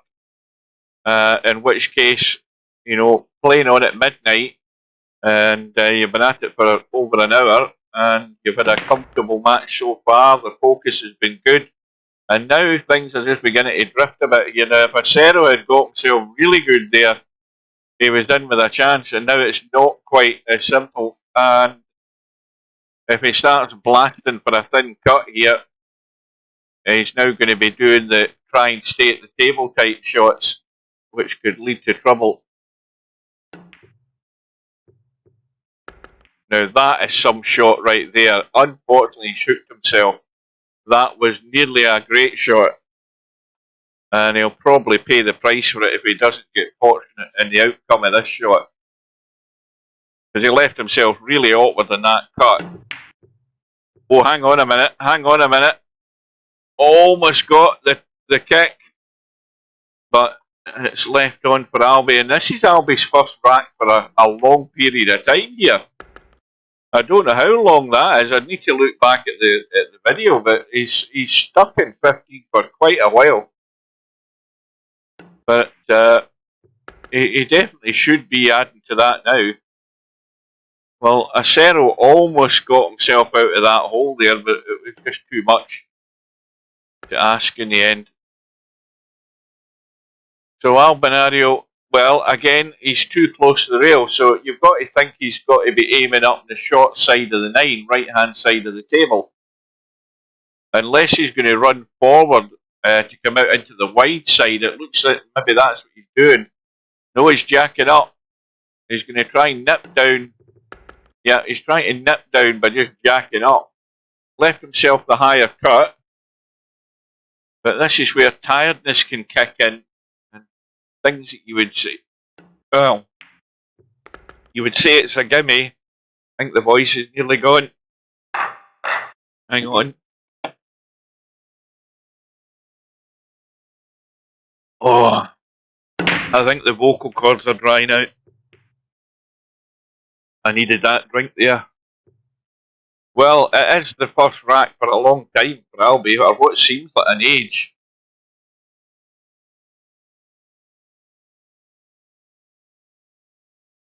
Well, is Acero going to put the frighteners on Albi here if he can get a decent shot again and a decent run? You never know. Welcome to PoTmAn. Well, this is a match where Albi has been in control for all of it until the last half a dozen racks or so, where things have just unravelled a wee bit. And Acero's taken most of the opportunities that he's had, but he didn't quite get it done in the last rack, which has allowed Albinario to get another rack on the board. He was stuck in 15 for at least 20 odd minutes or more there. So that's his first rack for a while. And the voice is beginning to go, how long have I been streaming this? Now, 270 minutes.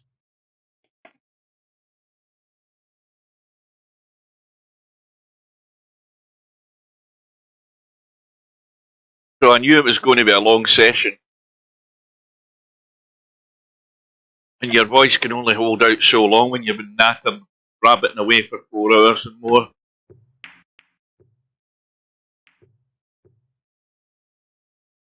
Well, Albi's got the kick and he's got a result. Well, again, it's a result and it's not difficult for Acero to get a kick either. The problem is the 6 ball's a bit in the way for getting distance. Oh, he's kicked it in. What a shot that is. Now, is he going to be able to back it up this time? Again, he's awkward in this 3. He really wants to bump the 9 here. I don't think he can. He's probably going to come out and miss it. Because the cue ball then will just be running a wee bit loose here off this shot. You see, that's why he's trying to get right down the bottom. Now, he needs to keep running, and I don't think he is.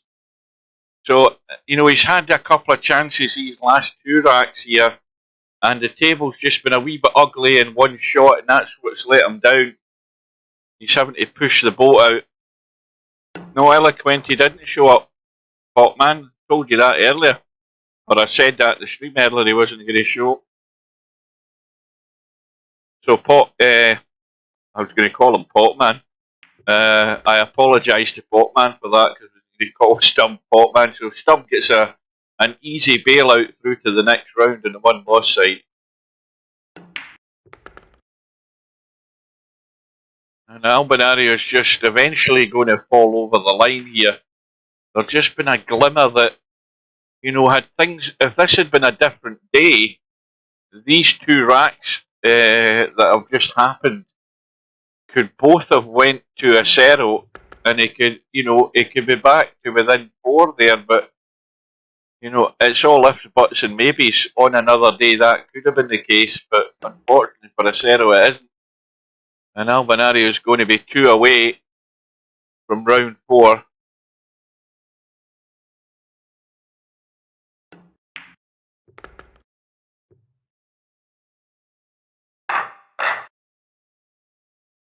So 17 racks to 10. And I'll tell you, everybody that was watching this stream early on would have doubted that Acero was going to get any more than 3 or 4 racks in this match. Well, this is going to be a quick rack because Albi just needs to cut the one and see this 2-9, and that'll be this rack done and dusted. Now, he's got to just look at the join where the 2 meets the 9, and that's a shot. That's a shot just to chip it in.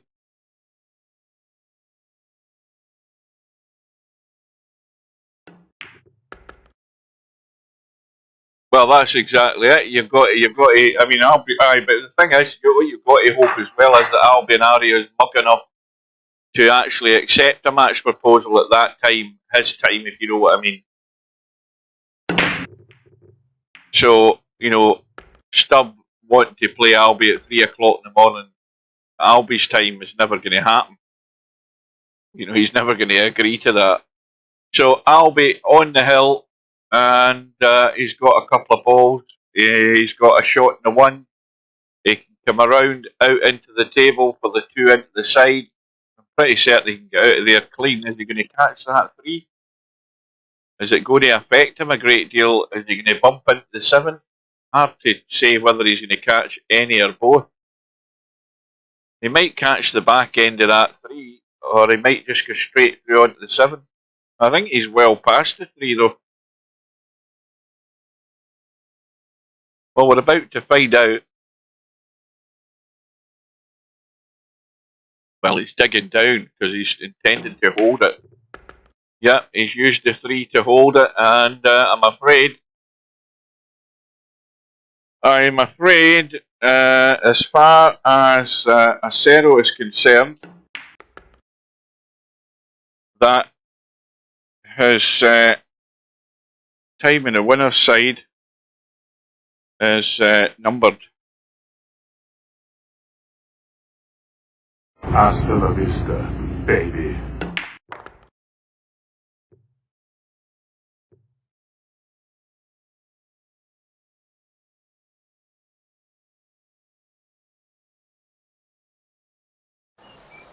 What we've got here is failure to communicate. Some men you just can't reach. Well, Albinario is, I suppose, in a way, falling over the finishing line. It was inevitable it was going to happen. It was just a matter of time, but it's probably gone on, 25 minutes longer than we thought.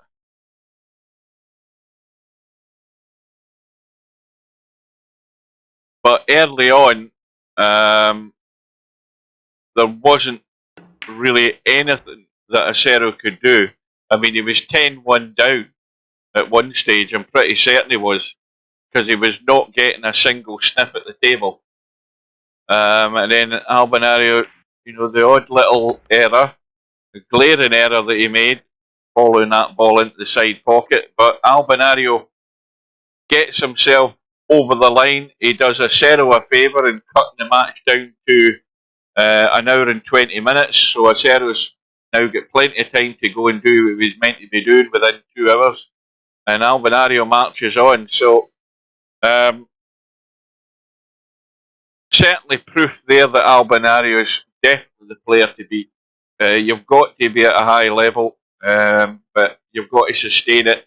And clearly, there is glimmers of hope for people who meet him, because he's got to sustain that level throughout it. And we've known in the past that Albinario has tendencies to, be hot for a period of time, and then now I've got the hiccups now that I've had a drink. And then he starts to sort of drift and get a wee bit sloppy, a wee bit careless. That starts to pop in, and that's when you have to pounce.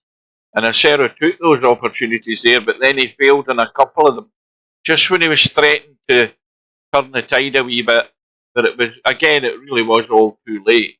So if we look at the winner's side, we have the round 4 match set between Semi-Pro and Larry. We'll cover that schedule in a minute and what remains of it. We now know that LS3 is now going to be playing Albinario, and that's going to be a tall order for LS3 to sustain a level that's going to be a threat to Albi. She's going to need a bit of a favour, and she's going to need to, again, take every chance she can get if she's going to put Albi under pressure. We've got a round 4 match between Cobra and Balls.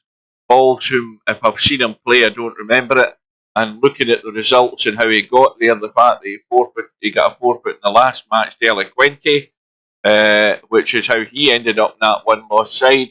Is Balls going to be good enough? Well, looking at his scores, he beat Miasma/Pi 19 racks to 11, and he beat Whiskey at 19-12. Now, he's not been tested. I would suggest that Cobra will give him an education should he show up to play that match. I think Cobra's way above the level that Balls is going to be playing at. I'm assuming that, and I'm probably right.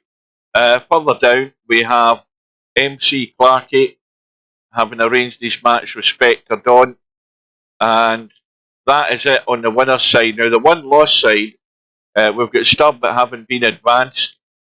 Stubb will now wait on the winner of PoTmAn and Bedhead. No disrespect to PoTmAn, but Bedhead's the strong favourite there.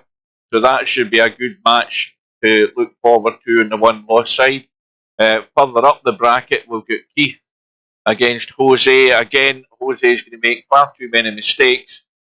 Keith's going to be too strong, and he'll get over the line first in that one. Further up, we've got One Pocket Slim and Wink at Me. Wink at Me needs to be playing at a high level for the duration if he's going to beat Slim. Slim can only slip down in performance level that he had against Spectre Dawn. If he plays at that level, he'll walk away with it against Wink at Me. But Wink at Me's a strong enough player to give One Pocket Slim trouble. Further up the bracket, we have Mooncake against Sergeresh. That could be a very close match with those two.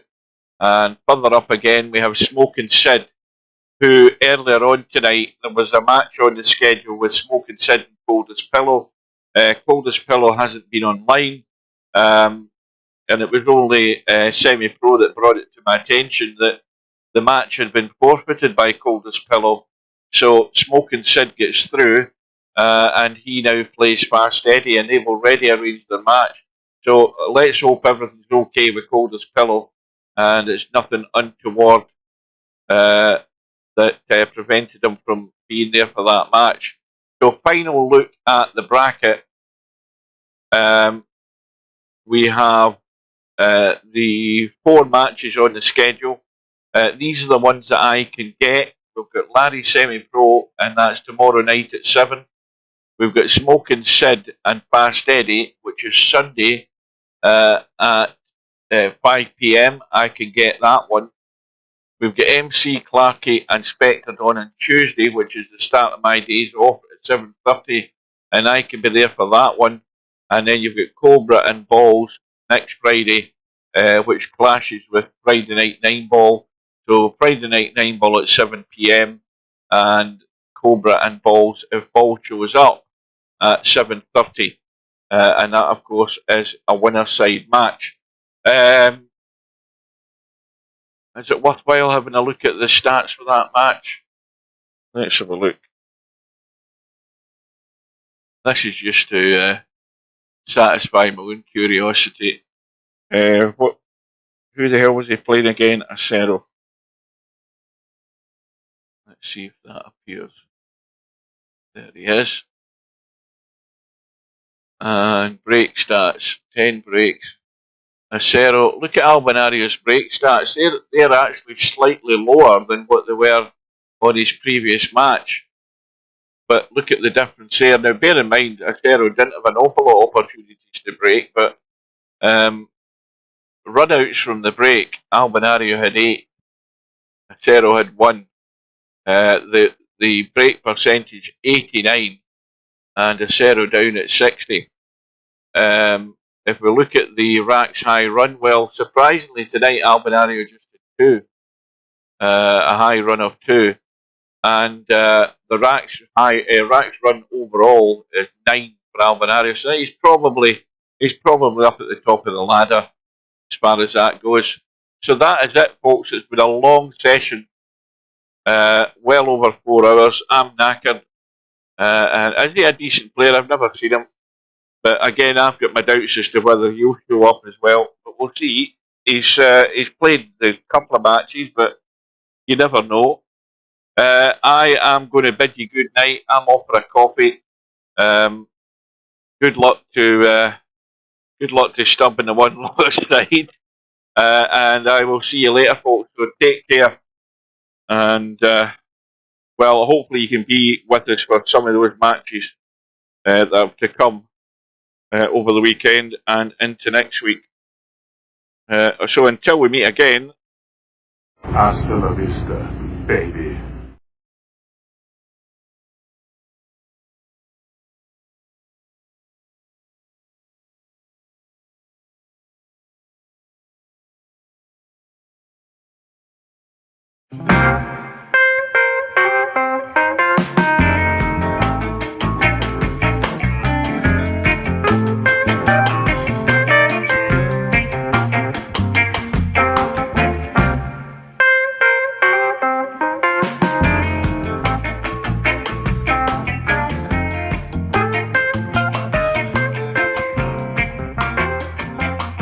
Good night, ladies.